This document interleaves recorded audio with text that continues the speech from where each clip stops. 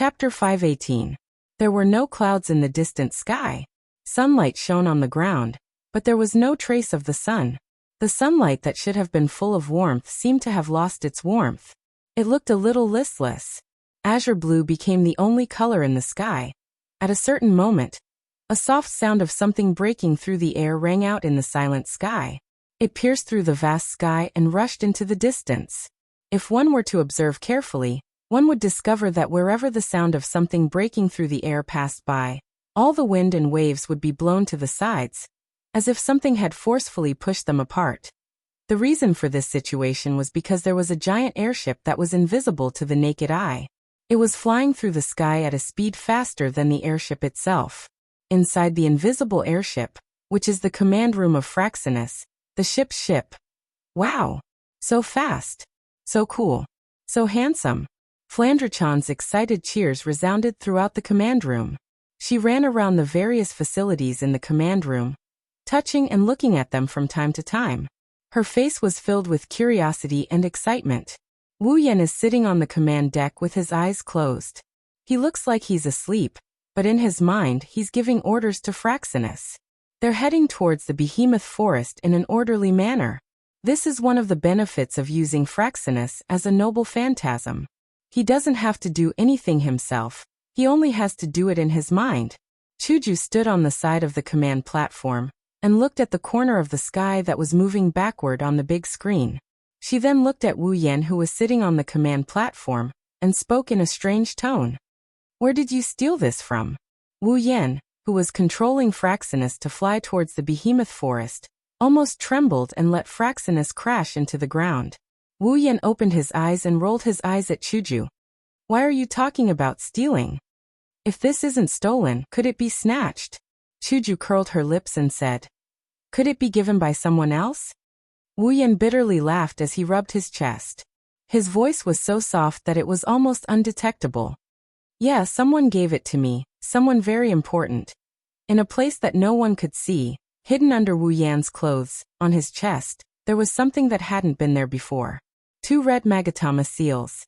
The 2 red Magatama marks were the result of Wu Yan's true ancestor bloodline ability, Red Jade. Before leaving the date battle world, Wu Yan asked for a drop of blood from Kotori and Kurumi.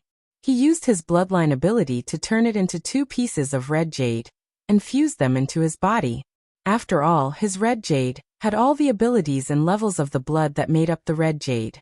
If he didn't make good use of it, wouldn't he be burying this heaven-defying bloodline ability? Kotori's ability is the ability to control fire and Kurumi's ability is the ability to control time. Both of these abilities are very powerful, especially Kurumi's ability to control time. With these 2 powerful abilities, plus the elven angel and spiritual equipment, and Kotori and Kurumi's levels, Wu Yan wouldn't be able to forgive himself if he didn't take them for himself. If it weren't for the fact that most of Ikaros's abilities are based on the equipment, and the fact that the red jade can possess all the abilities and levels of the original owner of the blood, but can't copy the equipment, Wu Yan would rather get Ikaros's red jade. Thus, he settled for the next best thing, and chose the red jade of the elves. Even though the red jade can't replicate the owner's equipment, the angel and spiritual equipment are an exception. The elves' angel and spiritual equipment are nurtured by their own spiritual energy. Strictly speaking, they're more like equipment abilities than equipment. That's why Wu Yan chose Kotori and Kurumi. With the angel and spiritual equipment, the elves can unleash 100% of their abilities. Without the angel and spiritual equipment, the elves' abilities will drop until they can't even unleash 1/10 of their full power. Wu Yan originally wanted to extract Toka's blood. In terms of abilities, Toka's melee combat abilities are no match for Kotori and Kurumi, who can manipulate fire and time. He might not even be a match for Yoshino, who can manipulate ice. However, in terms of combat power, Toka might be the strongest among the elves. Other than Kotori, no one else in the group can match Toka's combat power. Unfortunately, he can only have 3 red jades at most. After getting Kotori and Kurumi's red jades, he had no choice but to give up on Toka's red jades. Wu Yan had already made up his mind about the 3rd red jade. "Flandrechan, come here for a second." Flandrechan, who was running all over the place, heard Wu Yan calling for her. She gave up on exploring the area and ran towards Wu Yan without hesitation. "Oniai-chan, what's wrong? There's something I need your help with." Wu Yan reached out and pulled Flandre-chan into his arms. He hesitated for a bit before saying, "It might hurt a little later. Flandre-chan isn't afraid of pain. I'm not an older sister." Flandre-chan wrinkled her nose and said. Wu Yan raised an eyebrow. He silently mourned for Remilia, who was raped by Flandre-chan without hesitation. Grabbing Flandre-chan's hand, under Chuju and Flandre-chan's curious gaze, Wu Yan made a small cut on Flandre-chan's finger. Before the two girls could react, Wu Yan quickly squeezed Flandre-chan's finger and squeezed out a small drop of blood from the cut. He transferred it to his hand, and the cut on Flandre-chan's finger disappeared the moment the blood was squeezed out. Even if her power is sealed, Flandre-chan's vampire physique can't be removed. The most basic ability of a vampire is their powerful vitality and regenerative ability. Although it's not as strong as a true ancestor, Flandre-chan is no ordinary vampire. Wounds like this can be healed in an instant. Flandre-chan looked at her finger and blinked. "It doesn't hurt at all." Chuju looked at the blood in Wu Yan's hand and asked curiously, "What are you doing, Yan?" Wu Yan smiled and didn't answer Chuju's question. He raised the blood in his hand and clenched his fist. A muffled sound came from Wu Yan's palm. Chuju and Flandre-chan could see a flash of blood, but it quickly disappeared. When Wu Yan opened his hand, the blood was gone and in its place was a small red jade magatama. "What is this?" Chuju and Flandre-chan were stunned. They tilted their heads and stared at the red jade magatama. "It's as if they can see a flower in it." This is my strongest combat power at the moment." Tightening his grip on the red jade, Wu Yan's mood was a little excited. As long as he can fuse it with his body and activate it, he will have the strength of a rank 9 for a short period of time. How can Wu Yan not be excited? Thus, Wu Yan impatiently tore off his clothes and pressed the red jade on his chest. The 3 red jades lined up neatly on Wu Yan's chest. Rubbing his chest, Wu Yan's heart surged with excitement. Chapter 519. While Fraxinus is flying towards the behemoth forest, something unexpected is happening in the behemoth forest. Outside the behemoth forest, about 100 meters away from the behemoth forest, a sea of people is surrounding the supply town. They are blocking the path between the supply town and the behemoth forest, forming an arc. They are standing in the middle of the road, forming a human wall. In the supply town, some people who are going to the behemoth forest to hunt magical beasts or train themselves would come here from time to time. When they saw the wall of people blocking the path to the behemoth forest, they were all stunned. Some people felt that the giant beast's forest was a bit strange today, so they decided to leave. There were also some who wanted to enter the giant beast's forest. However, after talking to the people surrounding the giant beast's forest, they decided to leave as well. Only a few chose to stay behind, but they didn't enter the giant beast's forest. Instead, they joined the people surrounding the forest. This situation continued for a long time. As time passed, more and more people surrounded the supply town. In the end, the people who came out of the supply town couldn't see the behemoth forest anymore. They could only see a black mass of people. On the other hand, the people at the front of the encirclement were not squeezed together like the people at the back. They were clearly divided into several groups and kept a distance away from each other. These people were all equipped with decent equipment and armaments. Compared to the people at the back, they were more like a proper elite organization. These groups were undoubtedly the most eye-catching existences in this sea of people. Among them, there was even a group that the surrounding groups involuntarily shifted their gazes and cast their gazes on them. This group was very special. Their numbers were not inferior to other groups. There were about 10 to 20,000 people, and all of them were young girls. Even their clothes and weapons were the same. However, this was not the most important thing. The most important thing was that these young girls, even their appearance, were exactly the same. That's right. They look exactly the same. This group was none other than the Misaka sisters. Mikoto, Shokuho Misaki, Ikaros, Astria, Kanuhata Sayai, Frenda, and Takitsubu Riku were standing at the front of the Misaka sisters. They were the 7 girls who came to help the sisters. From the looks of it, Mikoto and the rest must have already rescued the sisters from the magical beast forest. Moreover, it seems like they had something else to do, so they stayed here with the sisters.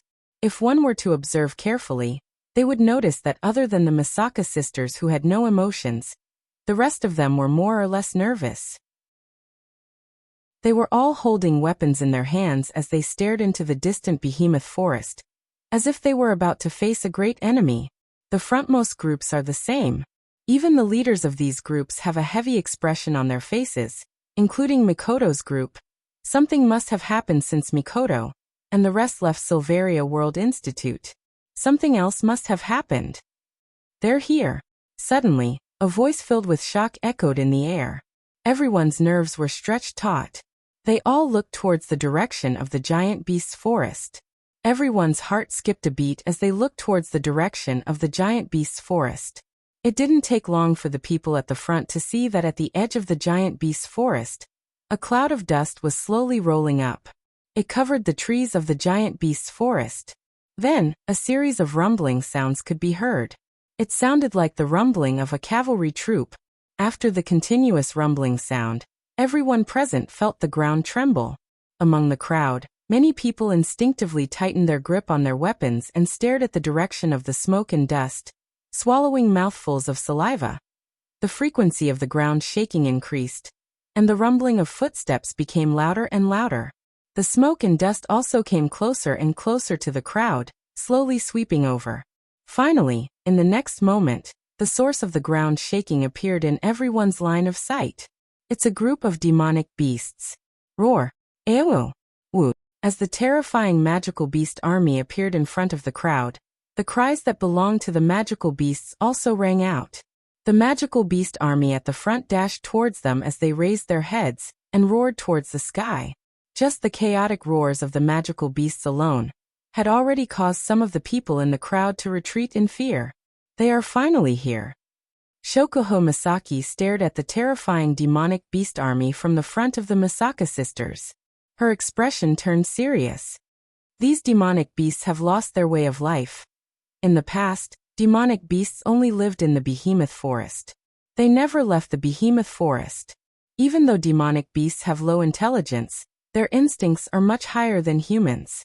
They know that if they leave the behemoth forest, they will be dissected by humans. That's why no demonic beast has ever left the behemoth forest. Due to their low intelligence and the fact that the demonic beasts live in a world where the strong preys on the weak, it's impossible for two demonic beasts to gather together. That's unless they're breeding partners or offspring. But now not only did the demonic beasts leave the behemoth forest, they even gathered together. They didn't attack each other, and stood on the same side. Saying that they've lost their way of life is the most accurate assessment. Shokuho Misaki, I think you should stand at the back. Mikoto lowered her head. Lightning flashed across her forehead as she looked at the demonic beast army charging towards them. Mikoto had seen the demonic beast army in the Whirlwind Butler's world and the Stone Spider army in the Land of Treasure. She was unusually calm. Your ability isn't suited for direct combat with demonic beasts. Mind control is an ability that uses one's mind and soul. Against this demonic beast army, it's not suitable for her to stand at the front. Shokuho Misaki didn't argue with Mikoto. She simply nodded and retreated to the back. Of course, she understood her own situation. She also knew that Mikoto wasn't looking down on her, because those who know her well know that she's the most useful person in this place. That's because Shokuho Misaki's opponents are demonic beasts. Shokuho Misaki has the ability to control the mind and soul of the demonic beasts. Small animals like demonic beasts are like little dogs that only know how to bite and wag their tails in front of Shokuho Misaki. If there weren't so many demonic beasts, Shokuho Misaki alone would be more than enough to deal with the demonic beasts. Seeing that Shokuho Misaki retreated, Kinuhata Sai, Frenda, and Takitsubu Riku also retreated. Then Kinuhata Sai and Frenda stood in front of Shokuho Misaki and Takitsubu Riku to protect the two girls who weren't suited for direct combat. This was the tacit understanding between the four girls after they came to Silveria and became part of the same faction. That's why the Misaka sisters' frontline was reduced from 7 to 3. Of course, no one would underestimate these three girls. Mikoto waited until Shokoha Masaki, Kinuhata Sai, Frenda, and Takitsubu Riku retreated to the back and were protected by the Masaka sisters. Ikaros and Astria followed behind her. Beep beep beep, blue and white lightning flashed from Mikoto's body and illuminated the entire battlefield. I definitely won't let you charge into the town. A delicate reprimand that was filled with heroic spirit resounded in everyone's ears, causing the blood in everyone's hearts to begin to boil. After all, this was the reason why they had gathered together. Chapter 520. Sky Queen Mode. On Ikaros' body, the gold-lined white uniform slowly faded away, replaced by a white sensual light armor. A pair of pink wings, freed from the binding of her clothes, swelled up and transformed into a pair of blue wings in an instant. Following that, a pure white halo floated above her fluffy hair. A stream of light flashed past his indigo eyes, and they turned crimson in an instant. Data-like frames were inverted in his crimson eyes, and the magical beast army galloping over from afar was reflected in them. At the same time, Astria's uniform faded away and was replaced by a set of blue light armor. A round shield appeared on her left wrist and a blue vibrating lightsaber. With the support of a pair of blue and white wings, the two angels flew into the air and floated above Mikoto. Mikoto took 2 steps forward and formed a triangle with Ikaros and Astria. Facing the front, the endless amount of iron sand was stirring behind them. Everyone was stunned when they saw the wings on Ikaros and Astria's back. They stared blankly at the 2 holy angels. Their brains short-circuited for a second. However, they didn't have the time to think about why Ikaros and Astria have wings. Roar. A magical beast that seemed to be of the agile type was the first to charge out of the magical beast army. It came to the front of the encirclement and pounced on a person in front of it. Only then did the person react. He hurriedly waved the weapon in his hand and forced the magical beast back. What welcomed him was another pounce. The battle between the demonic beast and the human was like a drum that signaled the start of the war. Countless demonic beasts finally arrived in front of the crowd and clashed with the front line. Kill. Roar. The human army and the magical beast army roared at the same time, firing the first shot in this battle. Amidst the continuous shouts and roars of the magical beasts, the 2 armies suddenly clashed. Following the start of this battle, countless waves of battle aura and magic started to fluctuate. The radiance of magic and battle techniques started to flicker as they charged towards the magical beast army. Under the powerful attacks of magic and battle techniques, some of the magical beasts started to suffer casualties. On the spot, some of the magic and battle skills were used on very powerful magic beasts. So when these magic and battle skills hit the magic beasts, they didn't cause much damage. Instead, they aroused the ferocity of these magic beasts and they charged into the crowd with all their might. The human army used magic and battle techniques, but the magical beast army was not to be outdone. Some of the magical beasts that were obviously weaker in terms of physical strength did not choose to charge at the front lines, nor did they choose to use their teeth and claws to attack the enemy. Instead, they opened their mouths and roared at the sky. In the next second, the magic and skills that belonged to these magical beasts began to bombard the human army. This time, it was the human army's turn to suffer casualties. At a corner of the battlefield, there was a place that was different from the other chaotic battlefields. 20,000 Masaka sisters gathered together and formed a fortress, guarding this corner of the battlefield. The demonic beasts that charged into this corner of the battlefield suffered the most tragic fate. A large number of demonic beasts charged towards the Masaka sisters. However, they were only halfway through their charge when they were struck by lightning bolts that fell from the sky and became one of the many corpses on the ground. As the demonic beasts continued to charge forward, more and more demonic beasts were killed. Gradually, the demonic beasts stacked on top of each other in front of the Masaka sisters, forming a line of death. Some of the demonic beasts who were lucky enough to avoid the lightning strikes managed to reach the Masaka sisters. Without exception, these demonic beasts were struck by countless iron sand whips before they could even attack. Then they were struck by countless iron sand swords. These demonic beasts either became porcupines or were dismembered into dozens of pieces and thrown to the ground. In this battlefield where blood and death are everywhere, the Misaka sisters became the place with the least casualties. These so-called casualties are from the demonic beasts. As for the Misaka sisters, due to their teamwork, they didn't even suffer a single casualty. Based on the combat power of the sisters, even if they were to split up, each Misaka sister is at least tier 6. Some of them are even tier 7. However, these tier 7 demonic beasts aren't actually level 60. The only reason they are able to exhibit tier 7 strength is because of a figure in the middle of the sisters. Takitsubo Riku raised her head and looked in front of her. Her pupils were trembling slightly as a strange light flashed in her eyes. She clenched her fists and took a few deep breaths. She muttered to herself, "I can still get stronger. I can still make my sisters stronger." Aside from the Misaka sisters, Shokuho Misaki, Kinuhata Sayai, and Frenda's team were also safe and sound. Not far away from the Misaka sisters, Shokuho Misaki, Kinuhata Sayai, and Frenda also occupied a small corner. They didn't charge out like the others. Instead, they stayed here and faced off against the demonic beast army. If the Misaka sisters' battle is a one-sided group battle, then Shokuho Misaki, Kinuhata Sayai, and Frenda's battle is even weirder. Countless demonic beasts that were charging towards Shokuho Misaki, Kinuhata Sayai, and Frenda started to lose focus as soon as they got close enough. Their beastly eyes were replaced by starry eyes, and their charging bodies stopped in place, not daring to move at all. As a result, the magical beasts closest to the three of them were either smashed into pieces by a small fist or engulfed by a blast of wind that came out of nowhere and lost all ability to move.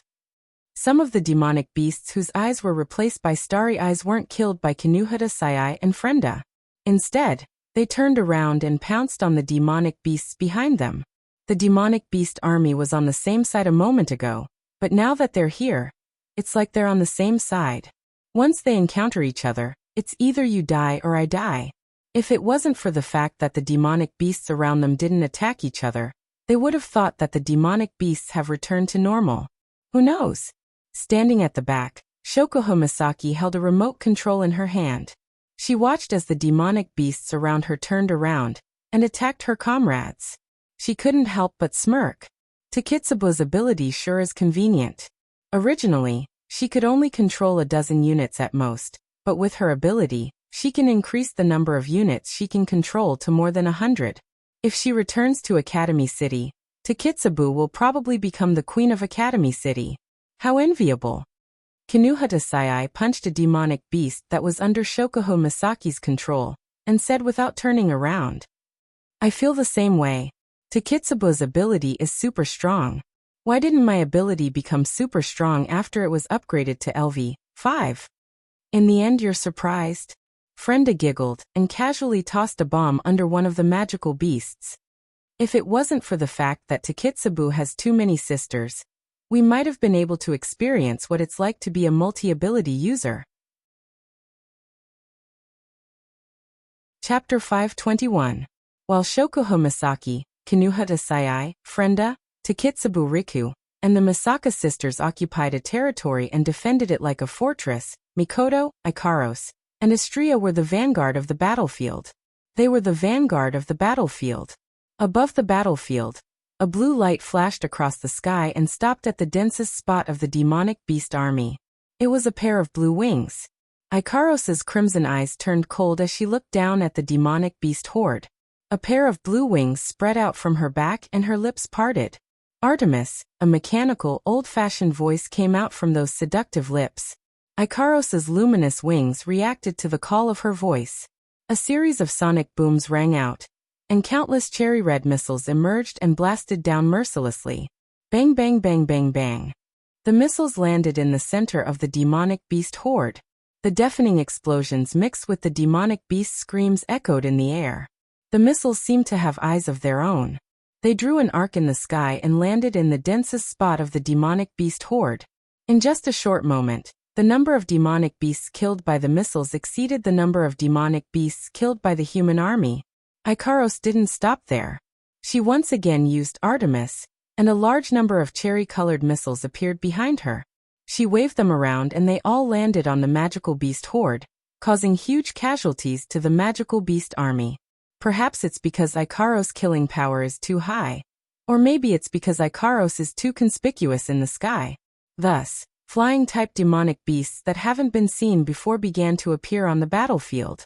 Noticing the appearance of the flying magical beasts, everyone raised their heads and looked at the sky. When the locust-like army of flying magical beasts appeared in front of their eyes, everyone's face was dripping with sweat. Some of them were so unbearable that even their faces turned pale, and their scalps couldn't help but feel numb. The appearance of the flying demonic beasts brought unimaginable pressure to the human army. As long as the difference in strength isn't too great, they will find flying demonic beasts troublesome or even dangerous. The sky is no longer boundless. Countless flying demonic beasts appeared and attacked the human army. The human army had no choice but to brace themselves. Under the leadership of the elite squads, they started fighting the demonic beast horde on the ground and in the air. Under the attack of the magical beast army in the air, the human army was already at a disadvantage. Compared to the magical beasts that could run and jump, the magical beasts that could fly were much more effective than an ordinary person could imagine. The battle was in a stalemate, but now the demonic beast horde is on the side of the sky. The situation isn't looking good. Shokuho Misaki looked coldly at the flying demonic beasts in the sky. Her expression turned grim. If we don't do anything, the demonic beast horde will fall. When that happens, the supply town will be destroyed. The Ailu Empire will go crazy. Kinuhata Sai and Frenda's expression turned grim when they heard Shokuho Misaki's words. They gritted their teeth and looked at the demonic beasts in the sky. They felt helpless. Indeed, to the humans who can't fly, these flying demonic beasts are a fatal threat. Shokuho Misaki felt helpless. She can't affect the flying demonic beasts at all. They are too far away. Artemis, suddenly. A soft sound followed by a series of explosions came from the flying demonic beast horde. It attracted everyone's attention. When everyone realized what was going on, they saw an endless amount of cherry-colored missiles bombarding the flying demonic beasts. A portion of the flying demonic beasts were shot down by the missiles. Ikaros, Shokuho Misaki, Kinuhata Sai, and Frenda were shocked for a moment before their faces lit up with joy. Ikaros' attack saved the human army from a dire situation. Not only did it lessen the pressure on them, it also attracted the attention of the other flying demonic beasts. Realizing that this conspicuous human is a threat to them, they turned around and charged towards Ikaros. However, what awaited them was not only the next wave of missiles from Ikaros, but also the battle techniques and magic from the human army on the ground who were frustrated by the aerial demons' attacks. This time, it's the flying demonic beasts' turn to be frustrated. While they're frustrated, they're met with a human who's kicking them while they're down. Heh. Astrea flapped her pure white wings and flew across the sky. She flew past one flying demonic beast horde after another. She swung her Chrysor, and every time she swung it, a demonic beast would fall. Astrea's attack isn't as powerful as Ikaros Artemis, but it's much more efficient. She also has the fastest wings among the first generation of angeloids. She managed to clear a path for the flying demonic beast horde. The battle results brought about by the two omnipotent angels stirred up the fighting spirit in the hearts of the human army, who were originally a little timid, and brought about a new round of collisions. The balance of the war was restored once again. Under the assault of the two armies of magical beasts by land and air, the human army should have been defeated. But now, with the participation of just two people, the situation of the battle had become a draw. It must be said that the omnipotent angels were indeed worthy of being called war weapons. Ikaros and Astrea dominated the sky. They're holding back the demonic beast horde in the sky. This situation made the humans on the ground feel their blood boiling. There's jealousy and fear in their eyes, but more than that, there's envy. This caused some of them to be unwilling to be outdone. I can't be weak either. Mikoto, who had been controlling the iron sand sword to cut down the demonic beasts, saw the battle in the sky and couldn't help but feel a fire burning in her heart.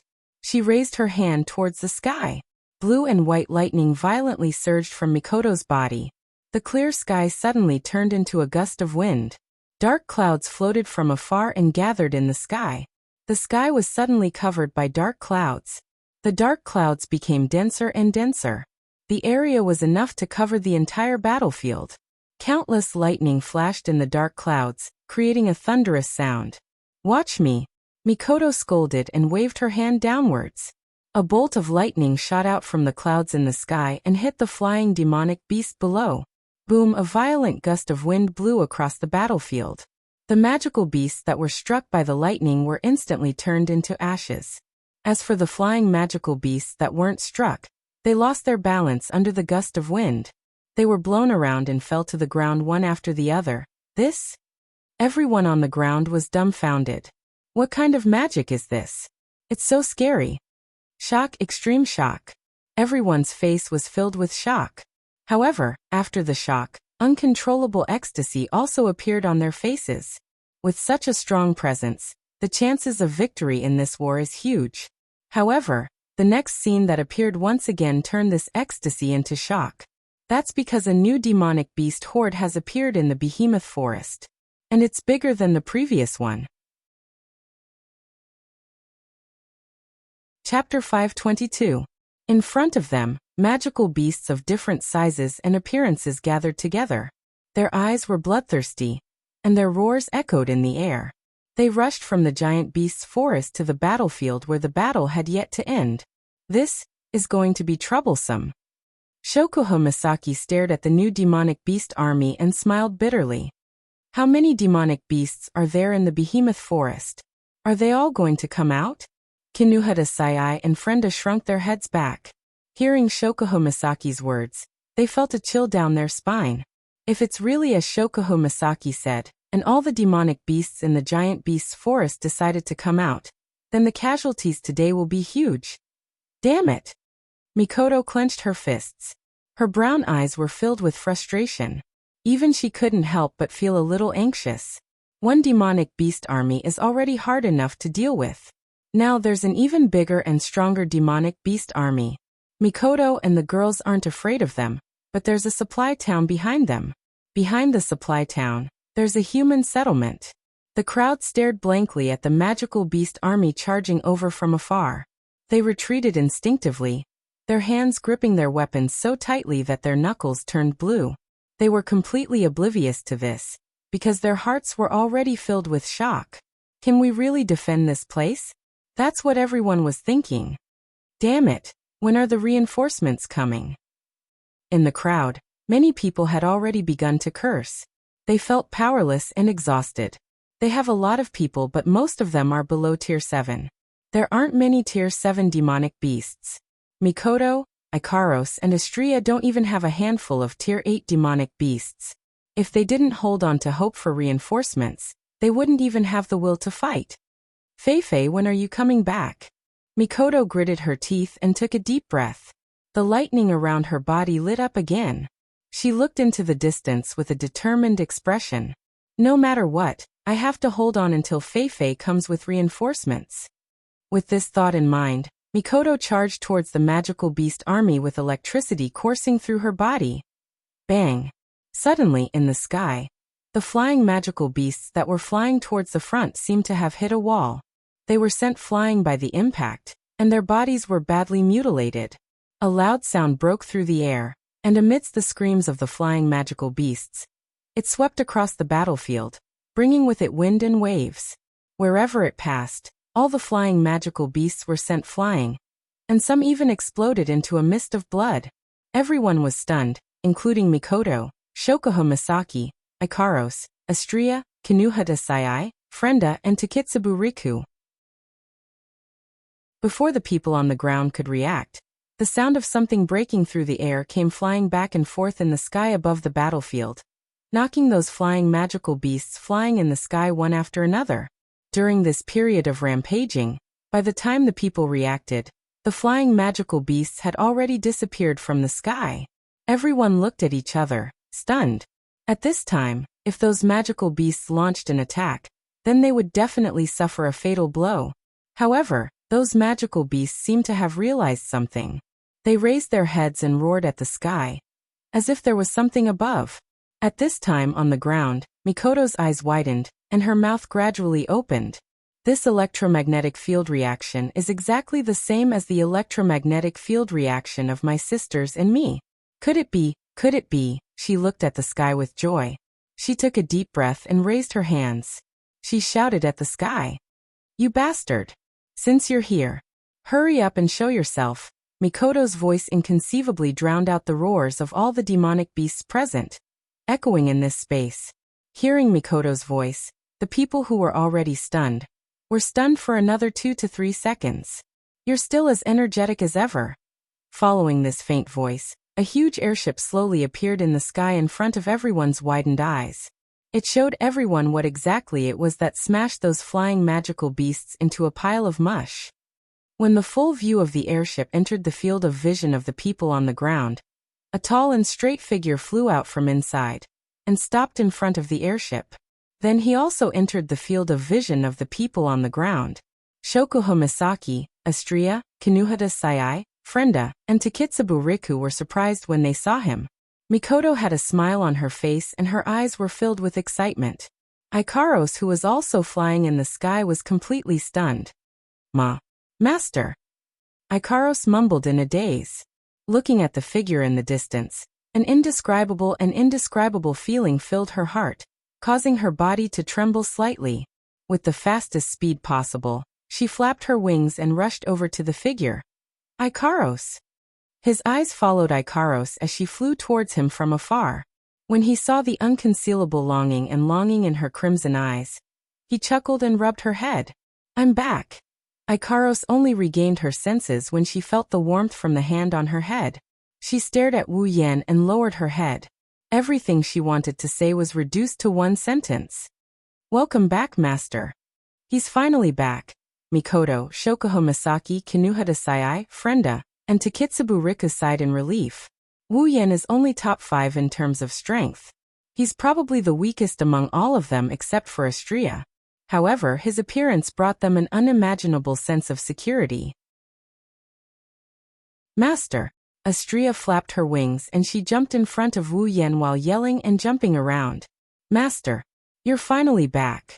When Astria arrived in front of Wu Yan, she saw Fraxinus on Wu Yan's back and she shrieked in shock. What is that?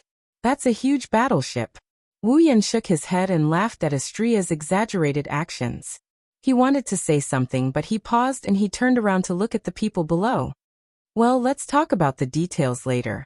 Those guys down there look like they can't wait any longer.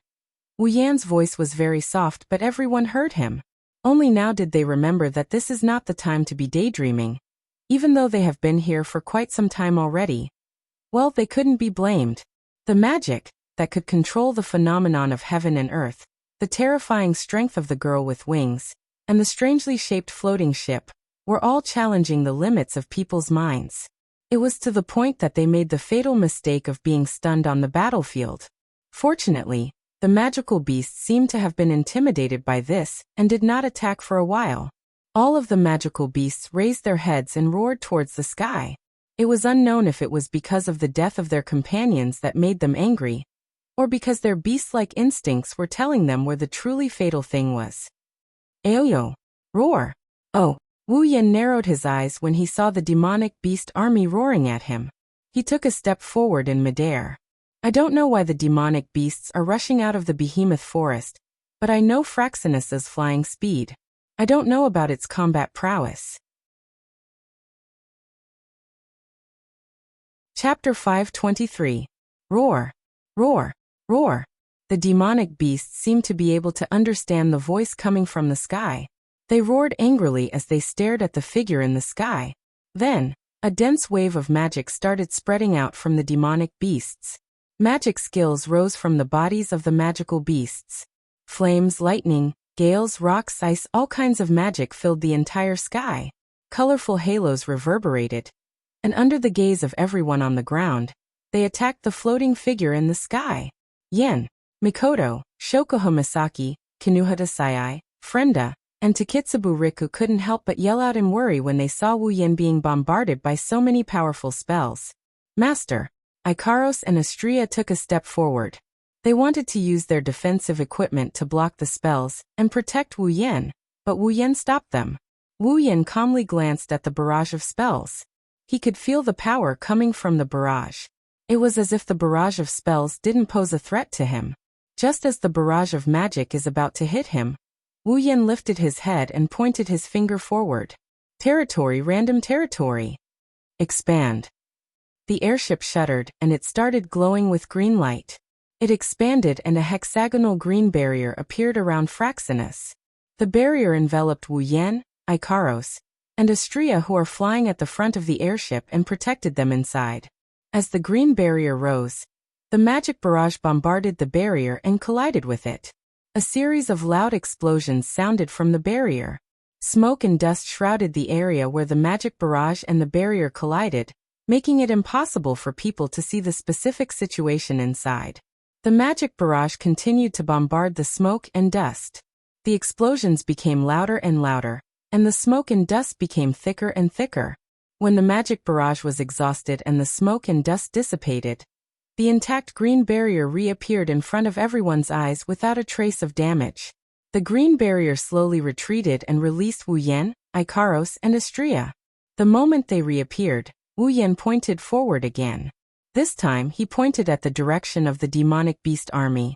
After a series of kacha sounds, a series of continuous firing sounds could be heard. From the countless cannons, countless missiles were shot out from Fraxinus. The number of missiles was comparable to the previous magic barrage. They covered the sky and covered the earth like meteors crashing to the ground. Boom, boom, boom, boom, boom. In an instant, a thunderous roar resounded across the land. Every missile stirred up the howls of beasts and the sounds of rocks exploding. Flames flickered repeatedly on the ground below, destroying the surface of the earth as easily as crushing dry weeds and smashing rotten wood. The missiles continued to bombard the ground, causing the ground to shake. By the time all the missiles were fired, the ground was already riddled with holes. Holes were everywhere on the ground, and in each of the holes were the remains of some magic beasts. There was no doubt that these magic beasts were all dead. This is impossible. In the crowd, many people cried out involuntarily. Their faces were filled with disbelief as they looked at the miserable state of the magical beasts in the distance and the ruined ground. Their minds were buzzing and they were about to faint. And these people were all from those large families and great powers. It was not hard to understand why they would lose their composure like this. On one hand, they had risked their lives to deal with the magical beast army, which had almost been in danger, but now, almost half of them were dead or injured. This made them feel shocked and dispirited. On the other hand, they felt that the current situation brought about by the floating ship, flying in the air, was inconceivable. In the Spalier world, they have never heard of a floating ship being used in a battle, let alone one with such terrifying destructive power. Of course, they don't know that Wu Yan's Fraxinus is not a floating ship. Oh. The magical beasts that were lucky enough to avoid being hit by the missiles once again let out a howl. But this time, the sound was not like the howl of a fierce magical beast. Instead, it was like the whimpers of a puppy that was running away with its tail between its legs. The sound was full of fear. Demonic beasts don't have high intelligence, but no matter how low their intelligence is, they are definitely smarter than ordinary puppies. Even puppies know what is dangerous and can't be touched. These demonic beasts naturally know. Their wild instincts told them that the huge flying ship in the sky is something that can annihilate them all. Some of the demonic beasts were hit by the missiles and have some wounds on their bodies. These wounds made their bodies twitch in pain, but at the same time, it also made the demonic beasts look even more ferocious. Unfortunately, the culprit that caused them to fall into this state is in the sky where they can't reach. They can't vent their anger on the flying ship, so they can only turn their attention to the humans. Just as these demonic beasts were about to charge at the humans, the Fraxinus in the sky had its cannons retracted back into the body of the flying ship.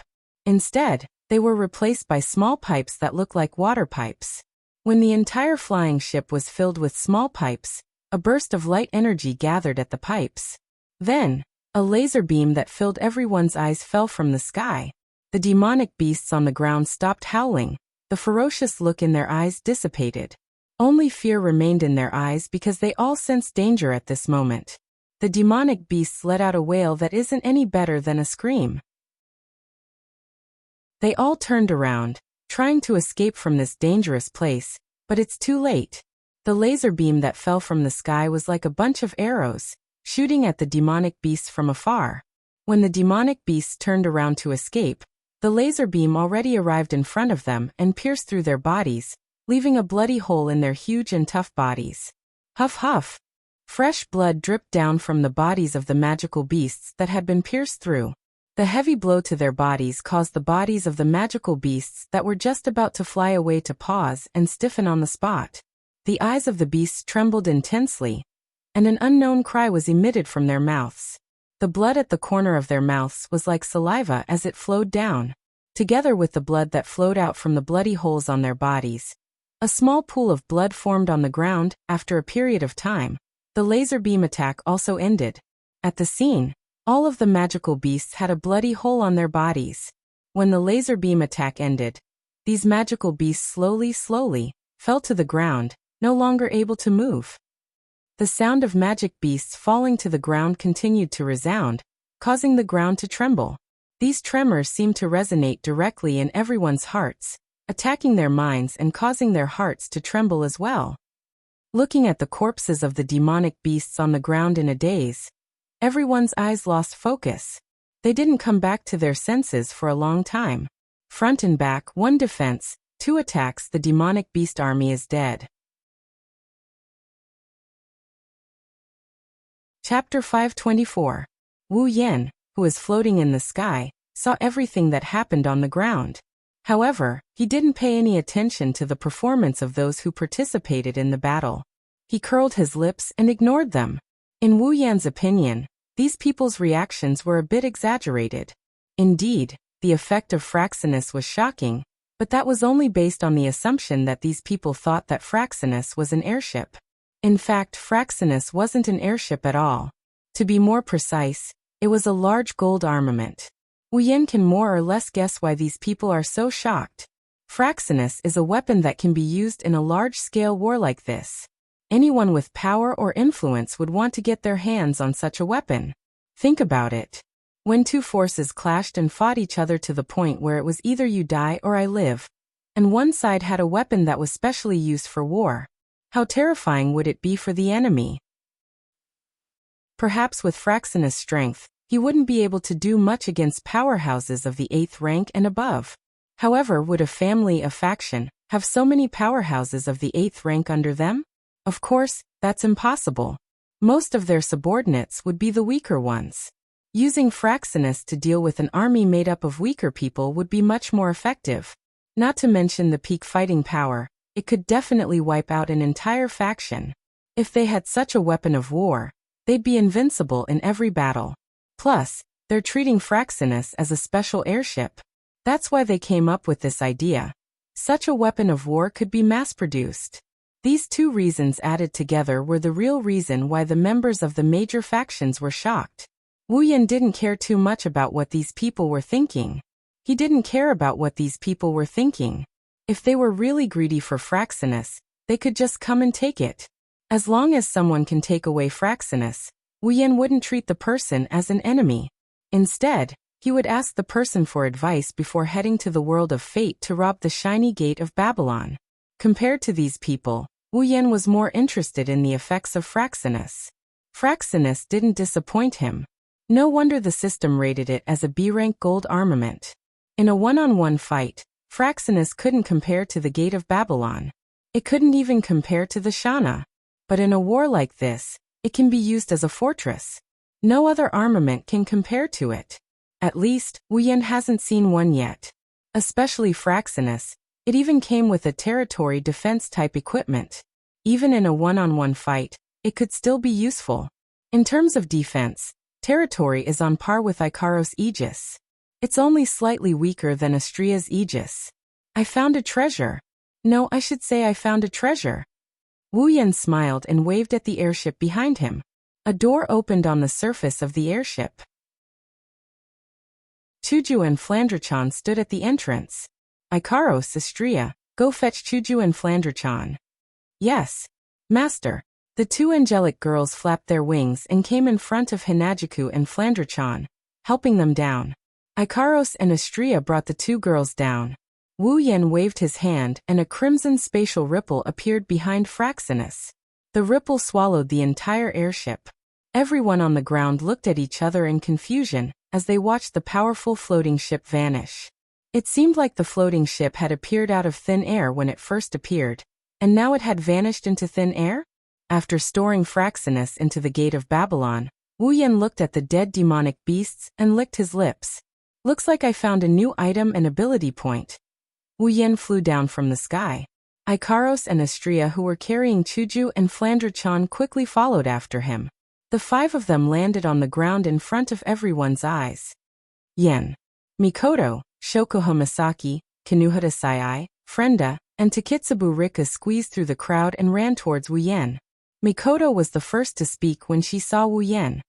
Yen, that airship just now. Oh, that's what I got from the other world. Wu Yen smiled at the girls. He sighed after looking at them for a bit. Although I've only been gone for less than half a day, I still want to say long time no see. Oh, is that so? Shokuho Misaki covered her mouth and giggled. Her eyes narrowed into slits. It was obvious that she was teasing him. Haven't you ever thought that it would be best if you never saw us again? Ha! Wu Yen was confused by Shokuho Misaki's words. Why would I think that? I've never thought of it that way. Is that so? Shokuho Misaki looked at him suspiciously. Don't all men who have a new lover think that way? Wu Yen almost spat out a mouthful of saliva. The girls were shocked and turned to look at Wu Yen. Hey Yen, Kaishu-sama's smile was as beautiful as a flower. You didn't mess around in the dungeon world, right? He shook his head desperately. Hey, Sis Cannon's smile was as beautiful as a flower, but there was a spark in her forehead. You didn't add any more companions for us, right? He shook his head stiffly. Hey Yen, Ju-sama's smile was as beautiful as a flower, but it was cold. You're not lying, are you? He shook his head stiffly. Under the girls' intense gazes, he nodded with difficulty. When they saw Wu Yen nodding, Chuju Mikoto and Shokuho Misaki's expressions darkened. Seeing the three girls' gloomy expressions, Wu Yen jumped in fright and quickly said, I'm not messing around really. The companions I found for us are all very obedient and easy to get along with. You girls will definitely like them. Like them? Mikoto was so angry that she laughed. Do you think that's realistic? Wu Yen smiled bitterly. I don't have enough summoning points for now, so I can't summon them. You'll know when you see them in person. I'm sure you'll get along well with them. Shokuho Misaki stared at Wu Yen for a while before she snorted and turned her head away. I hope you're telling the truth. Of course I'm telling the truth. Wu Yen said this with confidence. With Toka and Yashitomo's naive and innocent personalities, no one would hate them. Kotori's personality is a bit of a tsundere, but there's no shortage of tsundere girls here. As for Kurumi, other than the fact that she can go berserk at any moment, what's the difference between her and Jusama? Oh. Chapter 525. Seeing a man and 9 women flirting with each other in the center of the battlefield filled with corpses of magical beasts, the surrounding people who came to resist the magical beast army looked left and right. Their eyes and faces were filled with a strange taste, not knowing how to react. In the end, they all decided at the same time that it was better not to care so much. After temporarily solving the problem in his backyard, Wu Yen turned his head to look at the corpses of magical beasts that were piled up in 2s and 3s on the ground. His eyes turned, and the corners of his mouth curled up. No matter how one looked at it, he was filled with joy. There was no way he could not be happy. The corpses of magical beasts were still very valuable to others, and it was even more so to Wu Yen. The torso of magical beasts could be turned over to the system to obtain item points, and the magic crystals could obtain ability points. The corpses on the ground were full of points. With a thought, Wu Yen lifted his foot in a small arc and quickly stepped down. Instantly, the corpses of magical beasts on the ground disappeared in front of everyone's eyes. Ding!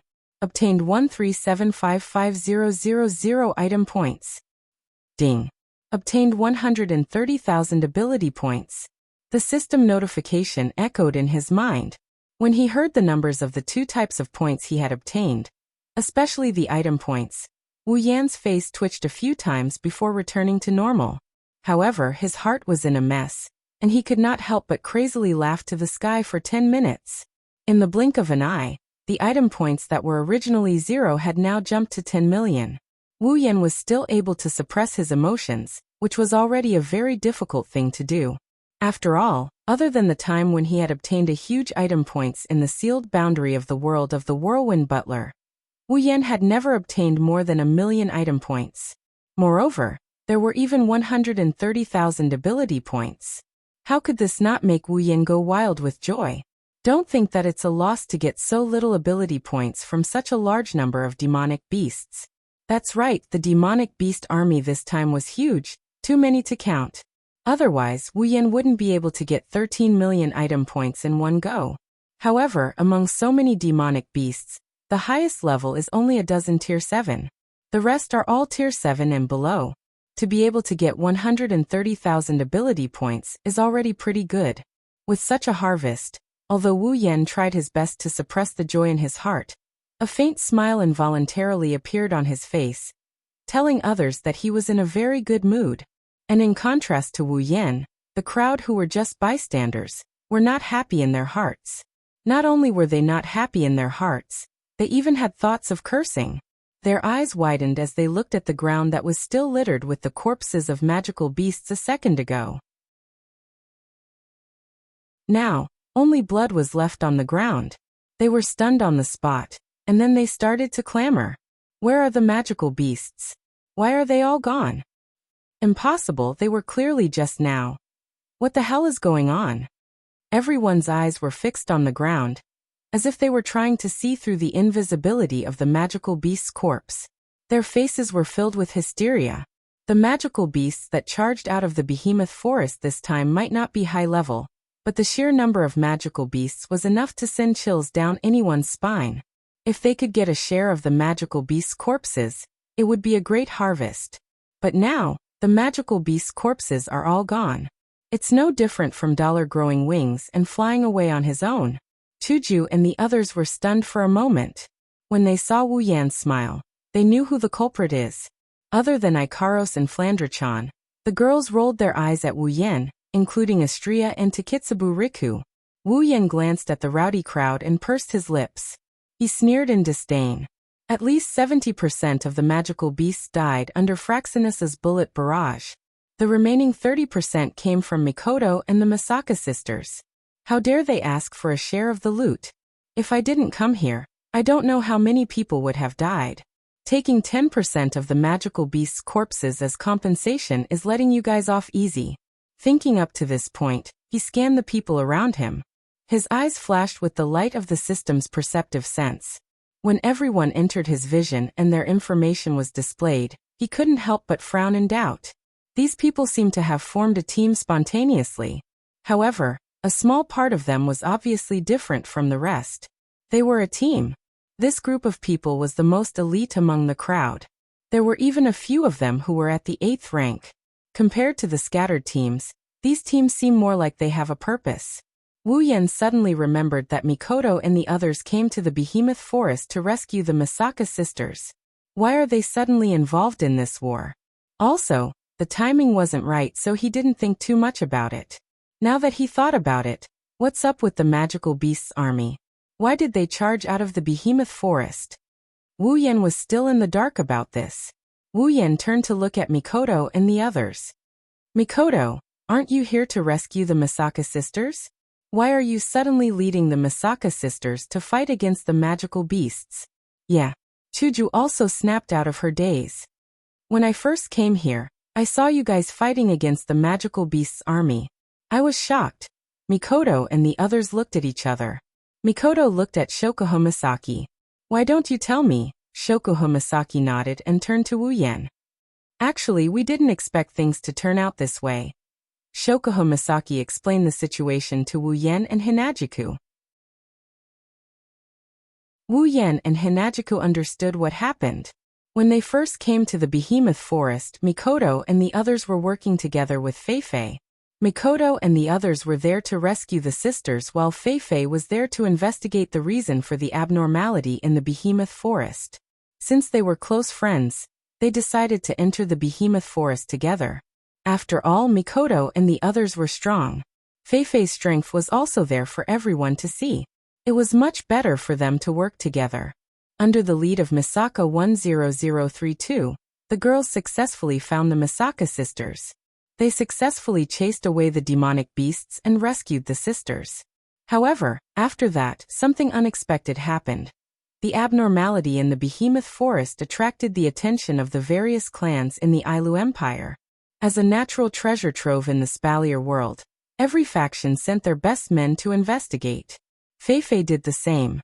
Because of this, the behemoth forest attracted a large number of people. This is where the problem lies. No one knows why the behemoth forest is abnormal. However, since the magical beasts in the behemoth forest chased away the humans, they must be hoping that no one will enter the behemoth forest. However, as more and more people flocked to the behemoth forest, the number of humans increased. Most of them were at least tier 6. As a result, the magical beasts in the outer perimeter of the behemoth forest couldn't stop the humans from entering, let alone chase them away. Finally, the magical beasts in the behemoth forest went berserk. Chapter 526. Wu Yan and Chuju felt relieved after listening to Shokuho Misaki's explanation. Their brows furrowed even deeper. After Shokuho Misaki finished, Wu Yan pondered for a moment. So according to what you're saying, the reason why the demonic beasts rushed out of the behemoth forest is because of you? What do you mean it's because of us? Mikoto grumbled. It's obviously because of those bastards. Even if we didn't come, the demonic beasts would have gone berserk because they couldn't stop the humans from invading. Shokuho Misaki nodded in agreement. At the end of the day, it's because of those demonic beasts. If they didn't act strangely, no one would have come here to investigate and this wouldn't have happened. That's true. Wu Yan shrugged helplessly. Then where did Feifei go? Didn't you guys travel together? Why can't you find her? Hearing this, Mikoto and Shokuho Misaki bitterly smiled. Feifei went back to her family to ask for reinforcements. Not only did Feifei go back to her family to ask for reinforcements, many of the powerful families that were here also went back to report the situation. Ask for reinforcements? Wu Yan pulled a long face. Why would they ask for reinforcements? Distant water can't put out a nearby fire. Traveling from the behemoth forest to their family's base to ask for reinforcements. If something goes wrong, the demonic beasts will kill everyone here and feed the town. You can't blame them. Shokuho Misaki smiled bitterly. You guys don't know this, but before this demonic beast army came out, there was another wave of demonic beasts. There's another wave? Wu Yan and Hinajika gasped. Yes. Mikoto nodded. It was that wave of demonic beasts. They paid with their lives and forced everyone out of the behemoth forest. Because of that, there weren't many demonic beasts left after they rushed out of the behemoth forest. That's how we got rid of them. After that, Shokuho Misaki didn't want to be outdone. We noticed that the other demonic beasts in the behemoth forest were showing signs of rushing out of the behemoth forest. Their numbers were 10 times more than before. If they rushed out and ran into the town would be finished. Feifei and the other family members realized that things weren't as simple as they seemed. They rushed back to ask for reinforcements before the demonic beasts came out. There are 3 supply towns in the Spalier world. The 3 empires built them not far from the behemoth forest. Due to the abundance of resources in the behemoth forest, the supply towns are considered as a resource center for the 3 empires. They can't let a place like this fall.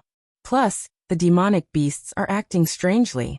It's important that the demonic beasts come out of the behemoth forest. The development of the matter was no longer something that could be solved with a simple investigation.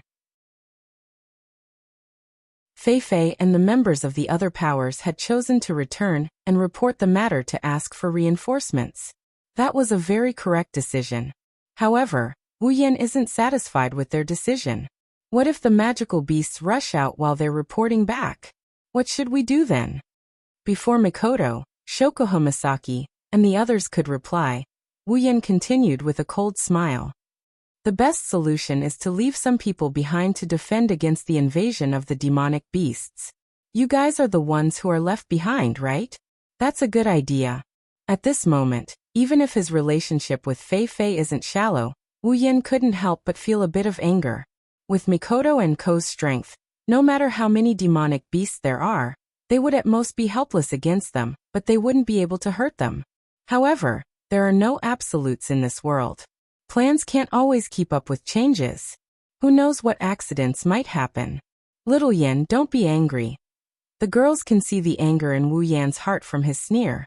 However, they're happy. After all, Wu Yan is only doing this because he cares about them. Shokuho Misaki even lowered her voice and tried to persuade Wu Yan. Don't blame Fei Fei. If she could, she would also want to stay and fight alongside us. It's not like you don't know her. If she doesn't do this, who knows if there will be a third or fourth wave of magical beasts.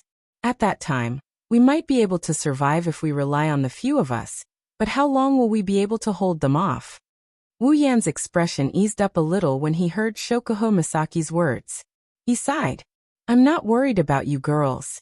It's just that the sisters are weak. I don't want to see two of them get hurt. The sisters are weak? Shokuho Misaki's lips curled into a smile. Yan, it seems like you don't care enough about the sisters. Wu Yan was surprised. He raised his head and looked at Shokuho Misaki. Shokuho Misaki didn't explain. Instead, she pointed at the sisters. Look at the sisters' current levels. Wu Yan looked at Shokuho Misaki curiously. He opened his system perception and looked at the sisters. Wu Yan was stunned. His mouth opened into a circle. Wu Yan rubbed his eyes and looked at the sisters again. After confirming that the information he saw was correct, Wu Yan couldn't help but ask. Rank 6? That's so fast. How is it? It's super shocking, isn't it? Kinuhata Sai finally found a chance to attack Wu Yan. She put her hands on her hips and mocked him. You're trying to be a brother-in-law, but you don't even know your sister-in-law. You're so useless. What brother-in-law, sister-in-law? Mikoto blushed. In this place, the sisters only have one elder sister, and that's her. If Wu Yan is the sister's brother-in-law, wouldn't that mean that she's his wife? The arrogant cis-canon wouldn't admit it so easily. Hey, results. Don't just focus on the sisters. Frenda looked like a kid who got full marks on a test paper. Look at us too, we're much stronger than before. Wu Yan snapped out of his daze. He opened his system perception and scanned the sisters. Their levels appeared in front of Wu Yan's eyes. Gue Chuju. Level 69, Misaka Mikoto. Level 75, Ikaros. Level 79, Astria. Level 77, Shokuho Misaki. Level 69, Kinuhata Sai. Level 65, Frenda. Level 64, Takitsubu Riku. Level 64? No way. Wu Yan was shocked. How did you all level up so fast? Shokuho Misaki smiled and crossed her arms in front of her chest. It's all thanks to the sisters who hunted demonic beasts in the Behemoth Forest day and night. They all leveled up to Tier 6. Even Kinuhata, Frenda, and Takitsubu leveled up to Tier 7. We leveled up too. These experience points might not mean much to you, Misaka, Ikaros, and Astria. But for us it's different. You probably didn't feel anything after killing so many demonic beasts, but we leveled up. The same goes for the sisters. Do you still think the sisters are weak? Wu Yan gulped and retorted. So what if we're Tier 6? More than half of the demonic beasts were Tier 6. It's not just in terms of power. Shokuho Misaki giggled. The most important thing is that we have Takitsubo's help. After reaching Tier 7, she has also reached level 5. Her ability can actually affect our personal reality and bring us improvement. With her help, almost all of my sisters have reached Tier 7 strength. Wu Yan was shocked. He looked at the shy Takitsubo and smiled bitterly. So you're the one who hid the deepest. Chapter 527. Takitsubo Rika's original ability was the LV4 level ability tracking. The effect of this ability was to search for and lock onto the location of an aptitude user who possessed an AIM diffusion force field based on her previous memories. Even if the opponent had fled to an area outside of the solar system, she would still be able to track down their location and capture their information. Ability tracking was powerful, but it didn't have any offensive capabilities. It was also wrong to say that it was weak, because without this ability, the efficiency of the Academy City's Black Ops would be greatly reduced.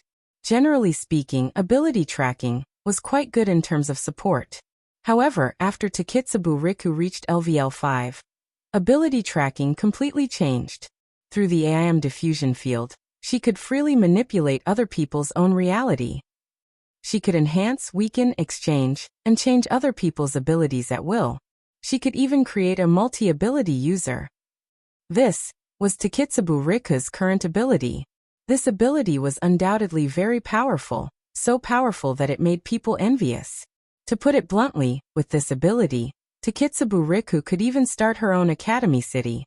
Moreover, it would be even more powerful than the original Academy City, because she could freely cultivate and create ability users, and even directly create an Esper. That wasn't just a dream. It has to be said that the previous Taketsubo Riku was buried by the entire Academy City. Although Taketsubo Riku's ability could only be used for tracking before reaching LVL 5.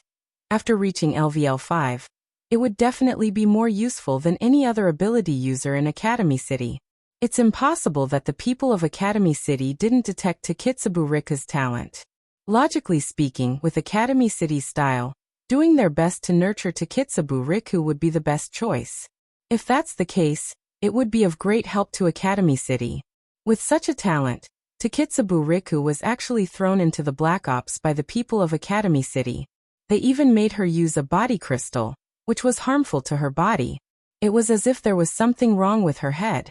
Regarding this matter, the higher-ups of Academy City can't be blamed entirely. It's impossible for them not to covet such an ability. The main reason why Taketsubo Riku was reduced to this state was because it's extremely difficult to raise her ability to LV5. Originally, the higher-ups of Academy City had intended to raise Taketsubo Riku as the 8th person of Academy City.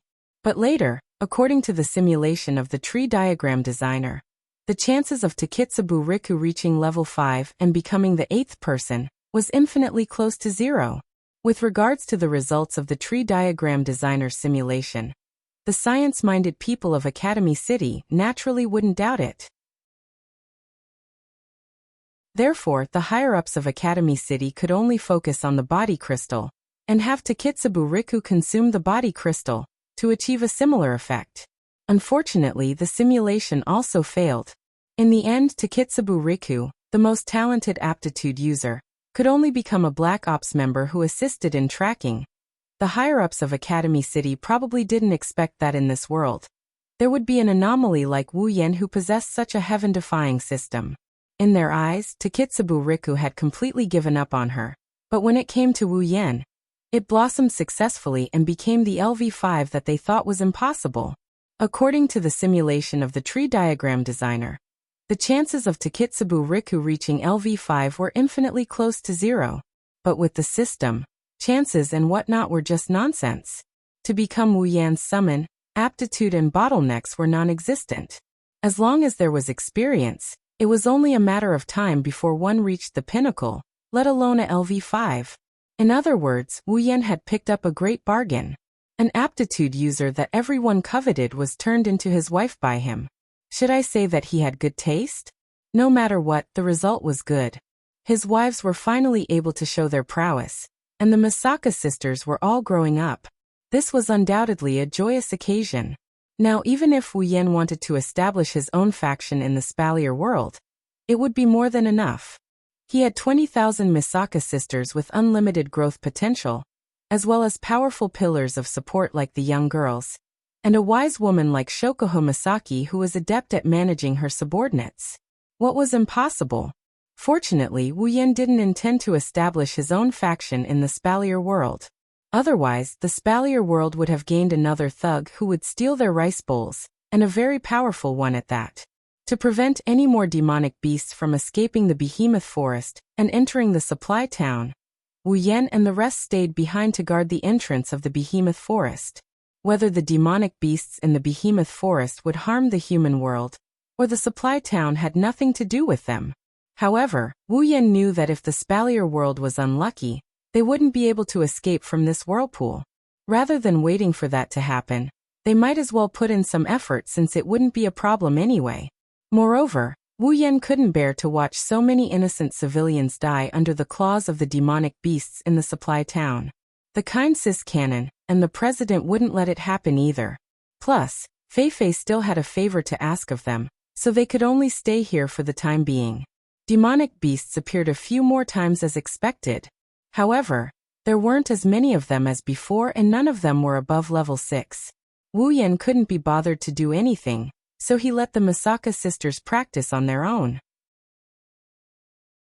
Needless to say, the combined strength of the Misaka sisters was off the charts. They killed the demonic beasts in a matter of seconds, leaving Wu Yan stunned. This time, Wu Yan didn't touch the corpses of the demonic beasts. If he ate the meat, he should at least let the others have the soup. Otherwise, what would happen if they ran away? Since there weren't many demonic beasts and their levels were low, they couldn't be exchanged for a lot of points. Wu Yan didn't mind. After waiting for about 3 to 4 hours, finally, another batch of demonic beasts fell under the swords of the human army. Reinforcements finally arrived. A large army that was several times larger than the number of people guarding the supply town, wearing armor, holding knight swords, long spears and other weapons, rushed from the direction of the supply town.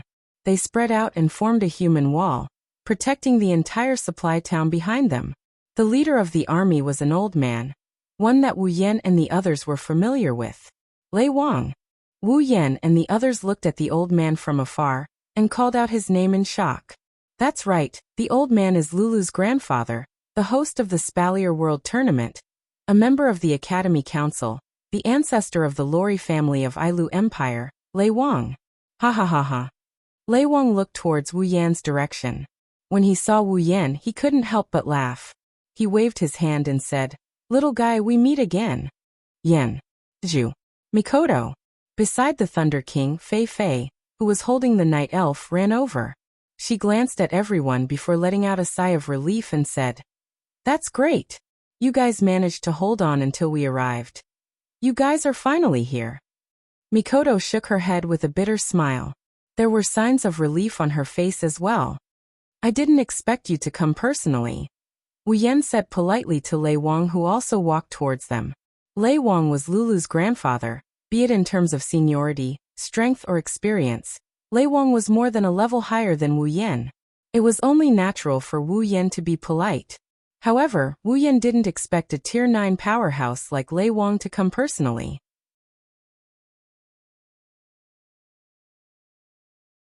Chapter 528. Lei Wang's smile widened at Wu Yan's courteous behavior. He patted Wu Yan's shoulder without the slightest arrogance of a powerhouse. "You didn't expect this, did you, kid?" Lei Wang sized up Wu Yan with his weathered eyes. His eyes lit up when he noticed something. "Kid, I haven't seen you for a day or two and you've grown a lot. Did you rank up?" Wu Yan was slightly surprised. He lifted his head to look at the smiling Lei Wang and nodded his head in admiration. "I didn't expect you to see through me." Lei Wang shook his head in amusement. "Kid, you have so many secrets but you don't want to talk about them. I can't help it. I'm very curious, so I had to wipe my eyes clean and find out for myself." Wu Yan smiled sheepishly and didn't say anything else. Fei Fei finally reacted from the conversation. She covered her mouth and looked at Wu Yan in shock. "Yan, you've ranked up? You're a Tier 8 powerhouse now? Well, I've been grinding for so long." Wu Yan said half-heartedly to Fei Fei. "It's all thanks to the battle with Jaffer that I broke through my bottleneck." "I see." Fei Fei looked at Wu Yan with envy. "I didn't expect that the opponent who was on par with me a month ago would be ahead of me now. Fei Fei, you'll reach Tier 8 sooner or later." Wu Yan saw the envy on Fei Fei's face. "You're already at the peak of Tier 7. It's only a matter of time before you reach Tier 8. It's not that easy." Fei Fei smiled bitterly. There are many peak Tier 7 powerhouses in the Spalier World Academy, but how many Tier 8 powerhouses are there? One mistake, and you'll be stuck at this level for the rest of your life. Don't underestimate yourself, Fei Fei. Wu Yan smiled and looked at Fei Fei's face. You should think about it this way. How many Tier 8 powerhouses are there that can reach the peak of Tier 7 at your age? Well said, kid. Lei Wang clapped and looked at Wu Yan with praise. He then looked at Fei Fei and grinned. Fei Fei, don't underestimate yourself. Back then, although your teacher was also a rank 7 when he was your age, he didn't reach your level. You're only one step away from the rank 8. Your talent is stronger than your teacher's. That brat has already reached the rank 8. How can you not reach the same level as him? The most important thing is to have a good attitude. Fei Fei lowered her head and thought for a while. Then she smiled. I understand. Thank you, Patriarch. And Yen. I'm happy to see all of you grow up.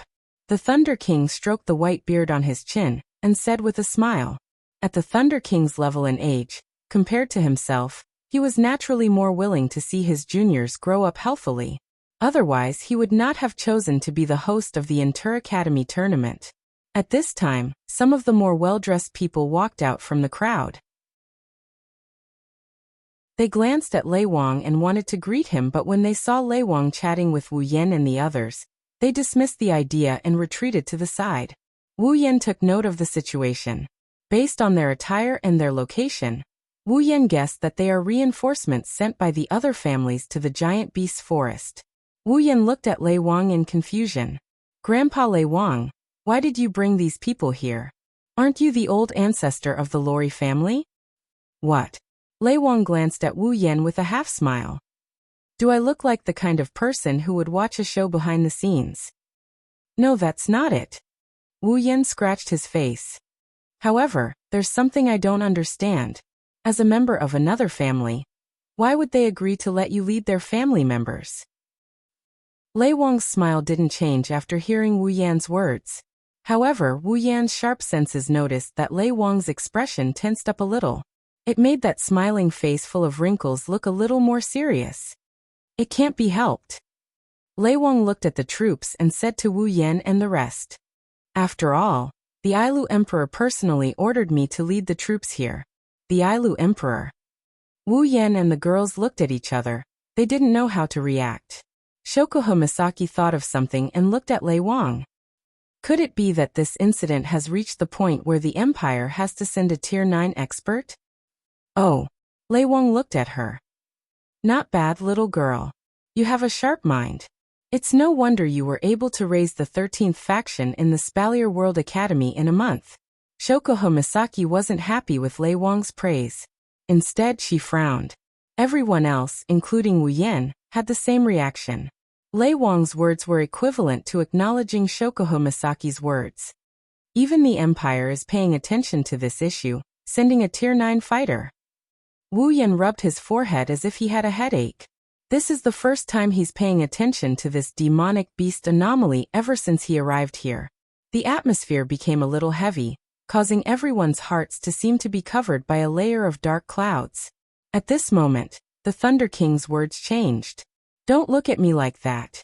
Things aren't as bad as you think. Wu Yan blinked. He looked at Lei Wang and sighed helplessly. I say, Grandpa Lei Wang, don't keep us in suspense. You're causing us to feel uneasy. It doesn't feel good. The Thunder Lord laughed out loud.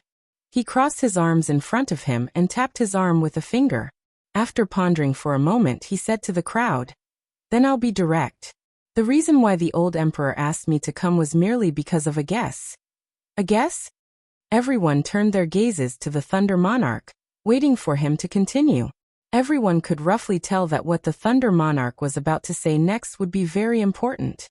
Perhaps you all don't know, Lei Wang said softly. Actually, this incident where the magical beasts in the behemoth forest stopped attacking each other, and stood on the same side, and chased away the humans in their territory has happened before. Everyone's expression changed. Fei Fei said, Elder, since something like this has happened before, then the reason for the magical beasts in the behemoth forest should be clear, right? Why did you send me here to investigate? Because I'm not sure. The Thunder King said, although something like this happened in the past, it was a long time ago. We only learned about it from books. That's why we know a little more than you. Books? Shokuho Misaki tilted her head. The books mentioned that something like this happened. What's the reason behind it? The Thunder Monarch nodded slowly as he gazed in the direction of the giant beast's forest. At this moment, The Thunder Monarch's face was no longer smiling. According to the books, when magical beasts gathered in the behemoth forest and chased away humans, it was always at the center of the behemoth forest. That's when the Beast King was born. Beast. Ing. Everyone slowly repeated these two words. Their eyes were filled with doubt. Wu Yan's eyes flickered and he continued. What tier of demonic beast is qualified to be called a Beast King? What level of magical beast is qualified to be called a Beast King? Lei Wang shook his head. Let me tell you, magical beasts that are qualified to be Beast Kings are demigods.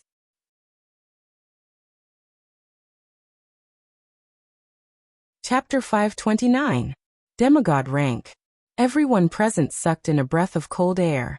Since ancient times, the Spalier world had given birth to 5 peak-level god-level powerhouses. Everyone in the Spalier world knew about this. The people of the Spalier world also knew that many years ago, an unknown disaster had befallen these 5 god-level powerhouses. Since then, no more god-level powerhouses had appeared in the Spalier world. In today's Spalier world, only the demigod rank powerhouses, or in other words, powerhouses above level 90, could truly stand at the pinnacle of the Spalier world. And in the Spalier world, there were only 5 such powerhouses. The entire Spalier world surface area was so vast that it made people speechless. And the number of humans living in the Spalier world could be counted in the hundreds of millions. With such a terrifying number of people, there were only 5 demigods. One could only imagine how easily the demigod rank made people feel as if they were in a dream. But now, the Thunder King was saying that a demigod had been born in the behemoth forest. If the Thunder King, a level 9 powerhouse closest to the demigod rank, hadn't said this, perhaps even Wu Yan and the others who came from other worlds and didn't have as much respect for the demigod rank as they did for the Spalier world, they probably wouldn't have believed it so easily. You don't have to be so shocked. Didn't I just say it? This is only a guess. Apart from you, only us old fellows from the council know about this. The majority of people still don't know. The Thunder King sighed softly. No matter what, it's only something recorded in a book. Whether it's true or not still needs to be investigated. Is that so? Wu Yan looked in the direction of the behemoth forest, his gaze becoming incomparably sharp. It's just a guess. Is there a need for a level 9 powerhouse to investigate? That's because you still don't know what a demigod rank magical beast, also known as a Beast King, represents. When he mentioned the demigod rank, the Thunder King's tone became a little illusory. If the demigod rank was only a legend to others, then to the Thunder King it was a dream. Do you know why the birth of a Beast King caused the magical beasts in the behemoth forest to abandon their former enmity and gather together to fight against foreign enemies, and even chase the living people of the behemoth forest out of the behemoth forest? Wu Yan's Beast Kings in the Spalier world king's eyes, and they all shook their heads in unison. The Thunder King demigod rank. And demigod rank in the Beast King. The reason why demigod-level magical beasts are called Beast Kings is because demigod-level magical beasts are no less intelligent than humans. They can think and have their own ideas. At the same time, they have the ability to make all magical beasts obey them. The magical beasts will gather when a Beast King is born and chase away foreign enemies together. This is the Beast King's command. The Thunder King recalled the description of the Beast King that the 3 emperors of the 3 empires had about the Beast King during the council's meeting, and said slowly, according to the records, when a peak level 9 magical beast successfully advances to become a demigod Beast King, it will begin to transform its body, making its body more suitable for displaying the strength of a demigod and more suitable for growth. During this period of time, the Beast King's strength will drop to an unprecedented low. In fact, it will be much weaker than before it advanced to the next level. Although it will not be completely defenseless, it will reach the point where even a level 9 powerhouse would be able to kill it. The Beast King has the ability to make magical beasts obey their commands. After advancing to the next level, due to the transformation of its body, its strength will drop even further. Shokuho Misaki's eyes trembled when she heard this. She had a rough idea of what was going on. Could it be that the reason the magical beasts gathered together to chase away foreign enemies in the behemoth forest was to protect the Beast King? Exactly. The Thunder King's voice was as loud as thunder. The current situation in the Behemoth Forest is exactly the same as what is recorded in the books. That is why we thought of the Beast King.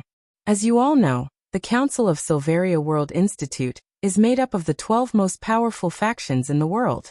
When they realized that the Beast King might have been born, the 3 chairmen of the council, who are also the emperors of the 3 empires, immediately called for a meeting and explained the situation to us. That's how I came to the giant beast's forest with my team. That's right, I'm the one who brought you here. Thunder King's gaze shot towards the giant beast's forest like lightning. It was as if he could see through the forest's countless trees and reach the center. My main mission this time is to enter the giant beast's forest. The moment I discover a Beast King, I will kill it. What? Everyone turned pale with fright. Fei even shouted. Old Chief, you can't do this. It's too dangerous. You may be powerful, but there are definitely level 9 magical beasts in the depths of the Behemoth Forest. If you go alone, you may be in trouble. Even so, we cannot afford to fail in killing the Beast King. The Thunder King waved his hand and raised his voice. It wasn't hard to hear the determination in his voice. Old Chief. Fei panicked. She took 2 steps forward and grabbed the Thunder King's sleeve. Her face was red from her agitation.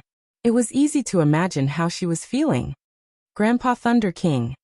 Wu Yan's gaze swept over the Thunder King's aged face. Why must you kill the Beast King? Hearing Wu Yan's question, the Thunder King's dignified face crumbled. He smiled bitterly and shook his head. You don't know this, but the most frightening thing about the Beast King is not its demigod strength, but its ability to command magical beasts. The Thunder King looked around at everyone. After hesitating for a moment, he explained. The Behemoth Forest is a paradise for magical beasts. Magical beasts are everywhere in the forest.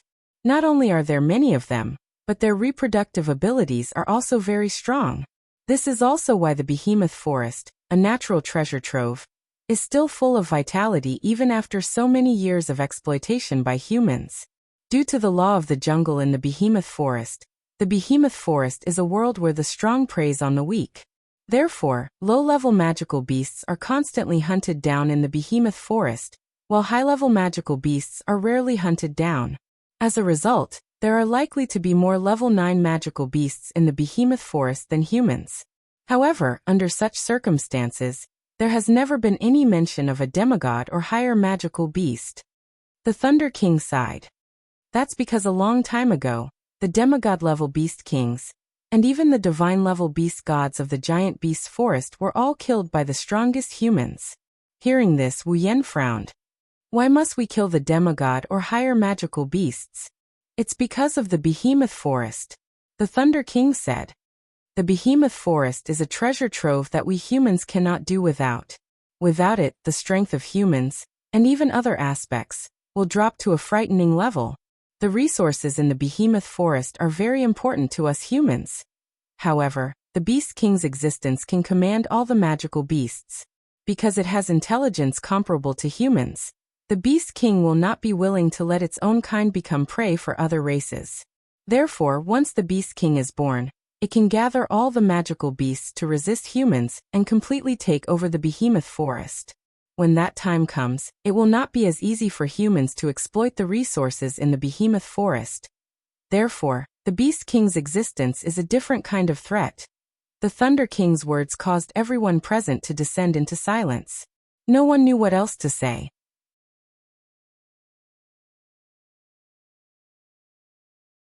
Chapter 530.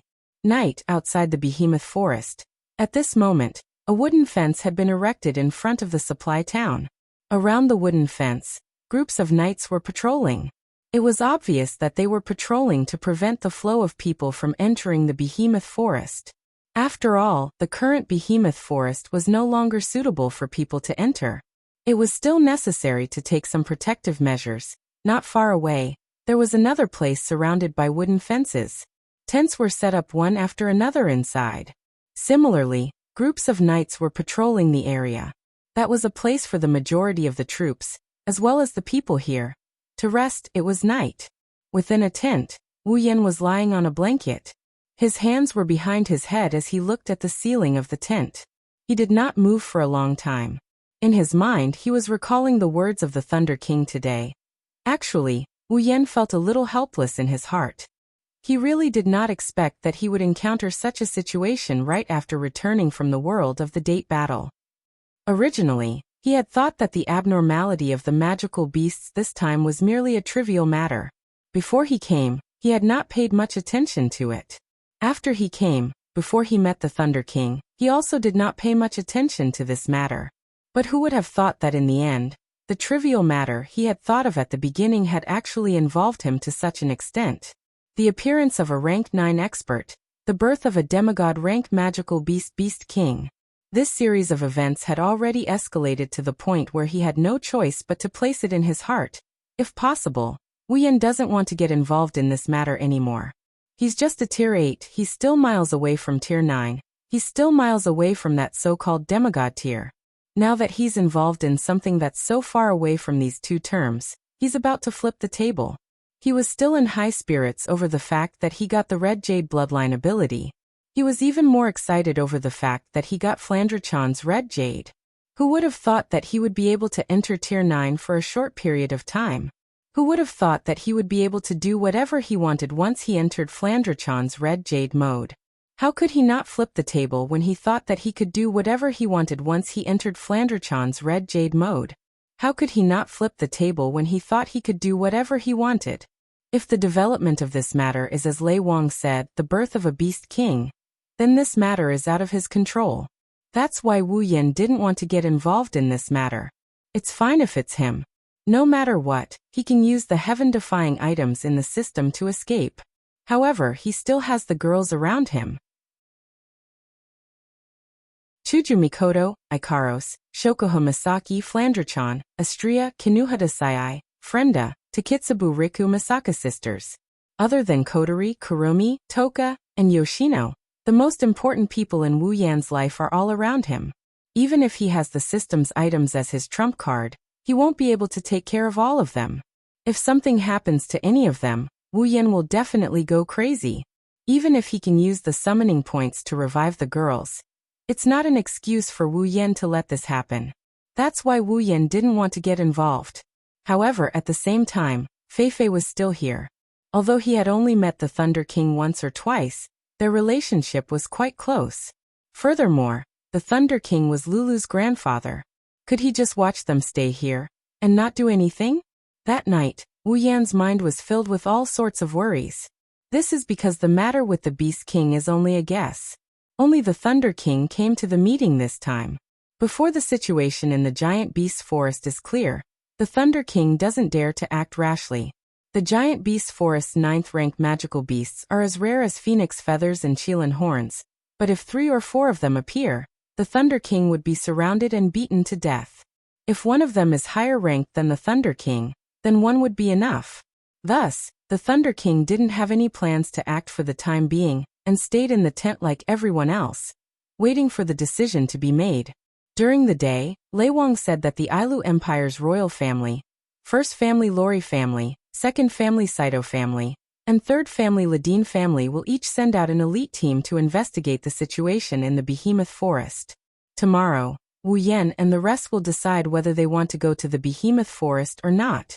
Wu Yan bitterly smiled, cursing in his mind.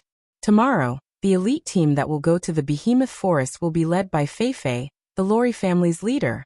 If Feifei is going, how can he and the rest stay here and watch? He might be able to harden his heart and not get involved, giving Feifei something to save her life. But if Feifei agrees, he agrees. But what about Chuju? What about Mikoto? Will they agree? The answer, of course, is no. Grandpa Lei Wang, you really are heartless. Wu Yan gritted his teeth. Aren't you afraid of burying Feifei, the pearl of the Lori family, in the Behemoth Forest? These words had just sounded when the Thunder King's familiar voice rang out in the tent. No, it's the opposite. I'm very afraid. The sudden voice made Wu Yan's heart skip a beat, causing him to jump up from the blanket. When he recognized the owner of the voice, Wu Yan grumbled. Grandpa Lei Wang, eavesdropping is not a good habit. No, I've just arrived and I've already heard what you said. That's why I answered you in passing. Following the voice, A breeze blew into Wu Yan's tent and stopped in front of Wu Yan. When the breeze dissipated, Lei Wang's figure appeared. As expected of a ninth-stage powerhouse, seeing the way Lei Wang made his entrance, Wu Yan, who didn't sense any intruders, couldn't help but sigh in admiration as he looked at Lei Wang in awe. "Little guy, it seems like you can't sleep either." Lei Wang chuckled and walked over to Wu Yan. He sat on the blanket facing Wu Yan. "You can't sleep either, can you?" Wu Yan scratched his cheeks and he grinned. "Grandpa Lei, you must have something to tell me for calling me this late at night, right?" Lei Wang nodded and looked at Wu Yan. "I did have something to tell you, and it has something to do with what you just said." "Something to do with what I just said?" Wu Yan muttered. "Is it about Fei Fei?" "That's right." Lei Wang raised his head and sighed. "Perhaps you don't understand why I sent Fei Fei into the behemoth forest when the mission is so dangerous and important, right?"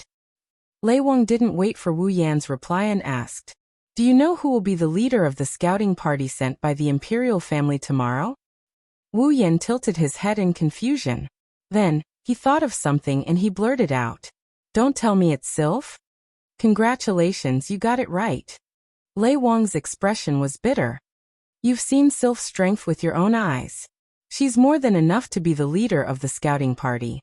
That's why the imperial family sent Sylph. But there's a problem. Sylph is a junior.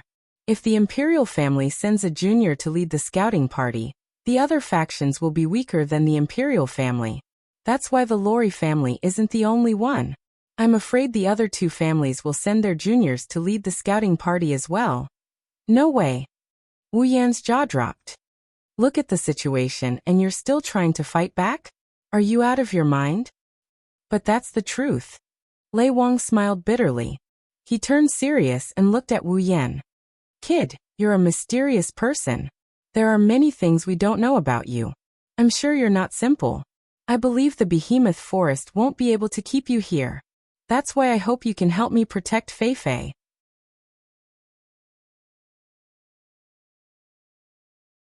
Chapter 531. The night passed quietly after the bright moon crossed the entire sky and drew a semicircle across the night sky. Perhaps it's because demonic beasts need to sleep too. No demonic beasts dashed out of the behemoth forest during the night. The troops stationed outside the forest lost their purpose. The night was quiet, there wasn't much noise. When the night slowly faded and the sky started to brighten, the behemoth forest encampment was filled with people. In the middle of the open space in the encampment, a team was neatly lined up. There were about 100 people in this team. Compared to the entire encampment, this number was like a drizzle. However, everyone in this team had at least the strength of a Tier 7 expert. From the outside, they appeared to be neatly arranged. However, if one were to observe carefully, one would discover that this 100-man team was actually divided into 5 small groups. To be more precise, there were 4 large groups and 1 small group. At the front of the group, 4 young boys and girls stood at the very front, looking ahead. In the direction of their gazes, there was a figure standing in the wind, with his back facing them. He looked up at the sky, like a statue. For a long time he didn't move at all. The 4 young men and women are familiar faces. One of them is Bing Ling, leader of Sea of Icicles, one of the 13 strongest factions in Spalier World Academy. The other one is Bai Shi, leader of Crimson Land, one of the 13 strongest factions in Spalier World. The last 2 are girls. They're Fei Fei, leader of Deadly Forest, and Sylph, leader of Snowsong and princess of Ailu Empire. The 4 of them stood at the front of the team in a row. It was obvious that the 4 of them were the leaders of this team. However, in this team, there was a very conspicuous corner. There were 10 people who didn't fit in with this team. Uyen, Chuju, Mikoto, Ikaros, Shokoho Misaki, Flandrachan, Astria, Kinuhata Sayai, Frenda, and Takitsubu Riku. The 10 of them are standing in a corner of the group. They didn't line up with the others. They just stood there casually. The 10 of them are very conspicuous. However, the person in question didn't care about it. He ignored everyone's gazes and looked at the figure with his back facing them. It's Lei Wang. Looking at the figure with her back facing him, Wu Yan acted the same as the others on the surface, but in his heart, his thoughts had already drifted away. Feeling the different auras of the 9 girls surrounding him, He felt extremely helpless. Last night, Wu Yan couldn't just sit by and watch Fei Fei enter the behemoth forest.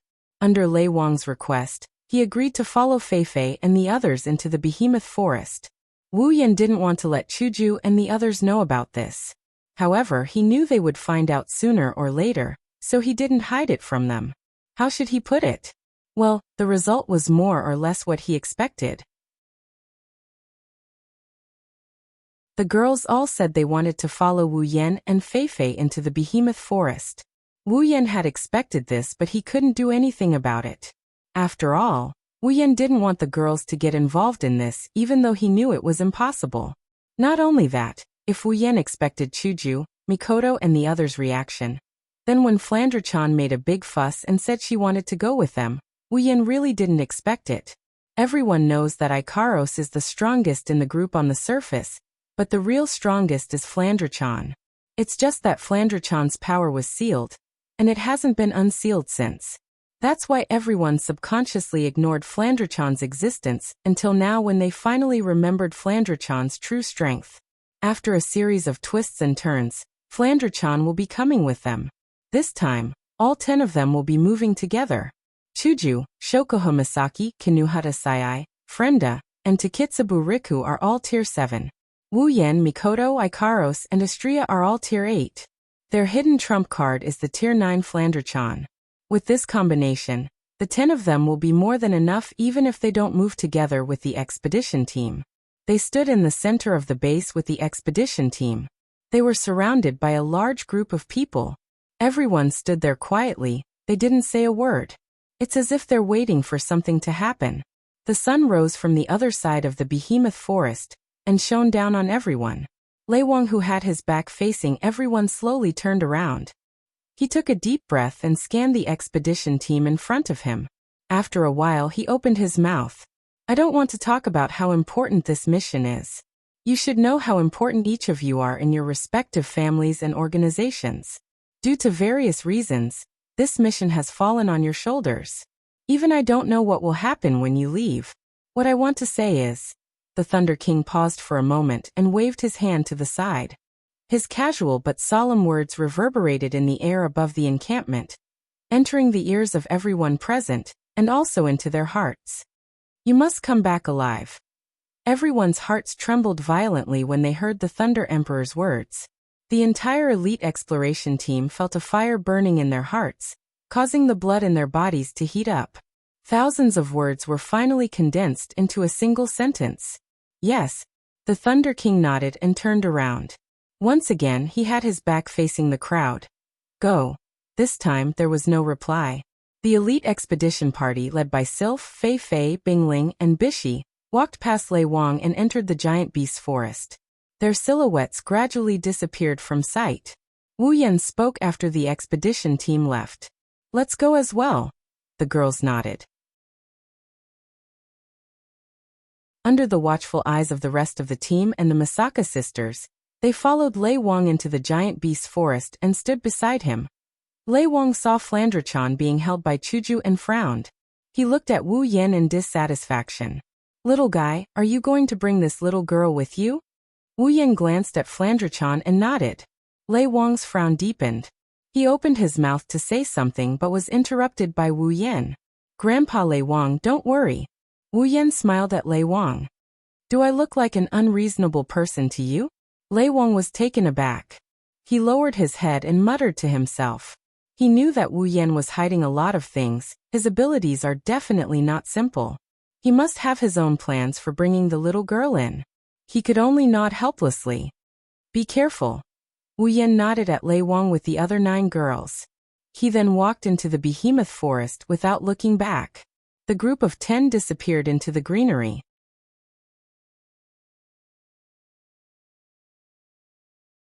Chapter 532. The Behemoth Forest is a famous training ground in the Spalier world. Everyone with a bit of strength has been here before. The same goes for the entire expedition team. Fei Fei got to know Wu Yan here. The Behemoth Forest is a forbidden area. Only the most powerful would dare to enter the forest. However, the outer perimeter is a familiar place to anyone who has been here once or twice. Even Wu Yan. That's why even though the environment of the behemoth forest is the same as before, everyone noticed something different. It's not the environment, it's the atmosphere. The outer perimeter is where demonic beasts of rank 5 and below roam. According to the rules of the behemoth forest, the higher the rank of the demonic beast, the closer to the center of the behemoth forest. Vice versa, the further away the demonic beast will be. That's why Lei Wang said the demonic beast king would be born in the center of the behemoth forest. However, it was different now. In the past, the highest level magical beasts in the periphery would not exceed level 5. However, they had only walked for less than 10 minutes, and they had already encountered no less than 10 level 7 magical beasts. In the past, a rank 7 demonic beast would be a living coffin for anyone who entered the giant beast's forest.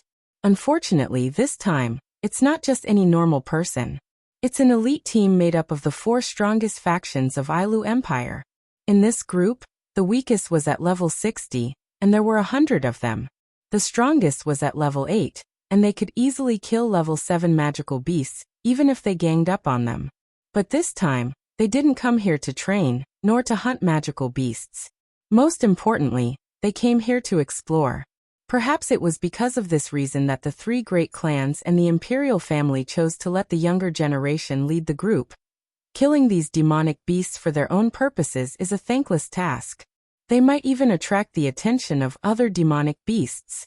Sylph, Fei Fei, Bingling, and Bishi immediately signaled their subordinates to use stealth to avoid the demonic beasts in the area. They quietly made their way into the forest. In fact, if they really wanted to use stealth to achieve the goal of scouting, then 100 people would be a little too much. The fewer people there were, the harder it would be to be discovered. It was not that the Thunder King had not thought of this problem, but when he thought about it, all the magical beasts nowadays were in groups. Once they were discovered, if there were too few people, then all their efforts would be in vain. Therefore, the Thunder King had chosen 100 people, which was not a small number, to be the size of the scouting team. The magical beasts in the outer perimeter were not enough to catch the eyes of the elite exploration team. Their infiltration was very smooth. Up until now they had not been discovered by any magical beasts. The magical beasts in the outer perimeter were the areas with the highest number of magical beasts in the entire giant beast forest. Towards the end, the number of magical beasts slowly decreased. This lessened the burden on everyone. Since they're going in stealth, there's no need to talk to anyone. Up until now, the entire team of 100 people is silent. Aside from some light footsteps, there's no other sound. Even Flandrachan, who's in Wu Yan's embrace, is keeping her mouth shut. She doesn't dare to make a sound. She's afraid of disturbing something. As time passes, the sky is getting brighter. The light in the behemoth forest is glaring. Rays of sunlight shone on the ground or on everyone's faces. It's a sign that they've been traveling for quite some time. Fei Fei and the others are walking at the front. They're constantly looking around. They're afraid they'll miss something. They're also prepared to give orders to the people behind them. Until a certain moment, Fei Fei saw a wide open space in a corner. She waved at Sylph, Bingling, and Bishi and pointed at the open space. The 3 of them nodded in understanding. Together with Fei Fei, they led everyone to the open space. After they scanned the area, they nodded to each other. Bingling and Bishi immediately signaled to their subordinates. A portion of the people who understood the two's gestures began to separate from the group. They went to each corner of the open space and surrounded it. Then, these people closed their eyes and chanted incantations. Under everyone's gaze, the incantation quietly fell, and a glass-like barrier rose from behind these people, fused together, and finally gathered into a square, covering the entire open space. Everyone's expression instantly relaxed when they saw the barrier covering the open space. Even Fei Fei, Bingling, and Bishi are no exception. Only Sylph's expression didn't change at all. No one can tell what she's thinking. All right, let's rest for a bit before we continue our journey, Fei Fei said to everyone present. Her voice was very loud and clear. It directly broke the dead silence that had lasted until now.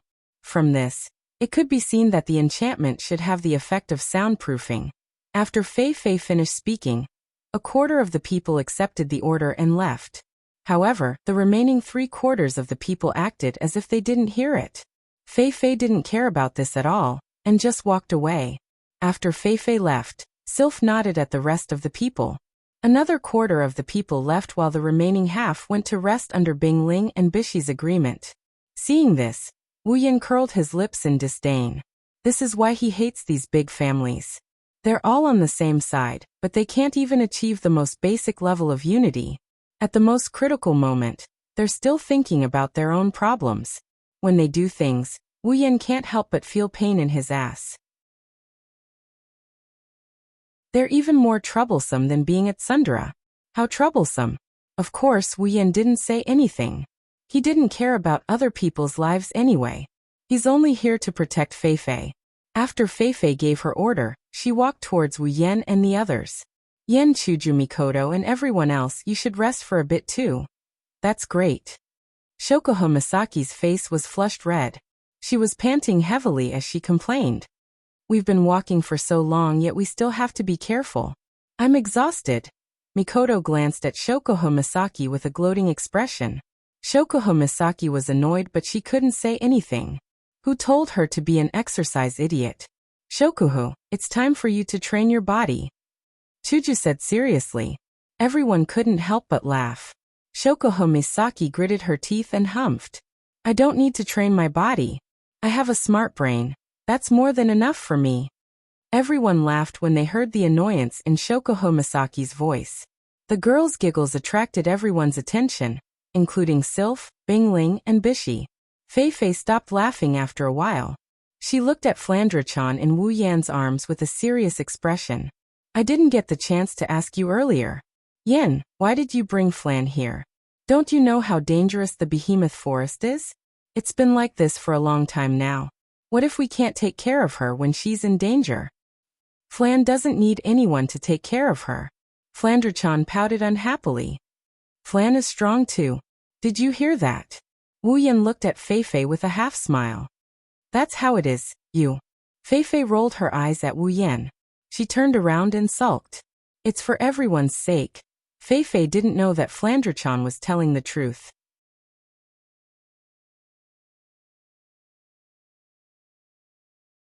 Chapter 533. Sylph's icy blue eyes stopped on Wu Yan's group for a moment before she walked over. Bing Ling and Bishi looked at each other. They hesitated for a moment before following Sylph. Everyone's attention was on Sylph, and the other two walking towards Wu Yan's group. Wu Yan's group also noticed the trio's approach. Their chatter slowly died down as they looked at the trio in silence. Sylph looked at Wu Yan, Mikoto, and Ikaros before her gaze landed on Astria. Bingling and Bishi also looked at Sylph. However, Bingling's gaze was on Wu Yan while Bishi's gaze was on Chuju. The results of the last Academy Grand Tournament weren't only spread within Silveria World Institute. Even the outer court students knew about it. After all, Silveria World Institute had a very high status, and since the Academy Grand Tournament was a competition between the students of the major factions, it was only natural that the major factions would know about it. When Sylph, Bingling, and Bishi looked at Astria, Wu Yan, and Chuju respectively, everyone knew what was going on. Wu Yan and Chuju looked at each other before they looked at the trio in front of them. Both sides didn't say anything. Astria tilted her head when she saw Sylph looking at her. After a while, a question mark appeared above her head. Why are you looking at me like that? Astria pouted when she saw Sylph's emotionless stare. She didn't seem to be faking it. The atmosphere in the room instantly broke into two halves. Everyone felt a sense of helplessness when they saw Sylph's emotionless stare. Sylph, on the other hand, didn't seem to mind at all. Next time I will definitely beat you. Ha!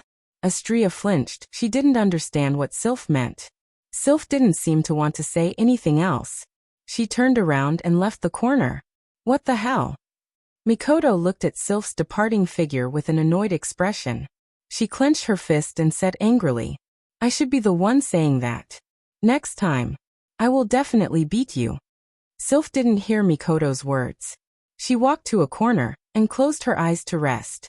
Bingling and Bishi took a deep look at Wu Yan and Chuju before they left without saying anything. Astria wrinkled her nose. Her dissatisfaction deepened. She stuck out her tongue at Sylph, Bingling, and Bishi and made a funny face. What a bunch of weird people. Wu Yan shook his head with a smile. He didn't pay attention to the trio's sudden actions. It might seem strange to an outsider, but those who are in the know that they're just unhappy about their loss. Following this scene, everyone in the open space began to tidy up and rest. Perhaps it was because of the previous scene. Everyone knew that there was a barrier around them so they wouldn't alert the enemy. However, they also subconsciously lowered their voices, causing the open space to be filled with whispers. After resting for about half an hour, Sylph, Feifei, Bingling, and Bishi stood up. They looked at each other and gave out orders. Prepare to depart. After the four gave their orders, everyone put away their things and gathered together. Then, the person who set up the barrier came to the front of the barrier and removed it. The glass-like barrier was like a tide. It slowly fell down. Not long after, the situation outside appeared in everyone's eyes. When the barrier fell, Wu Yan and Sylph's expression changed. Not good. Be careful. Suddenly, 5 blurry black shadows, mixed with wind pressure, whistled and arrived in front of those people who had removed the barrier. With a trace of suppressed roar, they pounced on these people. These people had just smelled a trace of fishy stench when their vision turned black. Then they felt a pain in their head and completely lost their consciousness. Seeing these heads disappear from their heads and blood spurting out from their necks, everyone present was stunned. They stood there stupidly, watching these headless bodies fall to the ground. They did not have the slightest reaction. So much so that when the 5 blurry shadows continued to pounce on them, they did not react at all. Are you guys stupid? Hurry up and be on guard. Seeing the dumbfounded look on everyone's face, Wu Yan's temper flared. He yelled at them to bring them back to their senses. By then, the shadow had already pounced on the nearest person. Just as these people were about to step into the path of those in front of them, Bingling with his dagger and Bishi with his sword appeared in front of the shadows. Both of them swung their weapons at the same time and cut 2 of the shadows in half. At the same time, a black sword, a dochi blade glow, and an ice blade flashed from behind everyone. They brushed past everyone's bodies and landed on the remaining 3 black figures. The next moment, similar to the 2 black figures in front, the 3 black figures were cut into 2 halves and landed on the ground. Only bright red blood droplets exploded in midair and splashed onto the stunned expressions of those people who had nearly lost their heads. It was only now that everyone could clearly see the true appearance of the black shadows. They were 5 completely black demonic wolves. Wu Yan sneered when he saw the people's dumbfounded expressions. He waved his hand and closed the gate of Babylon behind him. Then he turned to Sylph and Feifei who have put down their staffs and night elves. So this is your so-called elite scouting party? Sylph and Feifei lowered their heads when they heard Wu Yan's words. The rest of the scouting party also came back to their senses. Their eyes were filled with fear and shame. They lowered their heads because they couldn't refute Wu Yan's words. Bingling and Bishi sighed when they saw this. They silently returned to Sylph and Feifei's side. For a moment, everyone was filled with an oppressive atmosphere. Wu Yan shook his head and snorted coldly. Now is not the time for you to reflect. Everyone was shocked when they heard this. Sylph and the others also realized that something is going on. They quickly looked outside the clearing and saw Black Demon Wolf. Level 60, level 68. There are 30 level 60 to level 68 rank 7 Black Demon Wolves surrounding the clearing. They are slowly approaching.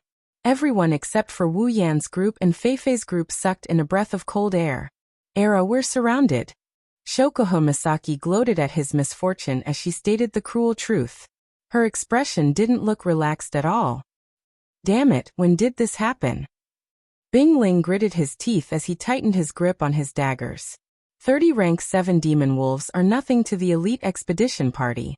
However, there are 3 level 68 demon wolves among them. Feifei and the others are worried. They don't have the system's perception, so they can't tell the specific level of the demon wolves. However, they can sense the demon wolves' strength from their auras.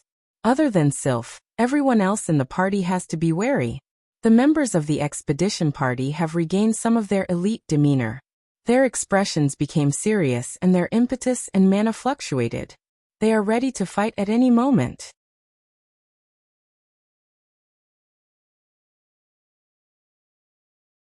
Chapter 534. As the Black Demon Wolf encirclement closed in, the members of the expedition team also retreated to the center of the clearing. After a while, less than 100 members of the expedition team were squeezed back to back in the center of the clearing. They watched as the Black Demon Wolf encircled them from all directions. Sweat began to form on their foreheads. Fei-Fei, Bingling, and Bishi looked at the 3 black demon wolves that were slightly larger than the other demon wolves. However, their auras were much stronger than the other black demon wolves. Their expressions were serious as they gripped their weapons. Everyone, get ready to break out. Following this command, the wolves seemed to have realized something. Their footsteps quickened. In the blink of an eye, the wolves arrived at the clearing. Finally, at a certain moment, one of the black demon wolf raised its head and howled. It pounced towards the expedition team. This action seemed to have caused a chemical reaction. All of the black demon wolf howled and turned into shadows as they pounced towards the expedition team. Attack! Fei-Fei shouted. She pointed her night elf at the wolves. The magicians who had prepared their spells in advance immediately released their spells. The spells landed on the black demon wolf's body. Kill! Bingling and Bishi shouted coldly. They jumped out from the crowd and charged towards the black demon wolf that wasn't hit by the spells. The rest of the warriors did the same.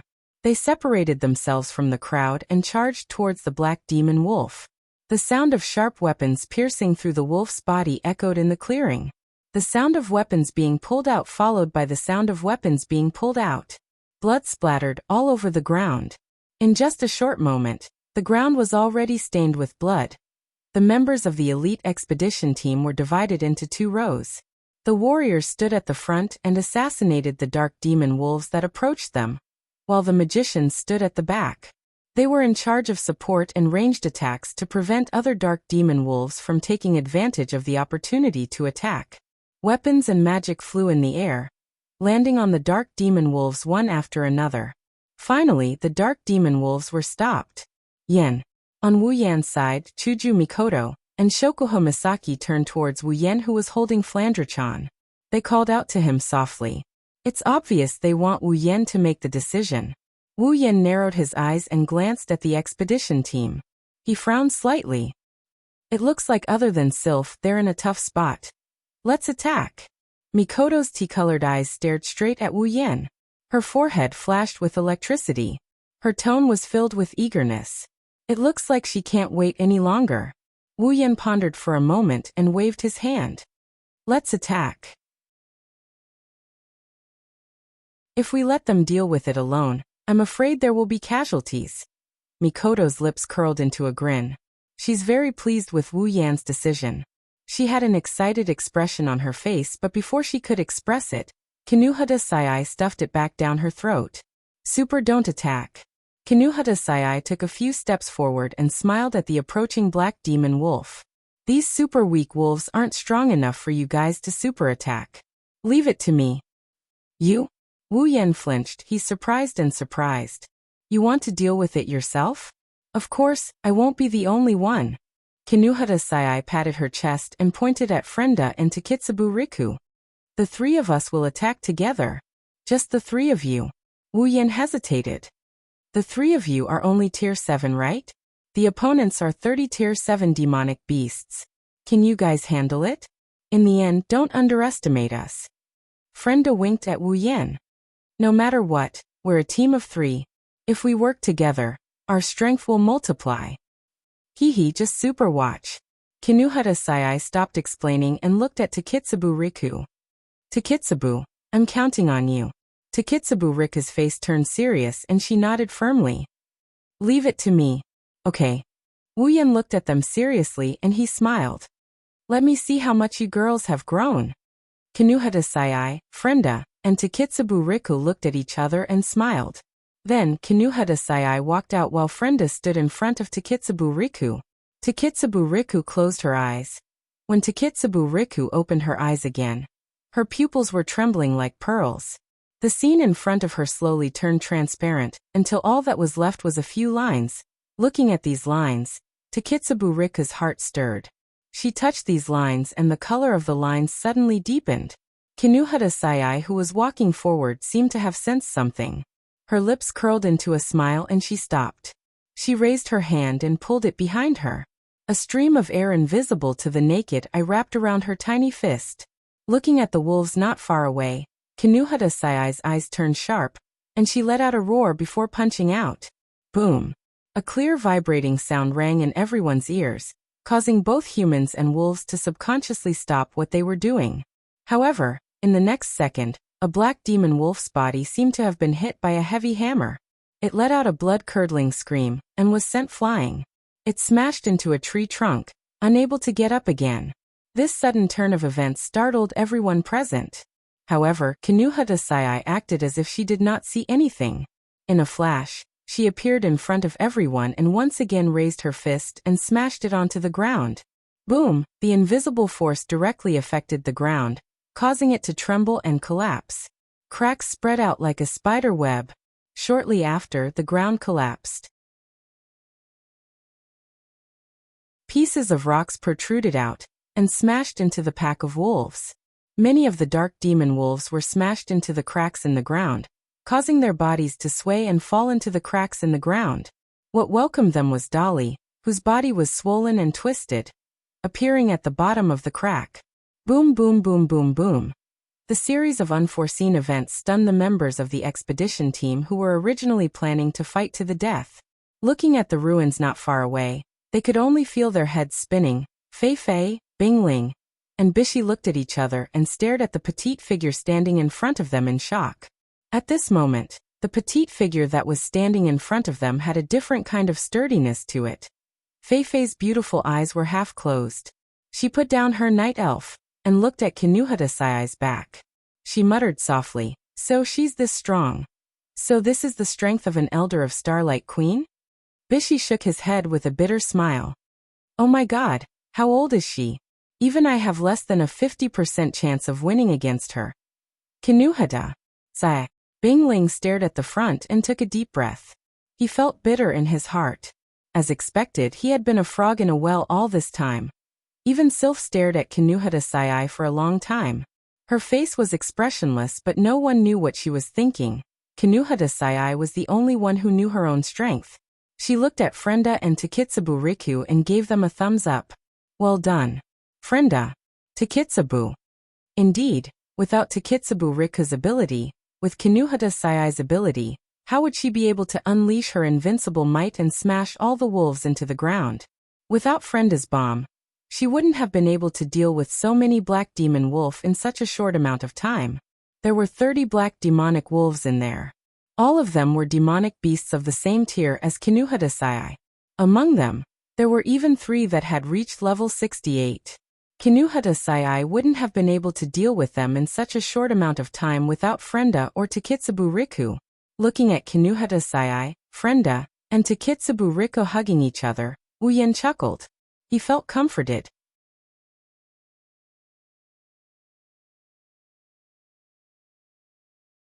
Chapter 535. After Takitsubu Riku's ability reached LVL 5, she gained the ability to interfere with the personal reality of others. Through AM, she was able to manipulate the personal reality of others. She was able to enhance, weaken, exchange, and change other people's abilities.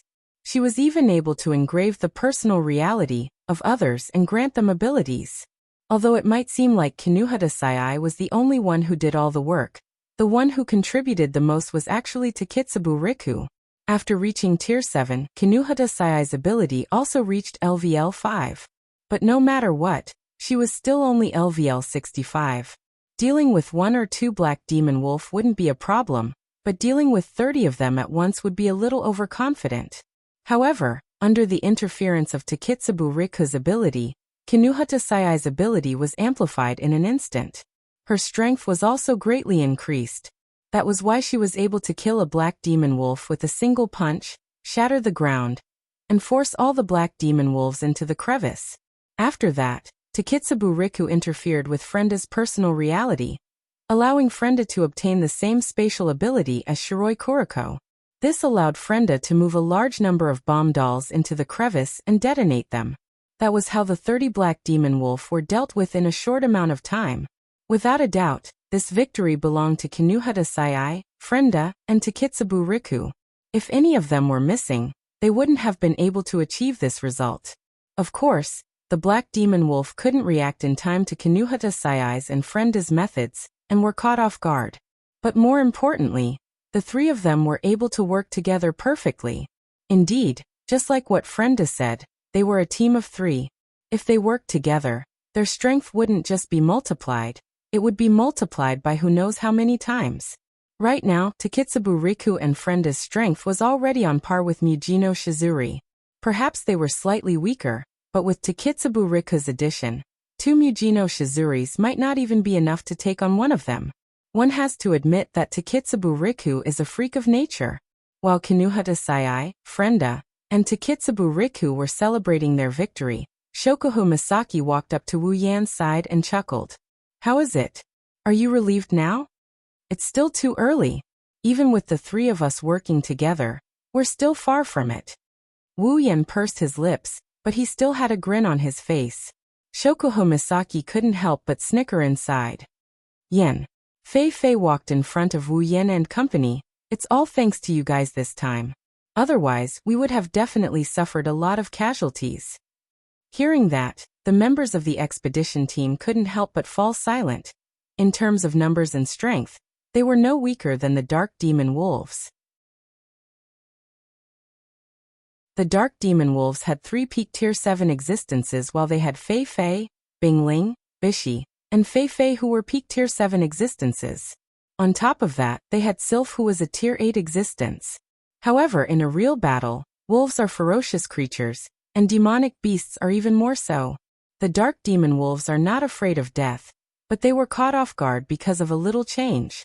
This situation is very similar to when the Dark Demon Wolves were fighting against Kinuhata Sai just now. If the battle continues, victory is assured. However, just like what Fei Fei said, there will be a lot of casualties. So this is your so-called elite expedition team? These words filled with contempt and disdain kept ringing in the minds of the members of the elite exploration team, causing them to clench their fists tightly, their hearts filled with unwillingness. They are stronger and have more numbers than the Black Demon Wolf pack. Yet they ended up in such a state. Unwillingness is a given. Well, they can't be blamed for this. Only Wu Yan's group, Sylph, Fei Fei, Bingling, and Bishi know what they are supposed to investigate. Normal members like them don't have access to such important information. Even after they entered the Behemoth Forest and noticed that the Behemoth Forest is different from before, they didn't have a sense of danger. That's why they ended up in this mess. 30 Class 7 demonic beasts appearing at the outskirts of the Behemoth Forest is an impossible feat in the past. Plus, they didn't have a sense of danger and were caught off guard. Naturally, their practicality was reduced by more than one level. Looking at Fei Fei who went over to thank Wu Yan, the members of the expedition team felt very aggrieved. After all, they didn't need to do something like this. At this moment, all of them repeatedly urged themselves in their hearts. They couldn't embarrass themselves anymore. Otherwise, they would end up like their comrade who had his head bitten off and fell to the ground. Bingling and Bishi finally laughed when they saw the changes in the expressions of the expedition team members. Sylph also nodded. This is exactly what they wanted to see. Wu Yan glanced at the people over there. He waved his hand at Fei Fei who came over to thank him. Don't thank me, I didn't do anything. If you want to thank someone, why don't you thank them? Thank them. Wu Yan then pointed at Kinuhata Sai, Frenda, and Takitsubu Riku. Fei Fei also looked at them. At this point, how could Fei Fei not know that everything that happened just now was actually caused by the three of them? She said in a serious tone. Thank you. Super, you're welcome. Kinuhata Sai straightened her back. Although she said that, her face was filled with pride. Frenda, who was standing by the side, grabbed her beret and exchanged glances with Takitsubu Riku. She felt a little embarrassed. Fei Fei saw the trio's reaction and felt happy. She secretly sighed. No matter how strong they are, they're still children. But Fei Fei looked at Kinuhata Sai, Frenda, and Takitsubu Riku and shook her head with a bitter smile. I didn't expect you three to be so strong. Wu Yan smiled faintly and waved his hand at Fei Fei. Fei Fei, Don't overestimate them. They're still far from it. Far from it? Fei Fei was stunned. She turned her body to the side and didn't know whether to laugh or cry. If this is called far from it, then wouldn't we have lived for nothing? Even I don't have the confidence to win against Sai. You don't expect too much. That's right, that's right. Kinuhata Sai and Frenda nodded their heads. They didn't want their hard work to be erased by Wu Yan's words. You two still have the nerve to agree. Wu Yan stared at Kinuhata Sai and Frenda fiercely. Do you think you've done well? You destroyed the ground and detonated the bombs. With such a big commotion. Aren't you telling the demonic beasts in the behemoth forest that we're here? Kinuhata Sai, Frenda, and Takitsubu Riku were stunned. Wu Yan didn't feel good about it. Don't tell me you've forgotten everything because you're too eager to perform? The three of them opened their mouths and laughed dryly. The answer was obvious. Wu Yan's mouth twitched. Indeed, this place is not suitable for us to stay any longer. Fei Fei nodded and looked at Sylph. Sylph and the rest nodded and turned towards the direction of the expedition team. We can't stay here any longer. We have to leave this place as soon as possible. Everyone quickly nodded their heads and gathered together. They immediately left the ruined land. Not long after they left, another wave of the magical beast army arrived. After learning their lesson, everyone in the expedition team was on high alert. They didn't dare to let their guard down. They carefully hid themselves in every corner of the behemoth forest. They were slower than when they came, but they were much more careful as they made their way deeper into the forest. At this point, there were no longer any magical beasts below grade 7. Moreover, they were all gathered together in groups of 2s and 3s. Their aura was incomparably terrifying. This caused the elite scouts to feel a chill in their hearts and become even more vigilant.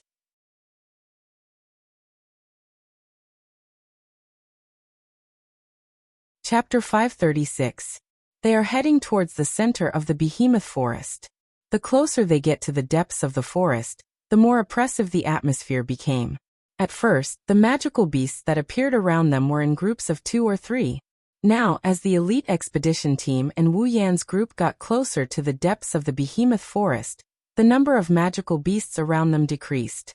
Now they can only see 1 or 2 scattered magical beasts every once in a while. However, this situation didn't make them happy. Instead, it made them feel uneasy.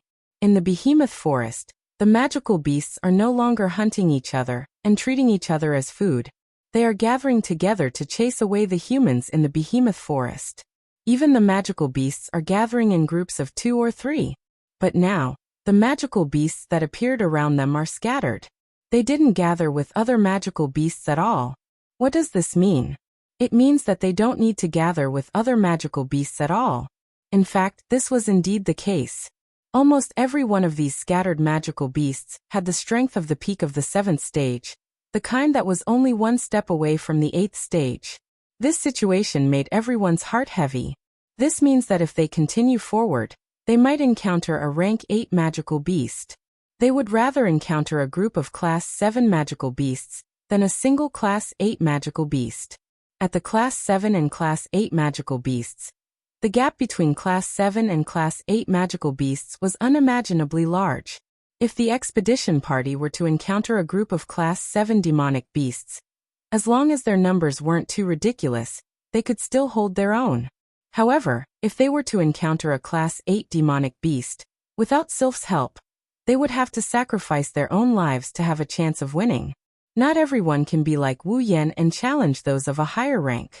At least in the Spalier world, no one has heard of such a thing. So in a way Wu Yan is also a freak. At a certain moment, Wu Yan's footsteps suddenly stopped. His eyes narrowed as he looked in a certain direction. What's wrong? The women stopped and looked at Wu Yan. Wu Yan didn't answer their question. Instead, he narrowed his eyes as if he saw something. At this time, the entire expedition team also noticed Wu Yan's strange behavior. They stopped and looked at Wu Yan in confusion. Seeing Wu Yan's strange behavior, Fei Fei wanted to ask him something. Sylph's eyes narrowed as well. She turned around and looked at the direction Wu Yan was looking at. Be careful. Sylph's reminder. Everyone's heart was in their mouth. They calmed down and carefully observed their surroundings. Soon, A presence with dense mana fluctuations appeared in everyone's senses. It's a blurry silhouette. As soon as it entered everyone's sensing range, it seemed to have noticed them.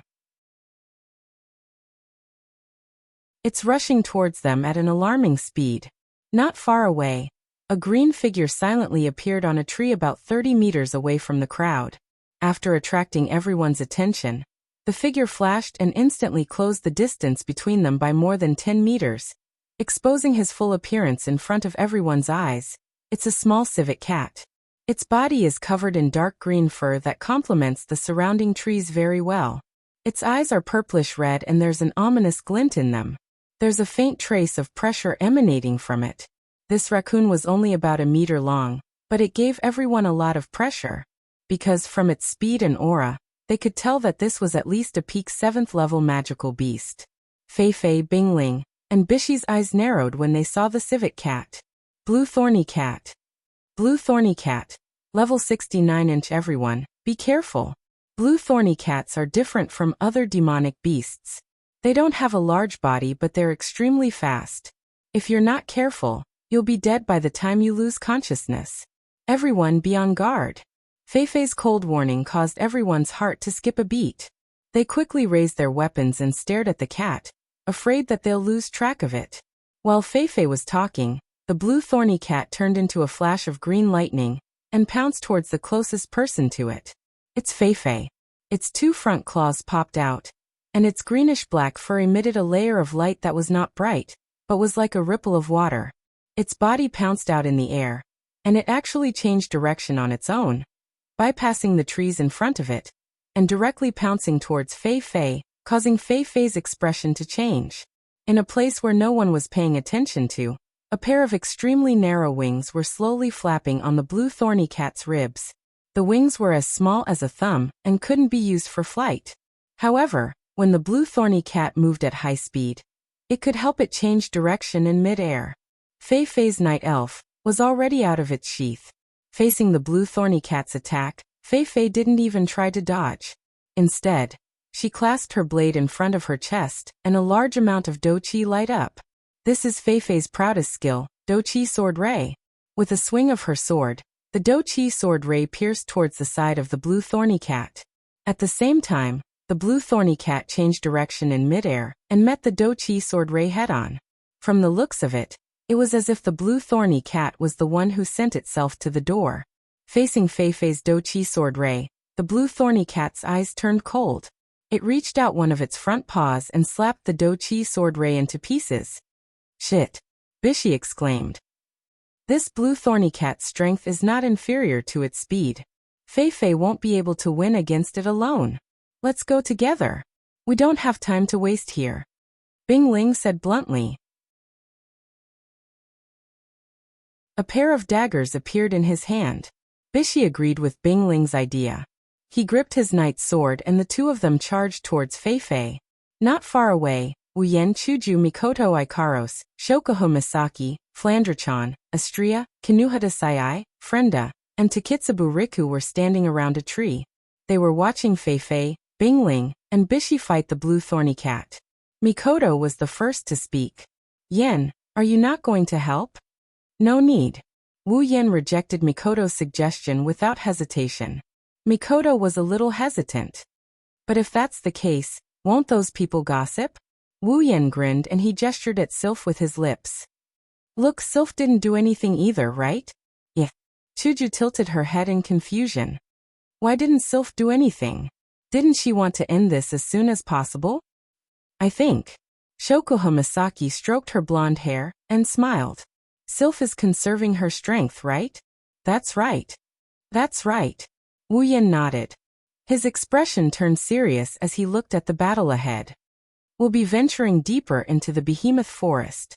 There will definitely be powerful demonic beasts there, tier 8 at least. Under such circumstances, Sylph has to conserve her strength as long as she doesn't meet the toughest opponent. She can't waste her mana and stamina on these appetizers. Otherwise, when she meets an opponent that requires her full strength, she'll be in danger due to wasting her energy. If that happens, not only will Sylph die, the others will also die. Hinajiku and Mikoto both nodded in understanding. Does that mean we have to conserve our strength as well? It's more or less necessary. Wuyan sighed. Even though we don't have mana to expend, we have to conserve our strength, even if it's just a little bit. The girls nodded in understanding.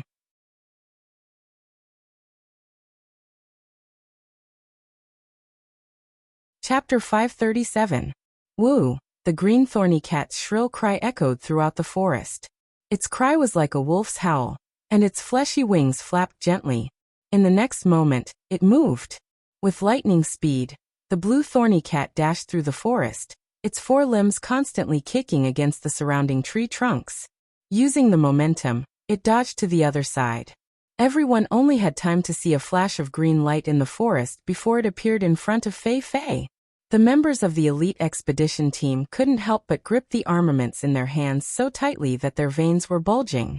However, they didn't feel anything at all as they stared at the green light moving through the forest. They were afraid that it would appear in front of them in the next second. The green thorny cat's speed was too fast. It was too fast for the eyes to take in. The moment it made its move, it had already pounced forward. However, it left behind a similar silhouette in its original position. The silhouette only disappeared when it arrived in front of Fei Fei. Even Fei Fei, Bingling, and Bishi could only react when the green thorny cat was right in front of them. The members of the expedition party could only see the green thorny cat pouncing on Fei Fei.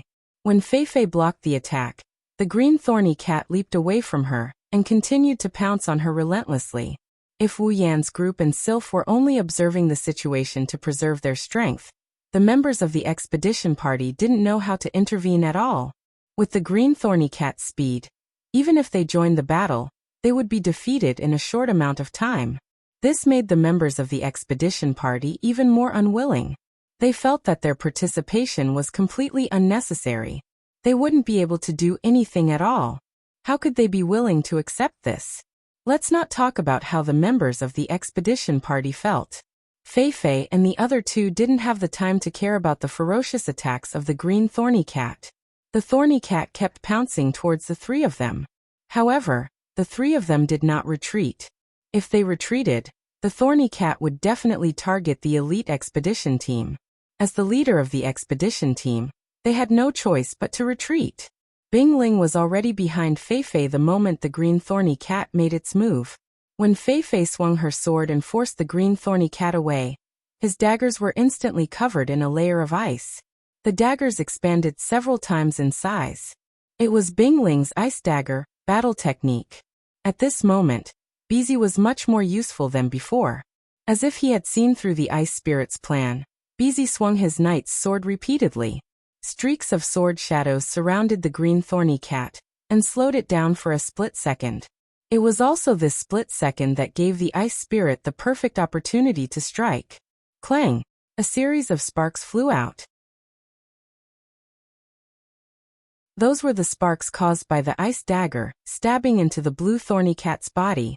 Bingling's face was full of surprise when he felt a heavy force coming from the tip of his dagger. It was obvious that he didn't expect the blue thorny cat's fur to be this hard. Even his own battle technique couldn't break through its fur. When did the blue thorny cat become so tough? Speed, strength, defense.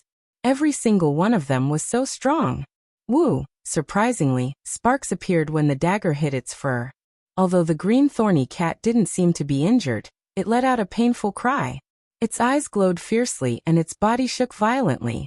In the next moment, Bingling and Bishi, who was behind him, were sent flying. They crashed into a big tree behind them, and the tree snapped. Both of them fell to the ground. However, they immediately jumped up and stared at the green thorny cat. Everyone in the expedition team let out a sigh of relief. Bingling's face was expressionless, but his arms were trembling. He could feel a tearing pain coming from his palms. Although he managed to block the blue thorny cat's attack, his hands were still numb from the impact. However, at this moment he couldn't care less about his aching arms. He shouted anxiously, "Fei Fei! Be careful." Yes, both of them were sent flying. The one closest to the green thorny cat was Fei Fei. The green thorny cat landed on the ground without making a single sound. It was like a soft cotton. It jumped up again and pounced towards Fei Fei. It swung its right paw and a dark green claw slashed towards Feifei's waist. If it was anyone else, they would have been slashed in half by the green thorny cat's attack. However, Feifei was different. She was level 69, and was only half a step away from reaching tier 8. She was undoubtedly the strongest among the three of them. Furthermore, Feifei had good battle awareness. Even though she couldn't keep up with the green thorny cat's speed, she could still see it clearly. The moment the thorny cat pounced, Feifei was already retreating. In the process of retreating, Feifei's body constantly changed positions. The moment the thorny cat's claws shot out, Feifei found the right position and leaned her upper body backwards.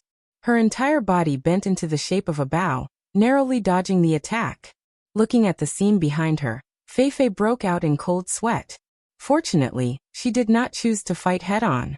Otherwise, this attack would not be so easy to deal with. At the same time, the blue thorny cat followed the trajectory of the claw and arrived in front of Bingling and Bishi. Doqi radiated from their bodies. Bingling and Bishi exuded a majestic amount of Doqi. The thorny cat arrived in front of the two of them at lightning speed. However, what greeted it was a pair of daggers and a knight's sword. The blue thorny cat turned in the air and dodged the dagger and knight's sword. At the same time, Bingling and Bishi moved at the same time. Intense combat chi radiated from their bodies. The dazzling combat chi caused the blue thorny cat to squint its eyes as it closed in on them. Here's our chance. Bingling and Bishi's eyes lit up and they roared. Their ice daggers glowing with an icy blue light, and their giant swords struck out at the same time. The blue thorny cat narrowed its eyes, but it couldn't see what was going on in front of it. It slammed its head into the swords and let out a miserable shriek. The force of the collision sent the blue thorny cat flying into a cloud of dust. Great! Behind them, the members of the elite expedition team couldn't help but exclaim. Their faces were filled with excitement. In their opinion, the joint attack of the two leaders was definitely not something that a peak 7th order magical beast could escape unscathed. Even if the green thorn cat didn't die from this attack, it should be close to death. However, when the thorny cat jumped out of the cloud of dust, everyone's excitement froze on their faces. However, when they saw the thorny cat's condition, their expressions became much better. At this moment, the blue thorny cat was in a sorry state. There were many scorched black spots on its tough fur, and its aura had also weakened significantly. This told everyone that the joint attack just now was indeed effective. The blue thorny cat shook its head violently. After a few seconds, it finally recovered. Feeling the pain in its body, the blue thorny cat was enraged. It raised its head and roared. Its blood-red eyes looked like they were going to bleed at any moment. It glared at Bingling and Bishi with bloodthirsty eyes. A murderous aura enveloped the entire area. The members of the expedition team couldn't help but feel suffocated. Their faces turned pale. As for Bingling and Bishi, they were at the center of the murderous aura. They could feel the murderous aura even more clearly. Although they didn't show it, their backs were cold and their hands were sweaty. At the same time, the blue thorny cat let out a whimper and leaped towards Bingling and Bishi. However, if you look closely, you'll notice that the blue thorny cat's speed is much slower than it was before.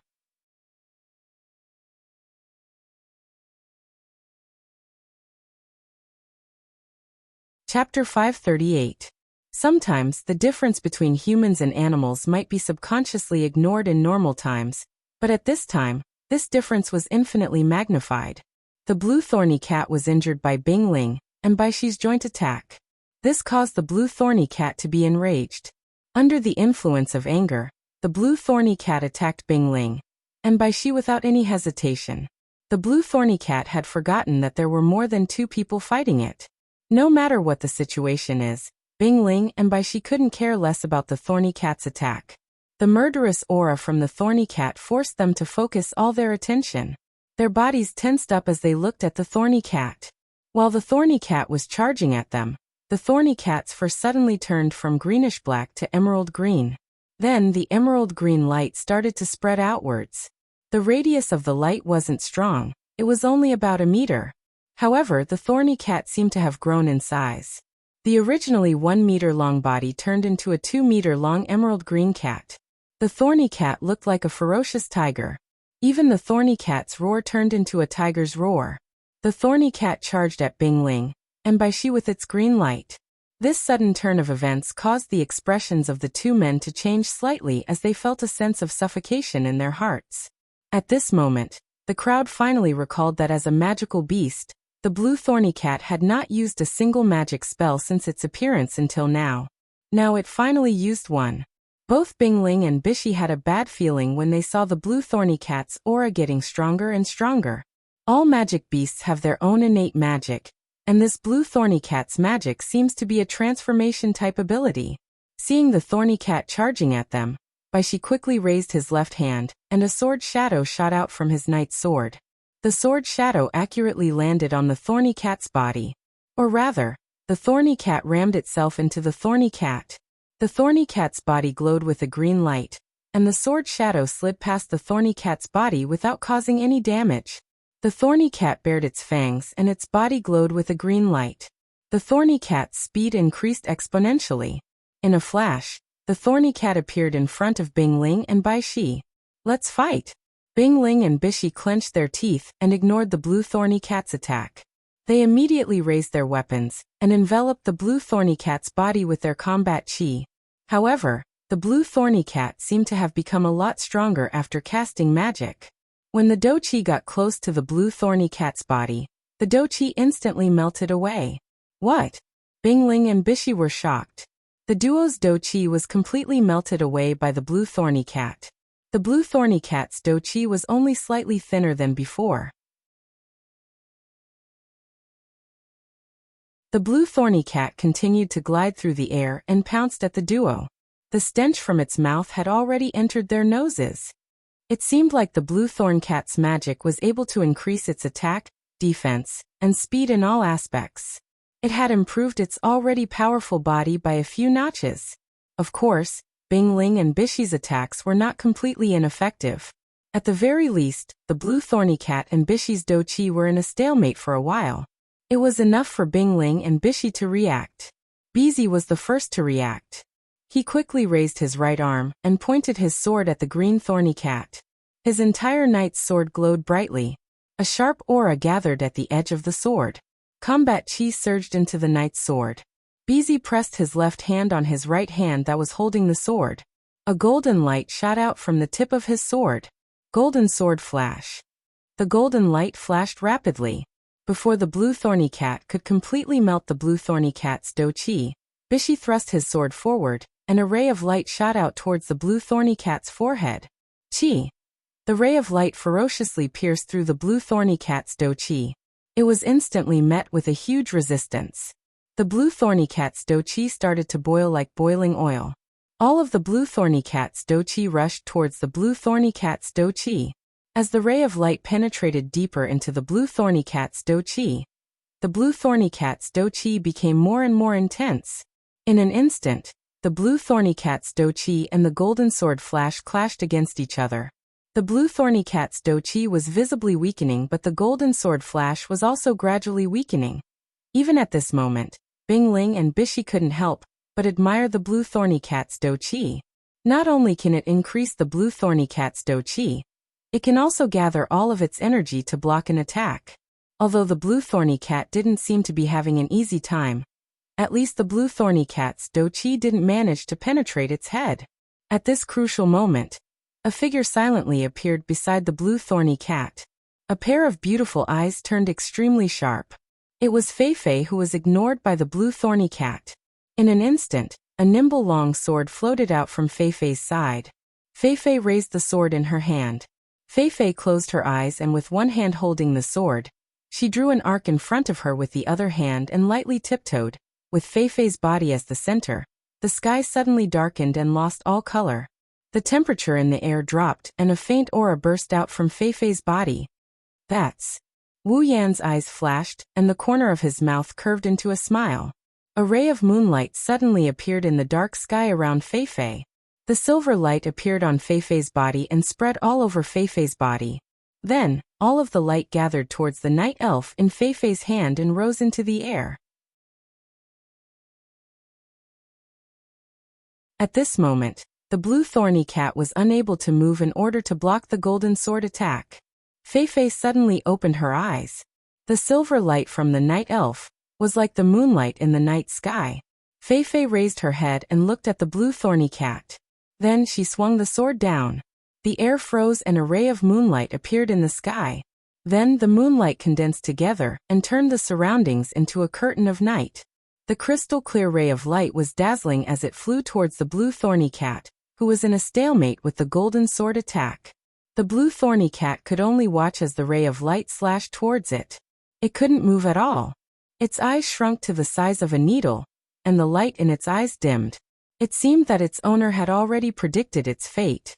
Before the ray of light could reach it, the blue thorny cat raised its head and let out a final cry. Then it was enveloped by the ray of light. Night moon flash Fei's cold voice and the blue thorny cat's cry rang out in the night sky. The ray of light on the blue thorny cat's body brightened up the night sky. At the center of the ray of light, the emerald light on the blue thorny cat's body dimmed at a speed visible to the naked eye. Then the blue thorny cat's 2-meter-long body returned to 1 meter long, and revealed its original form. Fei, Bingling, and Bishi's eyes sharpened when they saw the blue thorny cat's true form. In the next second, the ray of light from the sword, the ray of light from the ice dagger, and the ray of light from the sword landed on the blue thorny cat's body. Bang! The ray of light from the sword, the ray of light from the ice dagger, and the ray of light from the sword struck the blue thorny cat from all directions. The blue thorny cat couldn't dodge the attack at all. No matter how fast the blue thorny cat was, it was useless. The 3 attacks landed on the blue thorny cat's body with a loud bang. Everyone could only see that the blue thorny cat was blasted into the air by Fei, Bingling, and Bishi's attacks. Its 1-meter-long body was thrown into the air, and then it fell back to the ground. Under everyone's gaze, the blue thorny cat's body bounced off the ground a few times before it stopped moving. Fresh blood dripped from the blue thorny cat's body. Smoke was coming out of the cat's body. Its body was charred black and tattered. It couldn't be more dead.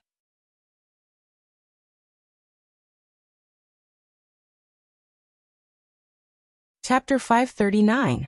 Fei's Night Moon Flash is more of a magic spell than a sword combat technique.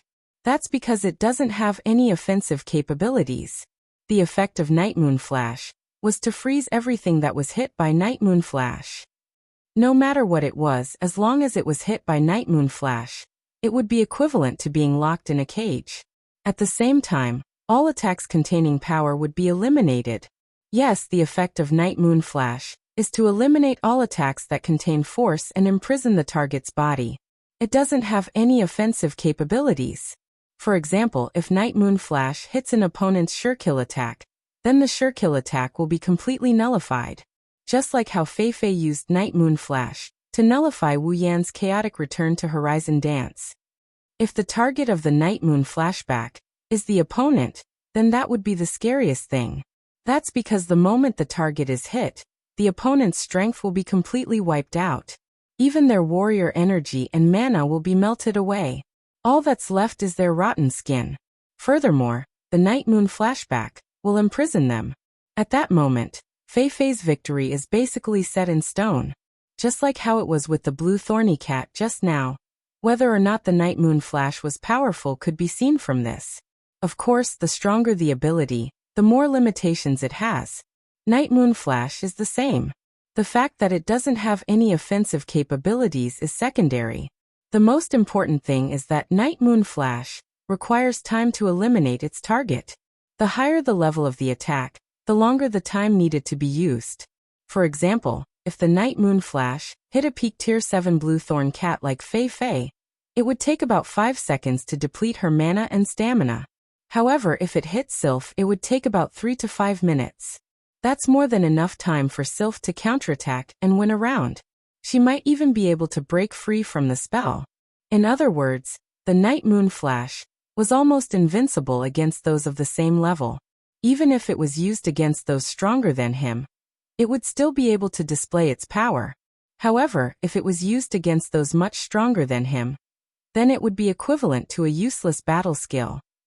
However, Night Moon Flash still has the ability to defeat opponents stronger than themselves.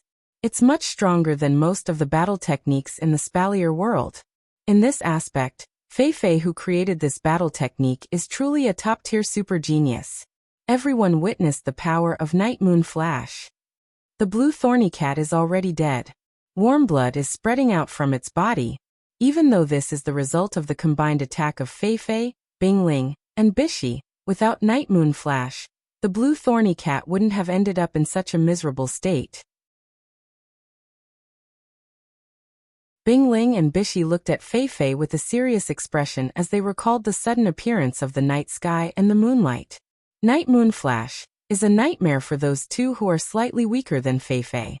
Fei Fei sheathed her sword and heaved a sigh of relief. Bingling and Bishi reacted the same way. Don't think that they won the battle with the blue thorny cat without suffering any injuries. In reality, they were the only ones who knew how hard it was to win the battle. Bingling used Ice Dagger battle technique no less than 3 times. He used up more than half of his chi. Bishi also used Shadow Sword repeatedly. In the end, he even used his trump card. Fei Fei even used her strongest battle technique, Night Moon Flash. Other than Bingling, the other two have used everything they have. It wasn't that the Ice Spirit didn't give it its all. The Ice Spirit's Ice Do Chi was extremely effective in restraining the opponent. However, if it wasn't used on the opponent's speed, it would be used on the Ice Spirit's armament. Even if the Ice Spirit used it, it probably wouldn't be able to reduce the opponent's speed by much. As for restricting the opponent's armament, that's nonsense. Who has ever seen a magical beast using an armament? Before Wu Yan and the others joined the Spalier World Academy, they were ranked top 10. They were extremely talented, but they only won this battle after giving it their all. Their opponent was a magical beast of the same level as them. This battle wasn't ideal. The 3 of them know that the blue thorny cat is a special beast compared to other magical beasts. Its speed and agility are better than most of the other tier 8 magical beasts. This blue thorny cat is even more special. Not only is its strength and defense unparalleled, it also has a spell that can increase its speed. The 3 of them used this as an excuse to comfort themselves. They kept telling themselves to recover their strength, but the effect was minimal. Bingling and Bishi looked at each other. They didn't feel happy about winning the battle. Instead, Bishi looked at the blue thorny cat lying on the ground and shook his head bitterly. It's only been half a day and this magical beast is already so difficult to deal with. There will be stronger magical beasts in the future. Can we really complete the mission? The impact on the Ice Spirit's heart was even greater than Baishi's. After all, Baishi had used all his strength, but his ability was completely restricted. It was easy to imagine how depressed he was. Therefore, the Ice Spirit only nodded slightly and did not say anything. At this moment, Fei Fei spoke. Don't think too much about it. We don't have time to think too much. Since we've decided to accept this mission, we must be prepared. The old chief is still waiting for our news. Bingling and Bishi shuddered when they heard that. The gloominess on their faces dissipated, and their gazes became resolute. Sylph nodded when she saw this. Wu Yan and the others looked at each other and smiled. They walked towards Fei Fei and the others. Sister Fei Fei, that magical beast just now should be ranked among the top magical beasts of the same level, right? Wu Yan smiled at Fei Fei. There's no need to guess what he's trying to say. Fei Fei smiled and nodded.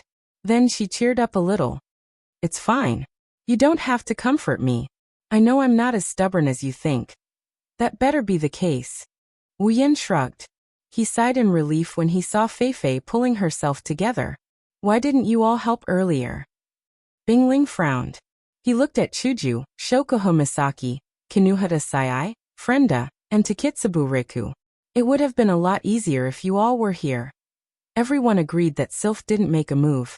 She still has to be kept as a trump card to deal with the demonic beasts coming up. Mikoto and Astria are also tier 8 for the same reason. Ikaros' strength was a flash in the pan, so no one doubted her strength. As for Wu Yan's strength, other than Fei Fei, no one else knew about his ascension. But at the very least he managed to tie with Jaffer. Chuju and the other 4 are tier 7. They're much stronger than the other expedition members. They can definitely fight alongside Bingling and the others. There's no need to preserve their strength since they haven't reached tier 8 yet. That's why Bingling asked that question. However, Wu Yan's next sentence left him speechless. They didn't help because I ordered them to. Wu Yan smiled and looked at Fei Fei. Sister Fei Fei, you should quickly recover your doqi and leave this place before the sky turns completely dark. Before he could finish his sentence, a few whistling sounds came from above them, interrupting him. Everyone moved and looked around. Many of them were stunned by what they saw. Numerous greenish-black greenthorn cats stood on the surrounding trees. Their eyes flashed with a ferocious light as they looked down at the crowd below. This caused a wave of killing intent to sweep up in this area.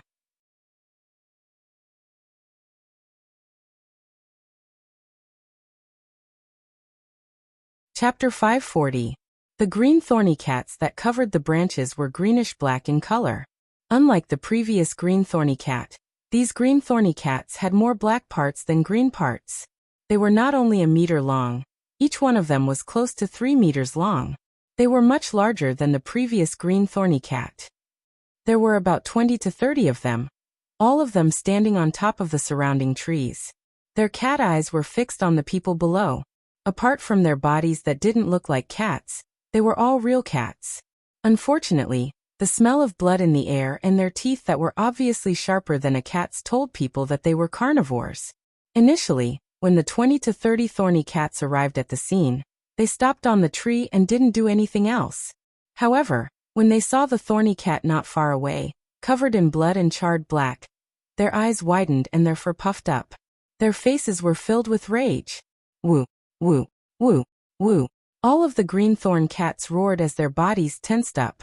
Looking down at the people below, their eyes flickered with a faint bloody aura, causing the killing intent in the air to thicken even more. Thorny cat. Level 62-65. Oh my god. Some of the elite scouts couldn't believe what they saw. They looked up at the sky and felt dizzy. Even Fei Fei, Bing Ling, and Bishi's faces turned ugly. One thorny cat was enough to make them send out 3 peak rank 7 fighters to deal with it. Now they are surrounded by thorny cats. There are about 20 to 30 of them. How are they going to fight them? Could it be that they were going to let the aces of the 8th stage take action here? Fei Fei and the other two clenched their fists. Their faces are slightly distorted.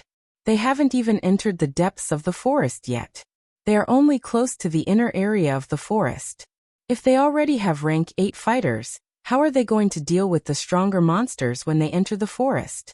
Looking at everyone's reaction, Wu Yan glanced at the blue thorn cat that is still roaring at the top of the tree and said, "You don't have to worry too much.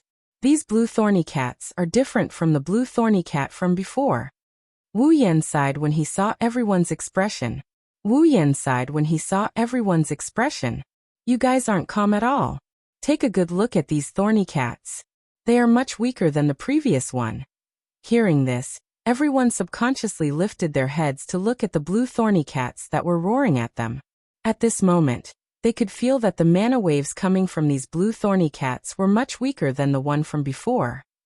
Some monsters live in groups. Wu Yan's voice sounded. If I'm not wrong, the blue thorny cat just now should be the king of the blue thorny cats. Of course, the blue thorny cat is the king of the blue thorny cats. No wonder. Fei Fei came to a realization. That would explain why the green thorn cat's strength and defense were so strong. Also, that magic that could buff its body should be unique to it, right? But. Frenda looked at the dead thorny cat, and then at the thorny cats on the tree. She asked in confusion, why are these cats so much bigger than their king? What's so strange about being super? Kinuhata Sai clapped her hands and casually explained, for a monster like this, which is known for its speed, its body size is small, so its speed is naturally fast. As for that super cat king, its body size is the smallest, so of course it's the strongest. Is that so? Takitsubu Riku mumbled in confusion. That should be it. Hanajuku had a crystal sword in her hand out of nowhere. So it's because their king died that they were so angry. Ahaha king. Shokuho Misaki tilted her body and chuckled. How ironic. As the king of an entire pack, he acted alone. Serves him right for being unlucky. That thorny cat's last cry. It should be calling for its companions, right? Mikoto pursed her lips. Even in death, it still wouldn't let us have a good time. As expected of a monster. Perhaps they understood Mikoto's words. The thorny cats on the tree started hissing. Their voices were filled with anger. They were dissatisfied with Mikoto's evaluation of their king. Unlike the thorny cats, the elite squad felt a weight lifted off their shoulders. Knowing that these thorny cats aren't as threatening as the previous one, they couldn't help but feel excited. Isn't this their turn to shine? They finally have a chance to shine. They've been idling around all this time, so it's only natural for them to be excited. Unfortunately, they're destined to be idling around. Can you leave this place to me? Just as the members of the elite expedition team were getting restless and were about to show off their prowess, a voice suddenly rang out and entered everyone's ears, causing their excited expressions to turn sluggish. Shoko Homisaki's golden eyes scanned the blue thorn cats on the tree. She smiled, her white-gloved hands crossed in front of her chest, and her white-stockinged feet stepped forward, walking in front of everyone. Leave this place to me. Shoko Homisaki's words had the same meaning as the previous one. Her words woke everyone up from their stupor. Everyone looked at Shoko Homisaki strangely. You? Bingling frowned. Just you? Bishi looked at her in surprise. This isn't appropriate. Fei looked at Wu Yan and the others. They seemed to have agreed with Shoko Homisaki's decision. Fei hesitated. Well, Shoko Homisaki waved her hands without turning back. Her movements were elegant. I need to let these demonic beasts know the price they have to pay for not following their king closely and causing her to lose her life. This is bad. Wu Yan covered his face and sighed. The Queen Sama's prestige is off the charts. She's about to go crazy. But Fei and the others wanted to say something, but the thorny cats couldn't wait any longer.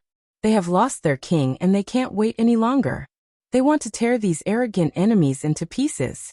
20 to 30 green thorny cats scratched their claws, kicked off the branches, and leaped towards Shoko Homisaki at the same time. Be careful. Fei, Bingling, and Bishi screamed out of reflex. But in their line of sight, the thorny cats had already surrounded Shoko Homisaki from all directions and were about to pounce on her. Shoko Homisaki slowly pulled out a white remote control from her waist pouch. She aimed it at the blue thorny cats and pressed down on the remote control. A strange sound came from the remote control in Shoko Homisaki's hand. The sound reverberated clearly in the air and hit the green thorn cats like a wave of physical force. The ferocious eyes of the blue thorny cats suddenly turned dull. A small star pattern appeared in their eyes, making them look more human. When the star pattern appeared in their eyes, they stopped in midair and got down on all fours to surround Shoko Homisaki. In the next moment, all of the thorny cats actually lowered their bodies like docile kittens and surrounded Shoko Homisaki as if they were on a pilgrimage. Their growls turned into soft meows as well. Everyone's jaws dropped.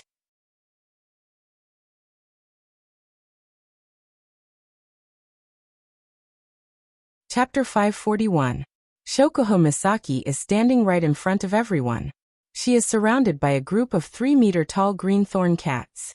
They are all kneeling on the ground and purring softly at the center of the group. They look like lazy cats that are begging for benefits. Shoko Homisaki is standing there gracefully. She stroked her hair and smiled. Her side profile is the only part of her face that is visible to the rest of the group. She has a unique charm to her. Queen. Someone muttered in the crowd. That was what everyone else was thinking. At this moment, Shoko Homisaki was a queen who accepted the worship of her subordinates. Bingling and Bishi stared at Shoko Homisaki, who was in the middle of the group of blue thorn cats. Their eyes were filled with envy and admiration. As men, especially men from a large family, they have dreamed of becoming the king of the world. Of course, they have dreamed of becoming the king of the world. As long as one is a man, there is a desire to conquer. For Bingling and Bishi, Shoko Homisaki is the most dazzling existence in the world. Even Sylph has to admit that she is inferior to Shoko Homisaki in terms of temperament. If Shoko Homisaki was a tamed and respected queen, then Sylph was a pampered princess who lived under the glory of her ancestors. It was obvious who was born and who was loved by the people. Of course, Shokuho Misaki is only superior to Sylph in terms of temperament and methods. Sylph is the stronger one in terms of talent and strength. Of course, that is only for now. Feifei was dazed for a moment. When she regained her senses, she sighed. Sometimes, I wonder if she's even from the same world as us. Feifei didn't know that her words are the truth. Shokuho Misaki seemed satisfied with her performance, as the queen of the academy. She turned around and walked towards Wu Yan. The blue thorn cats that surrounded her made way for her when she walked past them.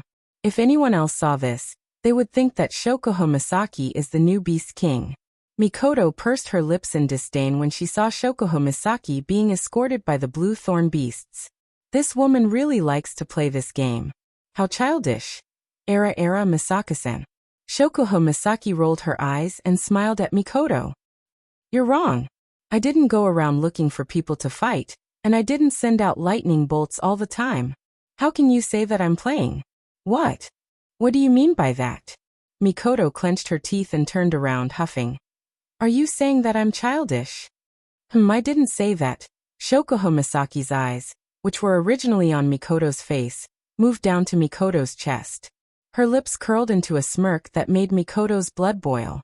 Anyone with a discerning eye could see what she meant by that. Mikoto closed her eyes. Her small fists were clenched so tightly that they made cracking noises. Her petite body trembled non-stop. It's obvious that she's suppressing some sort of impulse. Others might not know what impulse it is, but Wu Yan can guess. It's definitely the impulse to release electricity. Wu Yan looked at the two girls who are fighting with each other. He didn't have much to say about this pair of rivals. He handed Flandre-chan to Chuju and turned to Feifei. Feifei, the Blue Thorn Cat King's last screech might have attracted other demonic beasts.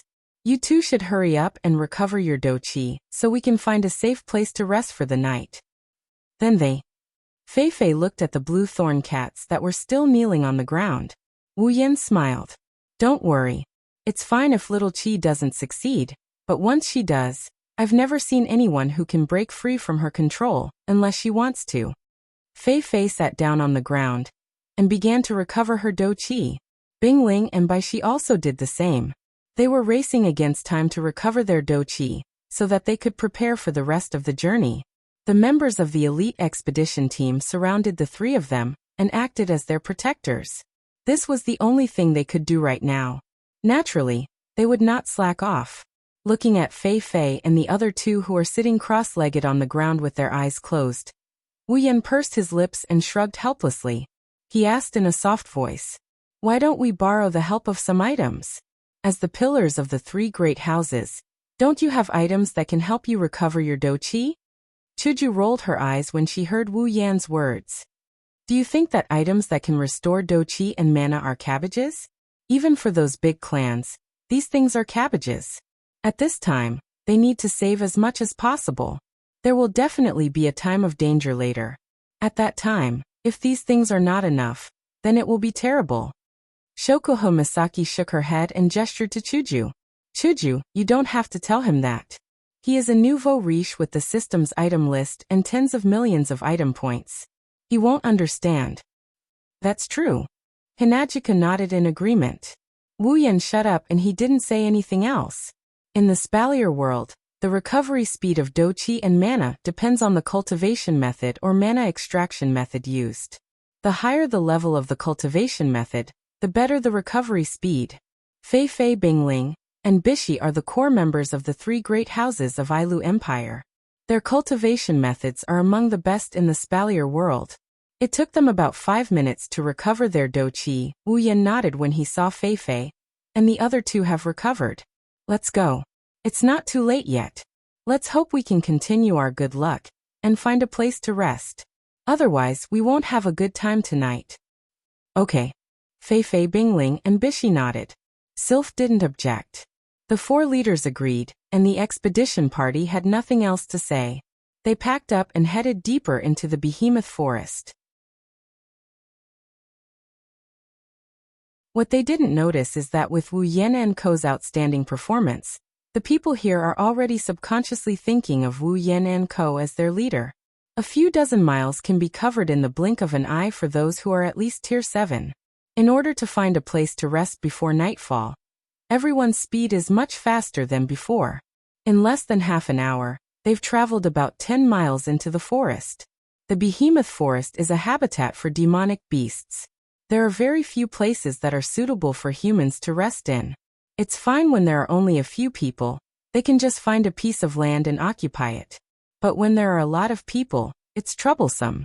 Without a wide enough space, it's hard to move around in the forest. Although everyone knew that it wouldn't be easy to find a suitable place for nearly 100 people to stay, they didn't expect it to be so difficult. In the next hour, they circled around the area several times, but they still couldn't find a suitable place. During this time, they also encountered a lot of demonic beasts, but in order to avoid trouble, Shokuho Misaki immediately took out a remote control every time they encountered a demonic beast. This saved them a lot of time and effort. Just as the sky was turning yellow and dusk was approaching, a rather large mound finally appeared in front of everyone's eyes, causing them to be overjoyed. This is a good place. If we set up camp here, not only will we have a clear view of the surroundings, it's also easy to defend and hard to attack. Wu Yan nodded in satisfaction. He turned to Fei Fei and the others and said, "Let's set up camp here." "Okay." Fei Fei and the others replied. They then sent their subordinates to clean up the area and set up a place to rest for the night.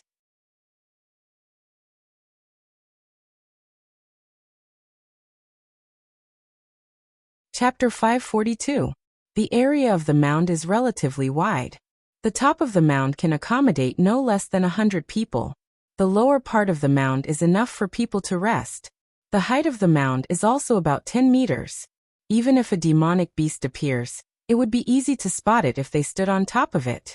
If they set up camp here, they would be able to deal with almost any situation as long as some of them were on night watch. Moreover, the high ground was easy to defend and hard to attack. It was their luck to have found such a place.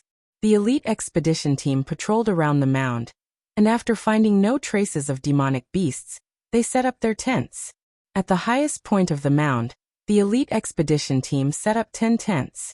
This was for Sylph, Fei Fei, and Wu Yan's group to rest. Logically speaking, the highest point should be where the leaders of the expedition team rest. Wu Yan's group joined the expedition as outsiders. It was already good enough that they weren't allowed to set up their own tents, let alone share a place with the 4 leaders. That's how it should be. However, even though the 10 of them didn't all fight today, they still managed to impress the other members of the expedition team. There are also a few experts on the same level as Sylph in the expedition team. They will have to rely on this group for the upcoming battle. The elite expedition team thought for a bit before they decided to set up Wu Yan and Ko's tent at the highest point of the camp. The place slightly below the highest point was where the elite expedition team was supposed to be. Interestingly, during the process of setting up the tents, the members of the expedition team showed an unusual excitement. They seemed to have entered a strange state.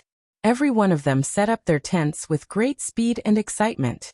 They were so happy that they almost started singing. This made Fei Fei, Sylph, and Wu Yan's group look at each other. After spending an entire day in the behemoth forest, the members of the expedition team were basically useless. They didn't need to fight, they couldn't join in the conversation, and even when they voted, they followed Fei Fei and the other three's lead. 100 powerhouses of the 7th order were reduced to the point of idling. Only they themselves knew how sullen they felt. Now it's finally time for them to be put to use. That's why the expedition team was so excited. 100 7th order powerhouses actually showed such a strong fighting spirit for something as simple as setting up a tent. It's unexpected pity. However, it was precisely because of their unusual enthusiasm that all the tents were set up before the sun had completely set, and the sky was completely dark. On the entire hill, the tents were set up in great numbers. It was quite a unique atmosphere. At this time, the curtain of night also slowly descended. In front of one of the tents on the mound, a bonfire was slowly burning, illuminating the tent. Wu Yan was sitting next to the bonfire, holding a few iron rods in his hand. On the iron rods were skewered pieces of meat. It's obvious that he's roasting meat. Skillfully twirling the iron rods in his hand, he sprinkled some seasoning on the meat. Wu Yan sighed sadly. I have so many wives, but all of them rely on me to cook. In this world, is there anyone sadder than me? If there is, please let me know so that I can worship you. Hearing Wu Yan's words, Ikaros, who was holding a bunch of seasoning, couldn't help but whisper. Master, I can do it too. You've said that no less than 10 times already, Ikaros. Wu Yan helplessly shook his head and smiled at Ikaros. Those fellows chased me out because they wanted to eat the food I cooked. If I let you cook, I might not even be able to enter the tent later. Ikaros fell silent. Actually, Ikaros' cooking skills are pretty good. After all, she received Wu Yan's teachings, and she's often in charge of everyone's meals. Over time, her cooking skills soared to the sky. Unfortunately, no matter how much she improved, she can't compare to Wu Yan, who got the cooking mastery directly from the system. None of the girls are immune to Wu Yan's cooking skills. In this wilderness, there's no good cooking tools and limited ingredients. If they want to eat a good meal, other than Wu Yan, who else can satisfy them? That's why Wu Yan's tent was ransacked by the girls and taken over by force. They waited until Wu Yan satisfied their demands before returning it to them. Fortunately, Ikaros is very clingy, so he didn't end up barbecuing all by himself. Otherwise, this scene would be even sadder. No, other than Ikaros, there's someone else who's clingy to Wu Yan. Hey master, is it not done yet? Astria's crimson red eyes stared at the barbecued meat on the iron stick. Saliva dripped down from the corner of her mouth. Wu Yan's heart ached at the sight. Can you keep your saliva to yourself? Oh. After that, the sound of someone sucking on water could be heard. Looking at the barbecued meat on the iron stick, Wu Yan lost all of his appetite.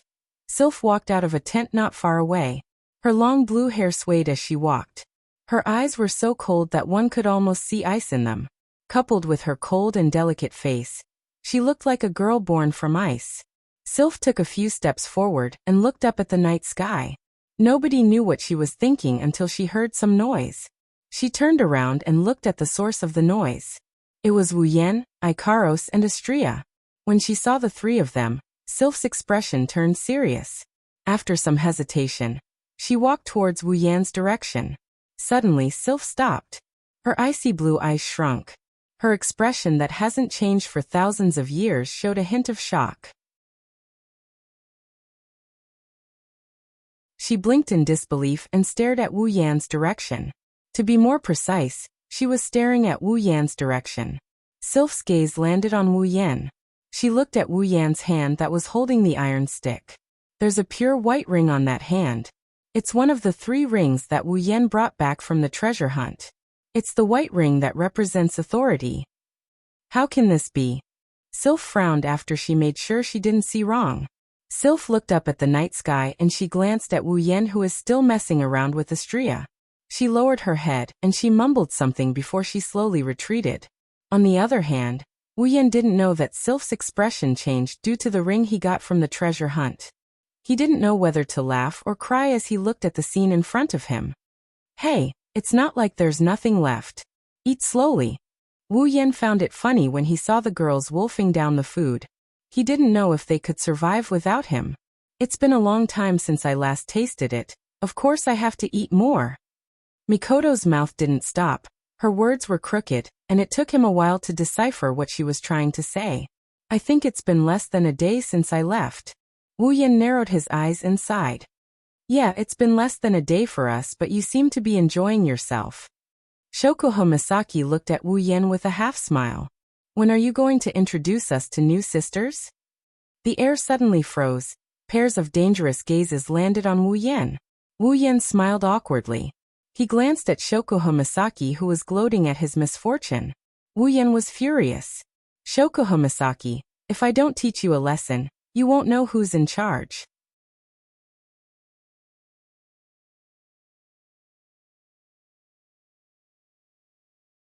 Chapter 543. As time went by, it was already very late at night. On the small hill, everything gradually calmed down. Everyone went into their own tents and started to rest. Only the footsteps of the night watchers and the sound of the bonfire could be heard on the small hill. Unfortunately, The night watchers were too focused on guarding against external intruders that they forgot to guard against internal intruders. At the highest point of the small hill, there were a few large tents. A black shadow suddenly flashed out from one of the tents. With extreme speed, it avoided all the eyes and shuttled back and forth in the dark night, bringing with it a gust of wind that blew towards the bonfire. In the end, it entered another tent. That tent belongs to Shokuho Misaki. Wu Yan and Co. are staying at the top of a small hill. However, unlike Fei Fei, Sylph, and the other girls, they didn't have their own tents. Other than Wu Yan, the other girls had their own tents and they slept in the same tents as them.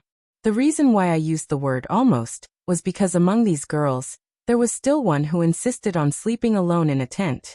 This person was of course our most prideful Her Highness the Queen. The wolf that just entered the tent let out an eerie chuckle when he saw Shokuho Misaki sleeping on her blanket. The chuckle wasn't loud, but Shokuho Misaki heard it all. She frowned as if she was dissatisfied with the sound of the wolf's laughter. Her eyelids fluttered and she slowly opened her eyes. Shokuho Misaki realized something was amiss when she regained her consciousness. She quickly sat up and looked at the entrance of her tent. A black shadow entered her vision, and she almost screamed in shock. You. Shokuho Misaki's eyes turned cold when she saw someone sneak into her tent. She was about to turn the intruder into an idiot when she heard the familiar voice. Shokuho Misaki's heart skipped a beat and her cold gaze disappeared. Aya, as expected of Jusama. Someone chuckled. Shouldn't a girl scream and shout something like, "There's a pervert," and then act out a scene of a girl chasing a guy and the guy running over the wall? Hearing this, Shokuho Misaki puffed up her chest in annoyance. Little Yen, do you really think I'm that kind of girl? Indeed. Wu Yan rubbed his chin and he mused.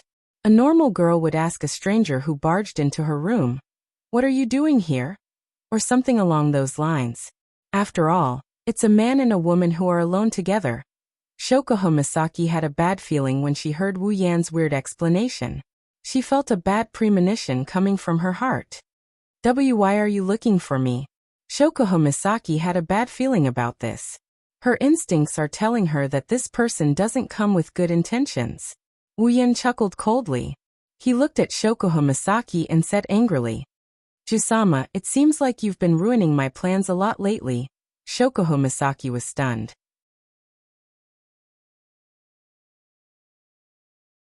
She was smart enough to understand why Wu Yan came looking for her.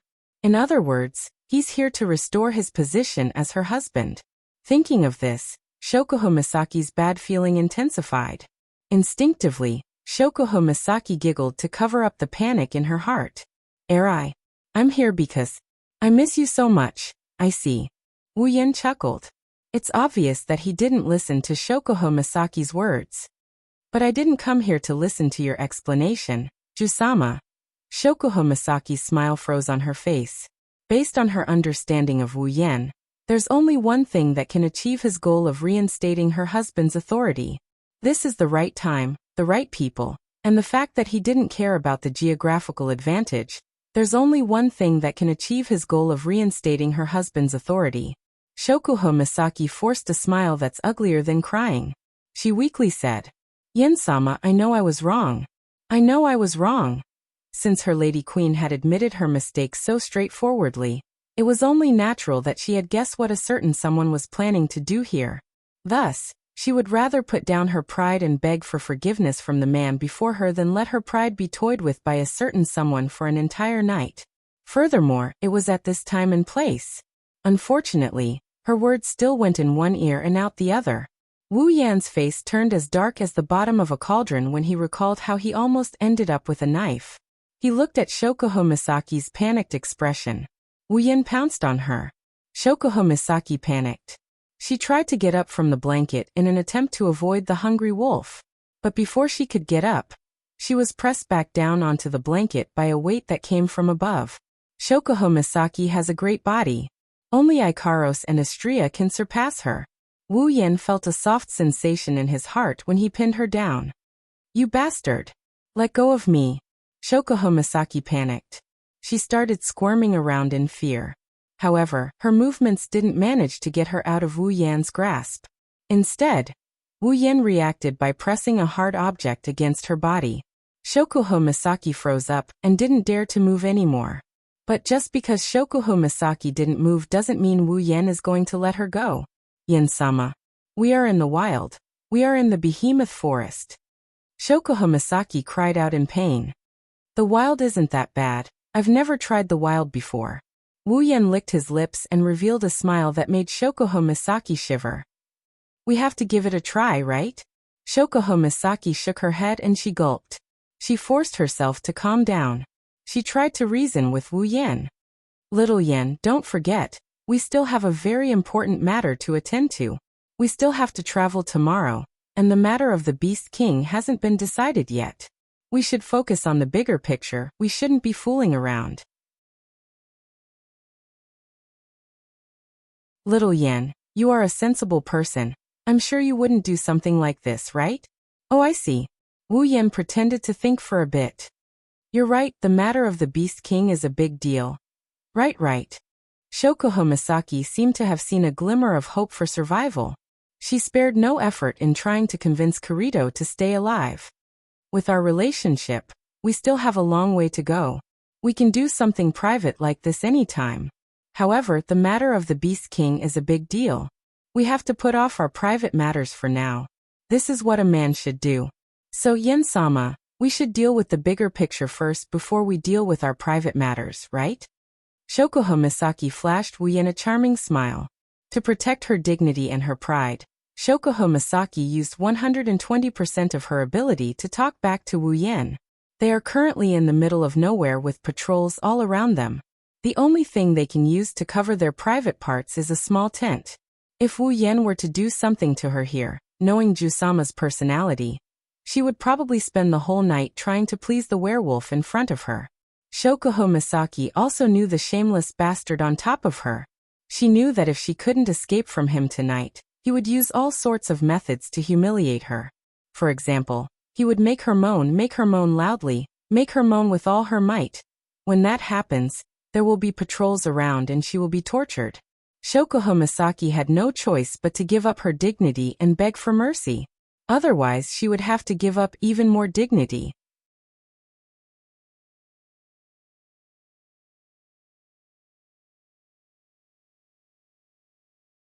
Chapter 544. One has to admit that Shokuho Misaki's thinking is very good. And she's also very eloquent. She's able to come up with such a good reason in such a short time. However, Shokuho Misaki seems to have forgotten a crucial factor.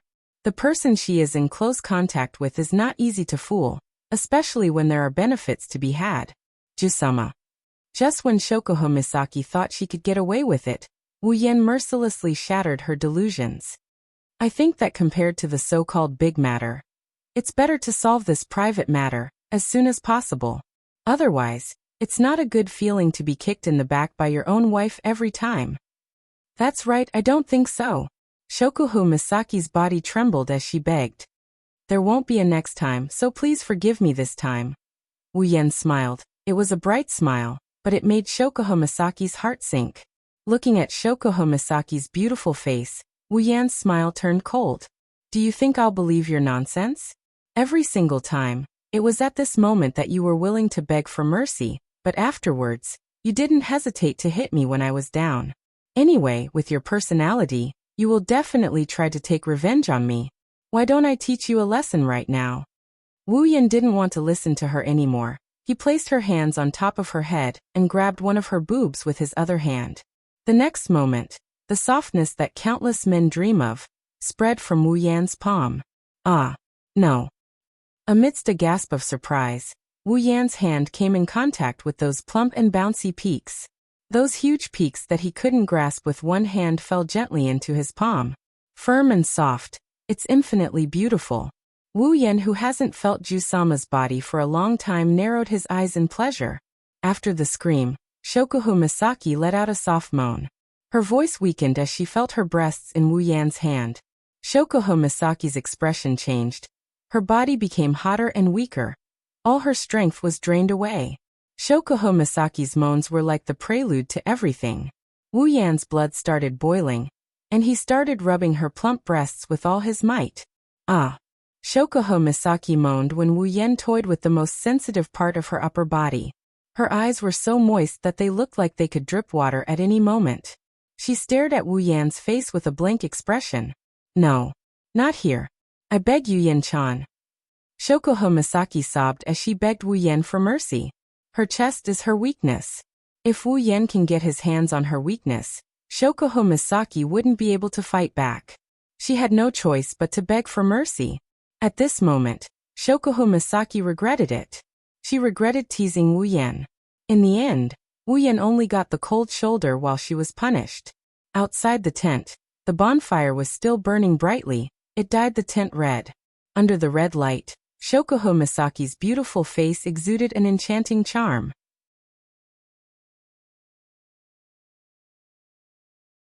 Her delicate skin, soft lips, and firm breasts made Wu Yan unable to stop himself. His hands started to rub her breasts even more. However, things have to be done step by step. It's not good to rush things. Otherwise, Wu Yan will die of depression before he reaches the final step. As if he's exploring something, his palm gently traced the shape of those towering peaks. The fullness that can't be grasped with one hand morphed into all sorts of shapes as he needed. His fingers carelessly glided over the peaks as he slowly climbed up to the peak. Then he grabbed the softness that can move one's heart as he lightly pressed and pinched. Ah! Shokuho Misaki couldn't help but let out a sweet moan. Her body seemed to be several times more sensitive than usual, causing her mind to go blank. Her body and mind were assaulted by an inexplicable sense of excitement and shame. Shokuho Misaki could see the patrolling figures outside the tent. She knew that if she made too much noise and they heard her, they would most likely barge in. When that time comes, Shokuho Misaki's eyes trembled. She didn't dare to think about it anymore. She begged for mercy even though she knew her efforts were futile. She begged for mercy, but the softness from the deepest part of her body was quickly eroding her will to resist. She knew she didn't want to do this. She knew her body shouldn't be doing this, but she couldn't stop. Her last bit of strength dissipated in an instant. In front of Wu Yan, not only did it have no effect, it was like he was teasing her and encouraging her to continue. Ugh! Why is it always like this? Shokuho Misaki's face was covered in tears. Slowly, Shokuho Misaki's eyes turned watery. She couldn't even complete her sentence. Her voice was monotonous as she collapsed under Wu Yan's body. Her face was flushed red and her skin was dyed a beautiful crimson. She had no other choice. As the most rational girl in Wu Yan's crystal palace, she has lost all of her luxuries. No, not only her rationality. Even her strength to resist is almost gone. Shokuho Misaki couldn't resist any of Wu Yan's actions. Ugh! A sudden stimulation made Shokuho Misaki moan. That's because Wu Yan's hands were on her breasts. Under Wu Yan's guidance, a pair of big hands started rubbing her boobs. Shokuho Misaki's breathing quickened as the hands rubbed against her breasts. Ugh! Shokuho Misaki tried to hold her breath, but when she opened her mouth, it was like a rabbit that just broke free. Shokuho Misaki used her last bit of consciousness to clench her teeth. She tried her best not to be too loud. Ah! Suddenly, Shokuho Misaki screamed. Following her scream, a piece of clothing that was supposed to be on her body flew into the air and landed on the ground. Shokuho Misaki's clothes left her body and she felt a chill in her head. She regained some of her consciousness and her body trembled as she moaned. Arg! Let me go this time. Wu Yan looked at Shokuho Misaki in shock. He continued to rub her breasts and said, "You still haven't given up." Shokuho Misaki whimpered a few times and said with a red face, "Then at least wait until we get back? I say, Jusama." Wu Yan sighed and shook his head. "Do you think you've ever succeeded in resisting me?"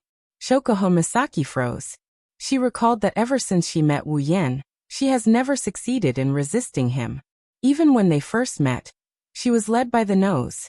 Shokuho Misaki's face was covered in tears again. It turned out that the brilliance of his entire life had all been ruined here. No. I am the queen. The queen of Tokuwadai. The queen of Spalier World Academy. How can I admit defeat like this? At least let me succeed in resisting him once. Shokuho Misaki screamed in her heart, but soon, she screamed again. This time, it was accompanied by 2 pieces of clothing.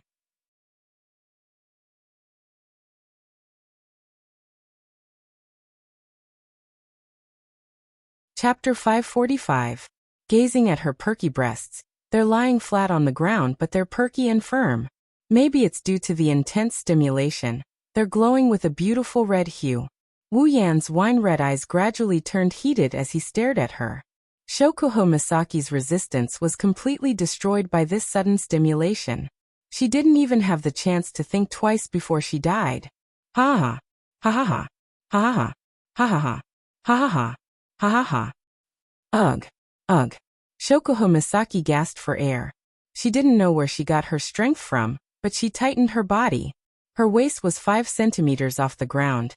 It was as if she was giving Wu Yan her most precious treasure. The person on top of her kept caressing her most sensitive parts. The intense pleasure was transmitted directly to her heart. This wasn't the first time Shokuho Misaki experienced this sensation, but every time she experienced it, she couldn't help but fall into it. She longed for what was about to happen next. This thought caused her to be in a dilemma every time she did it. Ugh, no. Her body started to disobey her. Her heart was pounding nonstop. Shokuho Misaki tried her best. She tried her best not to cry out. But the effect was unbearable. Unknowingly, Shokuho Misaki fell into the control of pleasure. Wu Yan pressed his body down a little. He continued to perform Taiji fist on Shokuho Misaki's perky breasts. Wu Yan's body started to heat up. Wu Yan couldn't hold it in any longer. He buried his head between her breasts.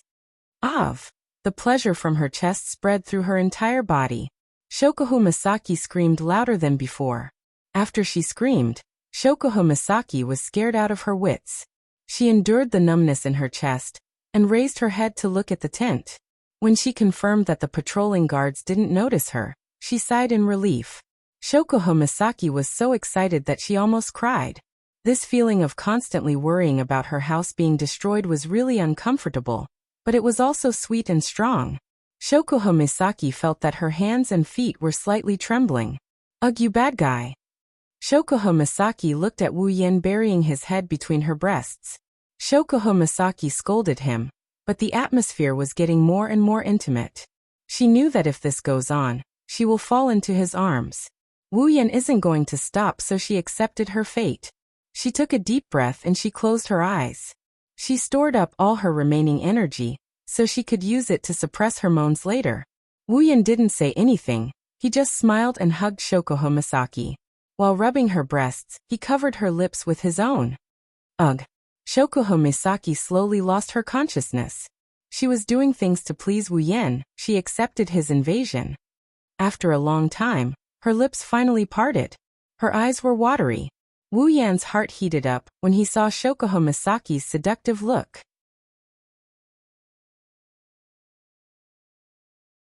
He shook his body and took off his clothes. His movements were so smooth that it was amazing. When Shokuho Misaki finally reacted, a strong electric current flowed through her body. Shokuho Misaki raised her head and moaned. She wrapped her arms around Wu Yan's neck. Everything was settled. A pair of slender legs wrapped around Wu Yan's waist. Her body contained everything that Wu Yan had. Shokuho Misaki's body was filled with indescribable pleasure. It didn't matter if she was willing or not. She had to accept this boundless pleasure. It was a pleasure that made her lose herself. It was a pleasure that made her soul go into a trance. Her soft and supple body pressed against Wu Yan's. Wu Yan cupped Shokuho Misaki's buttocks with both hands, and he started thrusting her body in and out of his arms. Woo woo woo. The electric current hit Shokuho Misaki's body. It went straight to the deepest part of her body. Shokuho Misaki felt like her whole body was burning. She started to feel dizzy. A strong feeling forced her to open her mouth. Shokuho Misaki couldn't resist it. She could only raise her hands and cover her mouth, trying to keep the noise that might attract people's attention in her mouth. At this moment, Shokuho Misaki was surprisingly weak. It should be said that every girl is as soft as water at this moment. Shokuho Misaki didn't know how tempting it was for Wu Yan to see her trying to suppress her moans. He started to move her up and down faster. Shokuho Misaki started to feel more comfortable. Wu Yan started to take advantage of her. The strong stimulation made Shokuho Misaki tear up. She watched as Wu Yan enjoyed her body. Her heart was filled with hatred. She tried her best to hold back her moans, but Wu Yan still moved her even more. Is he really not worried about being discovered? Or does he want his wife's body to be seen by other people? Shokuho Misaki was lying on top of Wu Yan. She passively accepted Wu Yan's thrusts. Her delicate face was flushed red. Her slender legs touched Wu Yan's waist from time to time, giving him a different kind of stimulation. He started to move her even faster. Oomph! Her sensitive body gave Shokuho Misaki the greatest stimulation. Shokuho Misaki panicked. She covered her mouth with her hands and moaned. Her moans reverberated in the tent. The cold tent felt like it was burning under the influence of the ambiguous atmosphere. The temperature rose as if it was on fire. Finally, under the stimulation of the intense pleasure and the shame of being discovered, Shokuho Misaki reached her peak. The pleasure rushed into her mind, and in that moment, the most beautiful moment of her life bloomed. Her snow-white skin was dyed with a cute shade of pink. The air was filled with heat. Shokuho Misaki's eyes rolled back slightly. Fine beads of sweat dripped down her body, telling others about her current state. Needless to say, at this moment, Shokuho Misaki actually managed to hold back her moans. Shokuho Misaki panted heavily. Her full breasts bounced up and down as she panted. Her stamina has always been her weak point, so for her to be able to last this long, it must be said that it's quite impressive. Finally, it's over. Shokuho Misaki collapsed in Wu Yan's arms. She breathed a sigh of relief. During that period of lovemaking, Shokuho Misaki's most basic perseverance was challenged. There were many times when she almost screamed. She was scared out of her wits. She was constantly worried that she would be discovered. She had to endure the punishment throughout the entire process. Only Shokuho Misaki knows how sad it was. But at the same time, it was also a very stimulating scene. That's why Shokuho Misaki surrendered quickly. Shokuho Misaki felt lucky, but also frustrated. After all, Arju-sama always thought that she was the one on top. Unfortunately, just as Shokuho Misaki was feeling conflicted, Wu Yan made his move again. He placed Shokuho Misaki on the blanket and made her lie down with her back facing him. Shokuho Misaki realized something and panicked. Before she could beg for mercy, her body was penetrated again. Her begging turned into panting. She started moaning like a bitch. Shokuho Misaki's last thought was that she was too sweet.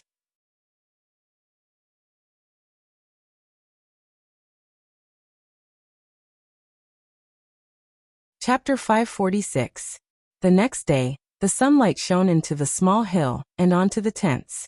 The people who had rested here for the night came out of their tents one after another. They packed up their things and extinguished the bonfire. They were ready to continue on their journey. Fei-Fei, Sylph, Bingling, and Bishi came out of their tents early in the morning. They gathered together to discuss their next course of action. Chuju, Mikoto, Ikaros, Flandre-chan, Astria, Kinuhata Sai, Frenda, and Takitsubu Riku are having fun with each other to pass the time. They are probably the only ones who can have fun in this kind of environment.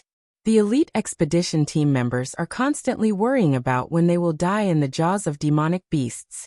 Fei-Fei and the others are also thinking about whether they can complete the mission, and whether there will be any danger ahead. They are not like Chuju and the others who are here for a field trip. It is fortunate that Chuju and the others aren't members of the elite expedition team. They were asked to tag along. Otherwise, Fei-Fei and the others would have a headache. Even the elite expedition team members would be dissatisfied. Of course, if it wasn't for the fact that they are strong enough, these people would definitely protest and not allow anyone to drag them down. While everyone else is busy with their own tasks, Chuju and the others are bored to death. They don't know why, but they are usually having fun fooling around with each other. Whenever they know someone is nearby and hasn't shown up, they would feel annoyed no matter how much fun they are having. Why hasn't Oniai-chan come out yet? Flandre-chan laid on top of Hinajika's body listlessly. She called out weakly, completely different from her usual lively self. He's probably still sleeping in, that's how he is. Chuju ruffled Flandre-chan's hair. Even though she said that, Her eyes kept drifting towards the tents. Astria couldn't help but groan as she laid on the ground. "Master, please come out, I'm hungry. Don't you think it's super dirty?" Kinuhata-sai was speechless when she saw Astria sprawled on the ground. She was obviously talking to a cow. Astria didn't care about her image at all. She continued sprawling on the ground. Perhaps, in Astria's worldview, food is always the most important thing. "In the end, you better get up quickly, this is too much," Frenda said. Her gaze landed on Astria's oval breasts that were exposed from lying on the ground. Her eyes flashed with envy, jealousy, and hatred. Unlike the other girls who were chatting, Ikaros and Takitsubu Riku didn't take the initiative to speak. They only answered a question or two when Chuju and they spent the rest of their time staring at the tents, hoping to see a familiar figure walk out. As time passed, the most impatient Mikoto finally couldn't wait any longer and stood up.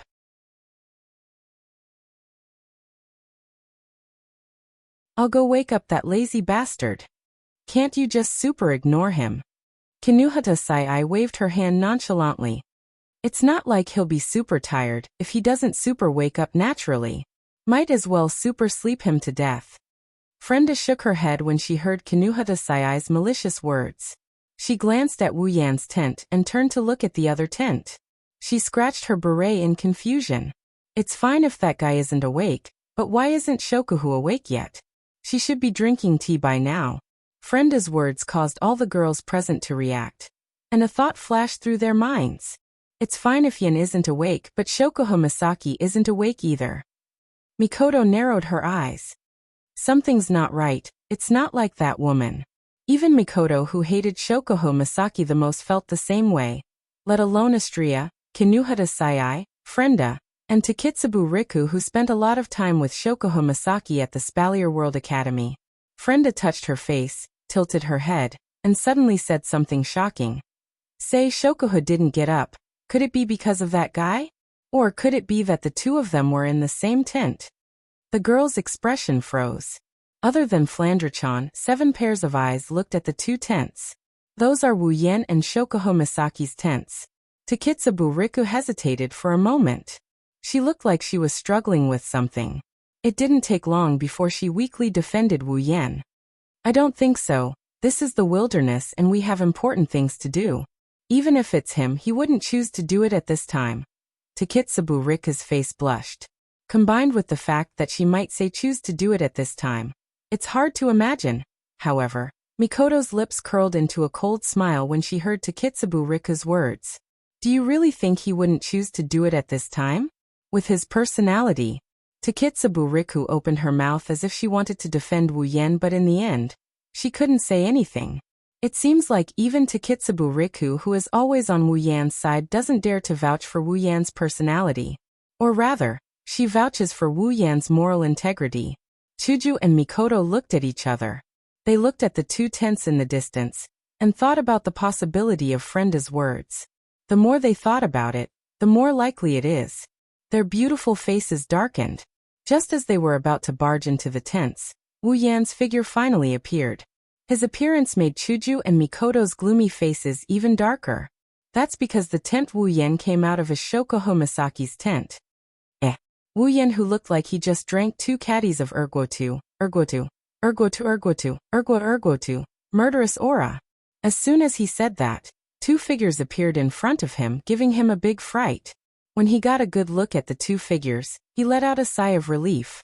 But then he raised his guard again. "That." Wu Yan smiled awkwardly and raised his hand. "My 2 heroines, can you not look at me like that? I'm scared." Hinajuku and Mikoto smiled at him, but there's not a hint of a smile in their smiles. "Hey Yen, can you tell me?" Mikoto's bangs fluttered. "That's a sign that she's about to fire. Do you know why you came out of that woman's tent?" "Oh, so that's what it is." Wu Yen relaxed and rolled his eyes at Chuju and Mikoto. "And here I thought it was something serious. That scared me to death."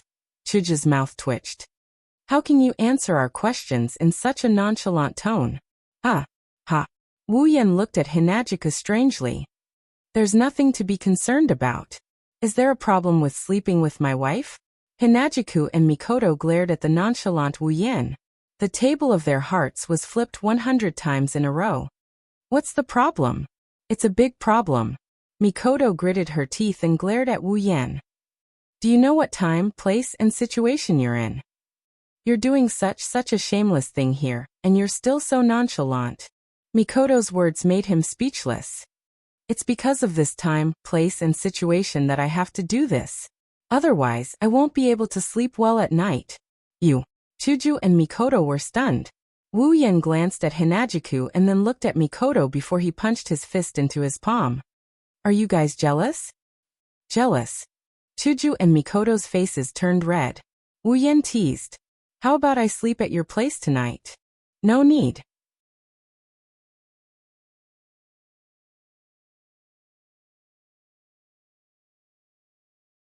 Chapter 547. Since they already had a day's worth of travel experience, the exploration mission in the Behemoth Forest went much smoother today compared to yesterday. Disregarding everything else, the group of more than 100 people walked for 3 to 4 hours without encountering a single demonic beast. This was not only because of luck. The most important thing was that this time, everyone was fully alert.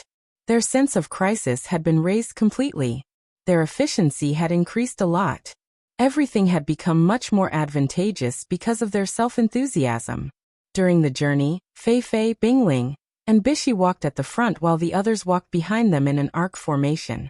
Wu Yan's group of 10 and Sylph walked in the center of the formation. Fei Fei and the other 3 had a discussion in the morning. They all agreed that Wu Yan's group and Sylph's group would be the most important to carry out the mission. Without them, they would have a hard time moving forward when encountering demonic beasts in the depths of the Behemoth Forest. That's why Wu Yan's group and Sylph's group must be in perfect condition before encountering any demonic beasts. Therefore, the group of 11 people, including Sylph, entered the protection zone of the expedition team. They are conserving their energy for the upcoming battle. After an unknown amount of time and avoiding countless demonic beasts, Fei Fei and the other 2 who were walking at the front suddenly stopped. The rest of the group also stopped and looked ahead. The forest in front of them is still the same as the surroundings. However, the people present aren't just there to make up the numbers. They can feel that even though the forest in front of them doesn't look any different from the surroundings, they can feel a very oppressive aura coming from within. There's also a dense and powerful mana fluctuation coming from within. Fei Fei, Bingling, and Bishi's expression turned serious. They turned around and looked at the rest of the group. We are about to enter the depths of the Behemoth Forest. Everyone's expression changed when they heard this. Fei Fei and the others' expressions turned serious. Wu Yan's group, on the other hand, had a sudden realization. No wonder the oppressive aura is so intense. It turns out that the depths of the Behemoth Forest are right in front of them. After countless years of exploration by the people of the Spalier world, the Behemoth Forest is divided into 3 regions based on the rank of demonic beasts. The outermost region is generally inhabited by demonic beasts that are rank 5 and below. Demonic beasts that are rank 5 and above rarely appear in the outermost region. Therefore, the region where rank 5 demonic beasts reside is the outermost region of the Behemoth Forest. Next is the inner region. The inner region is mainly inhabited by rank 6 and rank 7 demonic beasts. Rank 8 demonic beasts rarely appear in the inner region.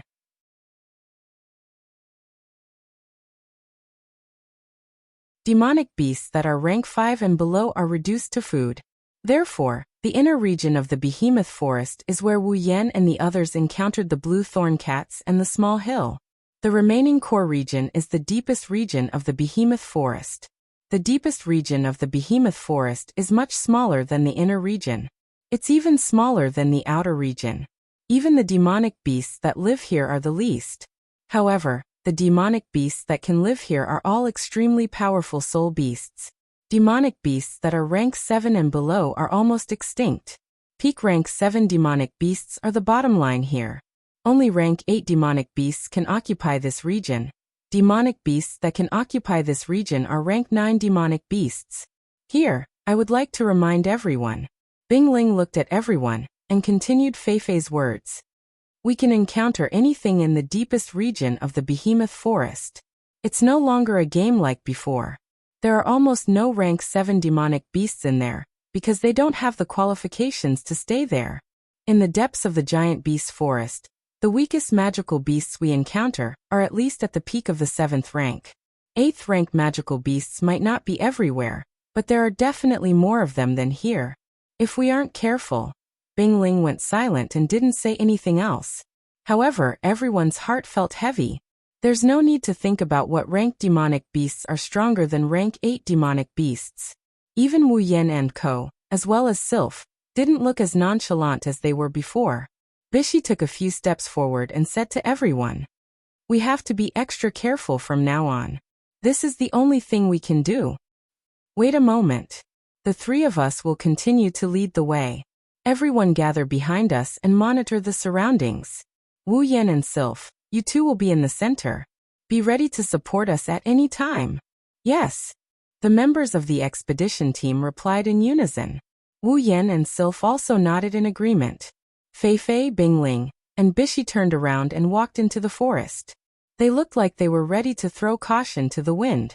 The others followed closely behind them. After entering the deepest region of the behemoth forest, everyone slowed down their pace and increased their vigilance. This place is completely different from before. Rank 8 demonic beasts might appear at any time. Everyone has to be on high alert. That's why they would rather slow down than get into trouble for no reason and end up in hell. The surrounding trees were constantly moving backwards as the group moved forward. The atmosphere was so quiet that it was frightening. There wasn't even the slightest cry of a magical beast. This caused most of the people present to have goosebumps. Chills flowed through their hearts, and they couldn't help but move closer to each other. The girls are no exception.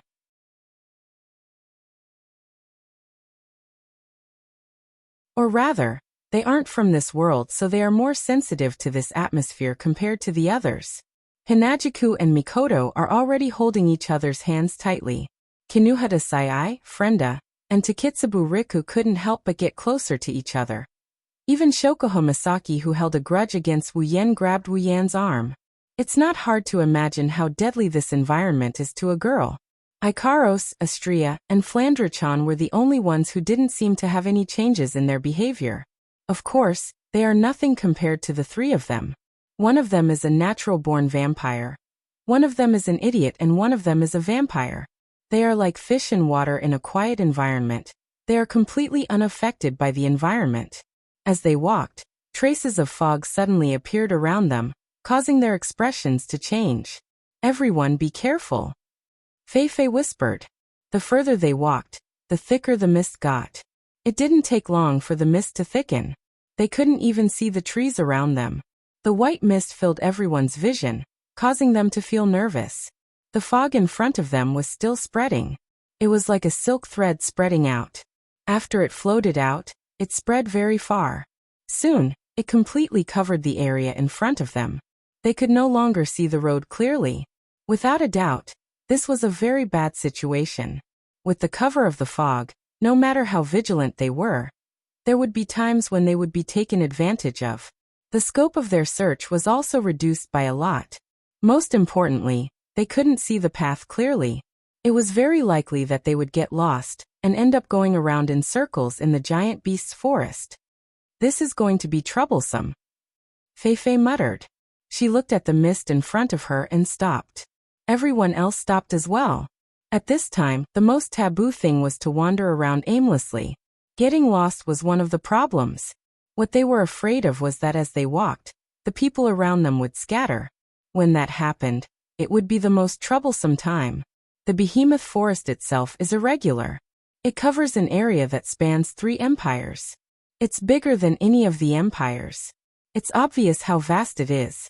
It's only a matter of time before they get separated from each other.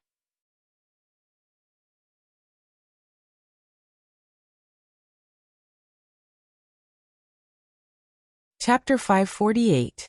The fog in the forest did not stop spreading even though everyone had stopped moving. Everyone stood at the same spot and only exchanged 1 or 2 sentences. During these 1 or 2 sentences, the fog became a little thicker.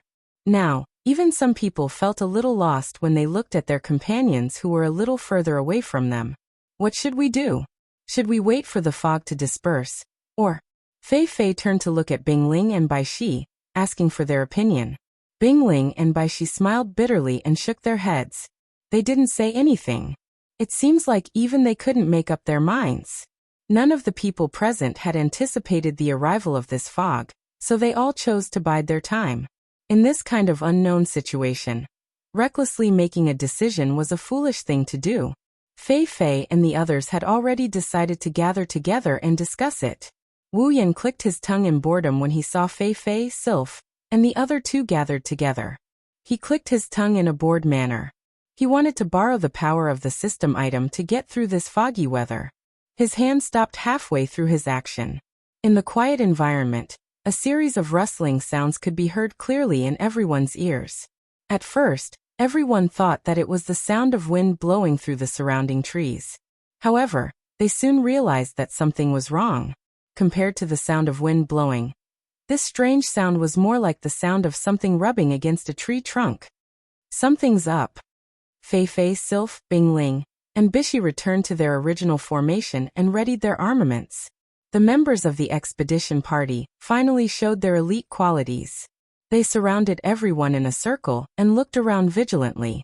Everyone could clearly hear that in the dense fog, there was a strange sound that was not very loud, but very clear. That sound was like a snake crawling on the sand. It was the sound of something rubbing against something. Everyone focused their attention on their surroundings in an attempt to discover something. Time slowly passed. Other than the rustling sound, there was no other movement. Wu Yan frowned. Is it really the sound of the wind? No. Mikoto shook her head. The sound of the wind wouldn't be this rhythmic. It wouldn't be constant either. This is definitely not the sound of the wind. Master. Ikaros's pupils shrunk. Blood-red dots could be seen in her eyes. I've detected the presence of a life form within a certain range. That's right. It's a life form. Shokuha Misaki nodded. I can also feel a psyche wave around us. You can feel it? Wu Yan looked at Shokuha Misaki.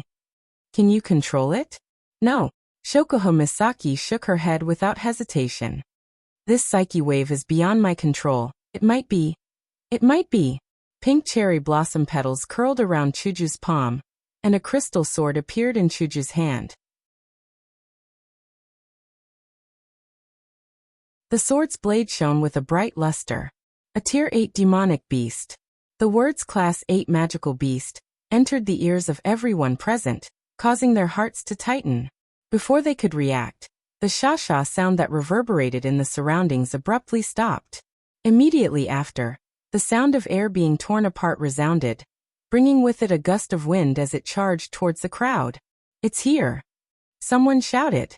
Then, everyone saw a series of black shadows rapidly expanding in the mist, bringing with them the faint sound of wind. In the blink of an eye, they appeared in front of everyone's eyes. It's a series of water orbs. A gigantic water ball with a diameter of 0.5 meter, and a body that flickered with a metallic luster attacked the crowd from all directions. Although it was a water ball, the water ball was filled with an enormous amount of magic power. Listening to the sonic booms caused by the water orbs, no one doubted that if they're hit by these seemingly harmless water orbs, they'll be severely injured at the very least. Bingling, who was standing at the front, coldly snorted. A majestic do-chi suddenly rose from his body.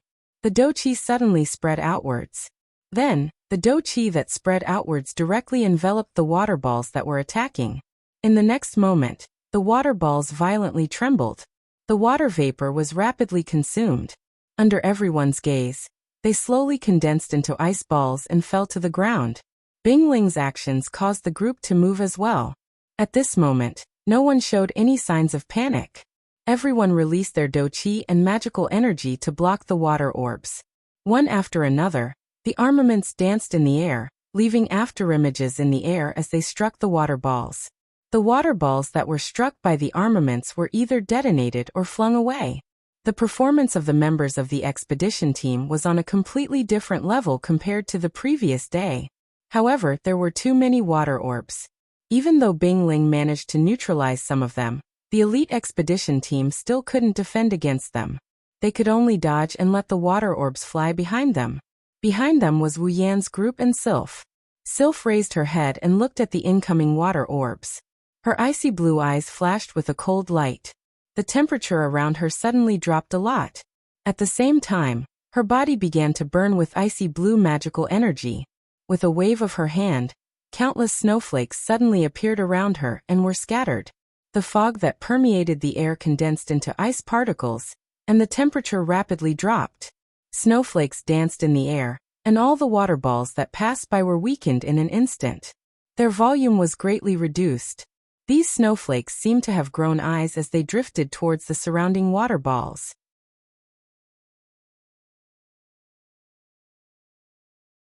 Any water ball that was touched by the snowflakes would be significantly slowed down, reducing the pressure on everyone by a lot. Fei Fei, Bingling, and Bishi stood guard at the front. They observed the battle situation of their companions. They watched as they released battle techniques, magic armaments, and even neutralized the water orbs from time to time. Fei Fei and the other two nodded.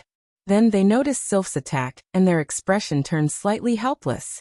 They didn't expect that the moment they entered the depths of the behemoth forest, Sylph's time to attack has already arrived. At this moment, a loud whistling sound was heard. A fiery red silhouette suddenly flashed through the mist. At the same time, a large number of water orbs exploded from all directions like meteors crashing down on everyone. The water orbs are twice the size of the previous ones. The members of the expedition party were shocked. They quickly raised their armaments to defend themselves. However, a series of water orbs with a diameter of more than a meter still managed to push them back. In the blink of an eye, a gap was formed in the mist. A water javelin shot out at an incredible speed.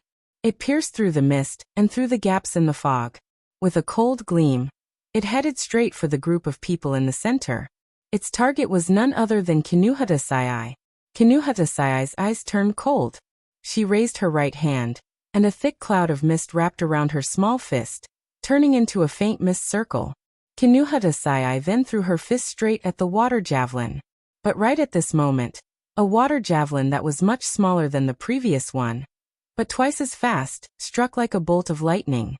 Before the water javelin could collide with the mist, the water javelin collided with the mist, causing the mist to disperse and scatter. Being caught off guard, even Kinuhatasai couldn't help but be shocked.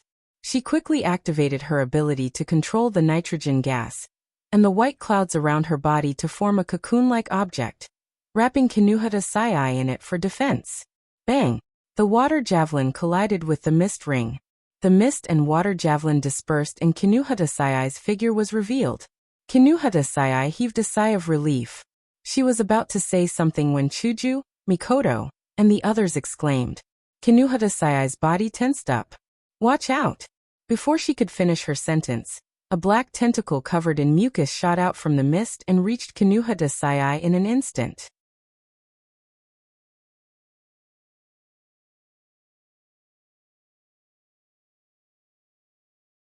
Chapter 549. Everything happened too quickly. No one expected something like this to be hidden behind the water ball and water javelin. When the black tentacle reached Kinuhatasai, everyone in the expedition team, including Fei Fei and the other two, couldn't react in time. Frenda was the closest to Kinuhatasai, but Frenda's strength was weaker than Kinuhatasai's. If Kinuhatasai couldn't handle the tentacle, there's no need to mention her. Wu Yan's group reacted quickly, but it was too late for them to come to Kinuhatasai's rescue. Seeing that Kinuhatasai was about to be attacked, even Kinuhatasai herself tried her best to thicken her nitrogen armor. In order to minimize the damage from the tentacle, she gave up on resisting. At this moment, an icy blue light appeared in front of Kinuhatasai without any warning. In an instant, an ice cube with a diameter of 1 meter appeared between Kinuhatasai and the black tentacle. The icy blue light expanded outwards and the ice cube spun in a circle at an extremely fast speed. Then, the black tentacle crashed into the spinning ice cube and was repelled by a huge force. Due to the huge force, the black tentacle retracted in midair and continued its attack on Kinuhatasai. The ice cube that appeared out of nowhere only blocked the black tentacle's attack for a second, but that 1 second was enough to change the tide of the battle.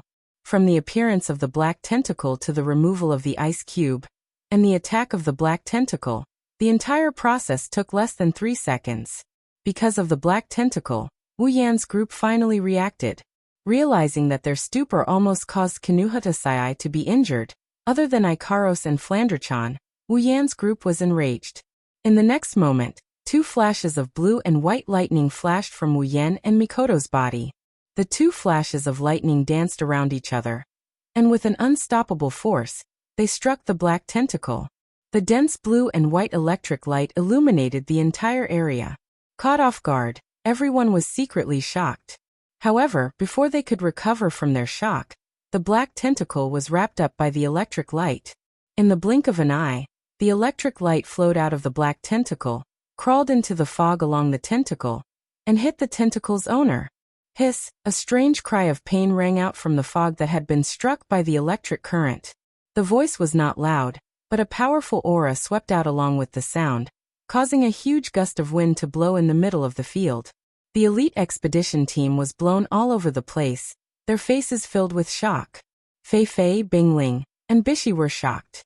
They raised their heads and looked in the direction of the voice, their eyes solemn. This aura, it's not something a peak tier 7 beast can release. Bingling's face sank. Even Wu Yan, who can challenge those of a higher tier, cannot release this aura. Bishi said bitterly. It seems like a tier 8 magical beast has really appeared. Fei Fei sighed as she looked at the mist in front of her. They had just entered the depths of the behemoth forest. No matter what Fei Fei and the other 2 were thinking, Wu Yan wouldn't know. Even if he did, he probably wouldn't say anything because he's in a bad mood right now. 2 crimson spatial ripples appeared, and a pair of black iron sand swords shot out from the ripples. They pierced through the black tentacle that was paralyzed by the lightning for a dozen times. The black tentacle was cut into a dozen pieces and fell to the ground. Hiss! A painful hiss was heard as the black tentacle disintegrated. However, the pain was much more intense than before. Even so, it didn't affect Wu Yan at all. He waved his hand and put away the iron sand swords and Gate of Babylon. His wine-red eyes were terrifyingly cold. Strands of golden light flashed through his eyes, revealing his inner emotions. Wu Yan took a deep breath to calm his anger. He walked up to Kinuhatasai, who was still in a daze. "Koei, are you alright?" Kinuhatasai patted her chest and waved her hand. Her breathing was a little hurried. "I'm super fine. Fortunately, I had that block of ice to block it for me.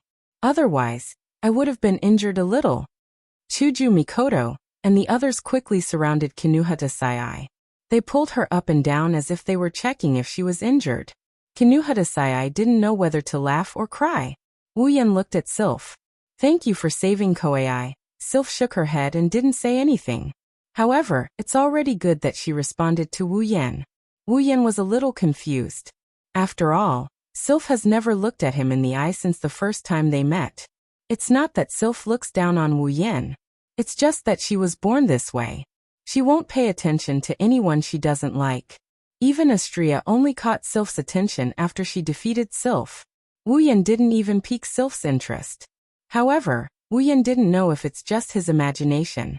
He felt like Sylph's attitude towards him has improved since they left the hill. Wu Yan recalled everything he did since he returned to the Spalier world. After confirming that he didn't do anything that Sylph would pay attention to, he became even more confused. Wu Yan couldn't figure out why Sylph is acting this way. He has something else he needs to do. "You all." Wu Yan took a few steps forward and looked around the foggy surroundings. His voice echoed in everyone's ears. "Everyone stop. Leave the rest to me." Wu Yan's tone turned cold. Unfortunately, his cold tone couldn't hide his volcanic rage. Fei Fei and the others who wanted to say something choked on their words. Ever since they entered the behemoth forest, Wu Yan's emotions haven't been affected by the presence of demonic beasts. Even if he knew he might encounter a tier 9 demonic beast, he would at most get serious for a moment. Now Wu Yan's heart is filled with rage. Because he and the others were stunned for a moment, Kinuhatasai almost got hurt.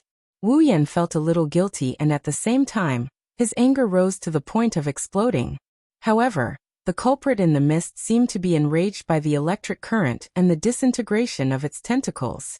Therefore, at the moment when its anger rose, The culprit made the first move. Whoosh whoosh whoosh whoosh whoosh. Continuous flying sounds came from the fog. Then hundreds of water javelins appeared from the fog. In the most violent way, they broke through the elite expedition team's protective circle and flew towards Wu Yan. Wu Yan lifted his head, and the crimson ripples in the air started to ripple. The ripples reverberated in the air like a curtain of water. Hundreds of black lights shot out from the ripples and collided with the water javelins. The water javelins were shattered into pieces and scattered into the air like water droplets. The black lights that came out from the gate of Babylon are naturally the iron sand sword. How dare you hurt the people around me? Wu Yan grabbed the hilt of a sword and pulled it out of a crimson space ripple behind his shoulder. Wu Yan grabbed the hilt and pulled it out of the ground. The silvery white sword was flowing with a fiery red air current. The air current jumped around every corner of the sword, bringing with it a destructive red lotus flame that enveloped the entire sword. Prepare to be smashed into pieces. As soon as he finished speaking, the vision of everyone present was instantly filled with the fiery red flames of the red lotus. At the same time, the atmosphere and temperature became scorching hot.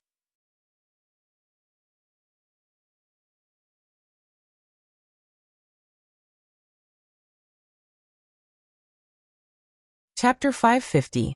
In the middle of the misty forest, the crimson lotus flame shot up into the sky. The heat from the flames blew across the entire area. In the blink of an eye, a pillar of red flame covered the entire area. It's like a red lotus hell or a volcano erupting. It's a terrifying sight to behold. The red lotus flames rushed into the sky and dispersed the surrounding white fog. Under the heat of the flames, the fog was torn apart and slowly dispersed to the surroundings and the sky.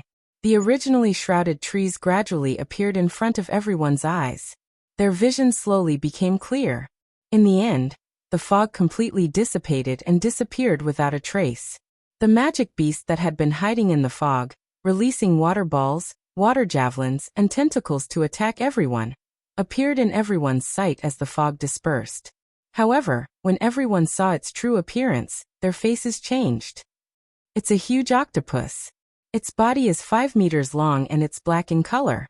7 of its tentacles are hanging on the trees around it. It's hanging in the air, and it's blocking half of the sky. One of the tentacles that was dismembered is covered in blood and mucus. It's a menacing sight. Blackwater octopus. Level 71. The black body swayed in the air, 7 complete tentacles and 1 broken black tentacle. A portion of the tentacles were wrapped around the tree trunk, supporting the blackwater octopus's huge body, while the rest danced around its body, creating whistling sounds. Even if they were only looking at it, everyone knew that being hit by a tentacle like this was no different than being hit by a mountain. A rank 8 demonic beast. Looking at the blackwater octopus that was hanging in the air, everyone's eyes flickered. On one side of their face, a drop of sweat flowed from their temple and dripped down. Fei Fei, Sylph, Bingling, and Bishi wanted to attack, but they hesitated when they recalled Wu Yan's words. If they make the right decision, then the best way to deal with the blackwater octopus is to attack together and kill it quickly to prevent other demonic beasts from taking advantage of the situation. They'll then leave this place and continue on their way to complete the mission. Even though their opponent this time around was a rank 8 magical beast, it was easy for the people present to intervene. This large blackwater octopus definitely did not possess the same speed as the green thorny cat from before. Instead, it was more like a live target. If that was the case, it would be possible for them to surround and attack it. With Fei Fei, Bingling, and Bishi around, they should be able to deal with the fast magic and tentacles for now. As for the other members of the expedition team, they only need to attack the tentacles. This way, the blackwater octopus will be much easier to deal with. Unfortunately, Wu Yan doesn't seem to appreciate their help. Wu Yan didn't look back as if he saw through Fei Fei and the others' thoughts. He raised his Nyang Temple Shana. Don't worry. He twisted his hand around the hilt, and the flames on Nyang Temple Shana expanded by a few times. It won't take long. The trees around them suddenly burst into flames, dyeing the entire place red. The ground beneath their feet also burst into flames. In an instant, the area around them turned into a sea of fire. The flames of the red lotus burned slowly, as if it had a life of its own. It bypassed everyone present, except for the ground where everyone was standing. The flames had already filled the entire space, including the trees that the dark water octopus tentacles were wrapped around. Fei Fei, Bingling, and Bishi were shocked when they saw the sea of fire. Sylph frowned and Bingling cried out. A gold armament. No. That's impossible. The ice spirit immediately denied her own theory after losing her voice. The last time you fought with me, your armament was still a rare armament. How did it suddenly become a gold armament? But this power. Bishi looked at Nyang Temple Shana. This power is definitely not something that a rare armament can achieve. Furthermore, the aura that the armament is emitting is indeed that of a gold armament. How can this be? Bingling still couldn't believe it. Is it possible that the armament can evolve? Bingling guessed it right. Everyone from Spalier World Academy knows that Wu Yan has an armament that can use fire. It's Nyang Temple Shana. When Fei Fei and the others saw the red lotus flames, they knew it was Nyang Temple Shana's ability. However, they didn't expect Nyang Temple Shana to evolve into a gold armament in such a short time. Even if they didn't want to believe it, the truth is right in front of them. Be it the power or the aura emanating from Nyang Temple Shana, it's a gold armament. Maybe, Sylph spoke for the first time. He's much stronger than we thought. Hearing this, Fei Fei and the other two looked at the figure bathed in the sea of fire, and became silent. The blackwater octopus on the tree let out a hissing sound. It twisted its body uneasily. It's a water-type demonic beast that can use water magic. It's a demonic beast that lives in water. Now that it's on land, water is its origin. As a water-type magical beast, the red lotus fire around it naturally made it uncomfortable for a while. In addition, the red lotus fire of Niao Dian Shana was not a normal fire. Not only could the water not suppress it, it could even suppress it. That was why the blackwater octopus felt extremely uncomfortable. A few tentacles whizzed towards the surrounding trees. The trees that were burning with red lotus flames were sent flying. After clearing out a fire-free area, the blackwater octopus calmed down a little. Wu Yan's eyes flashed and he waved Niatono no Shana.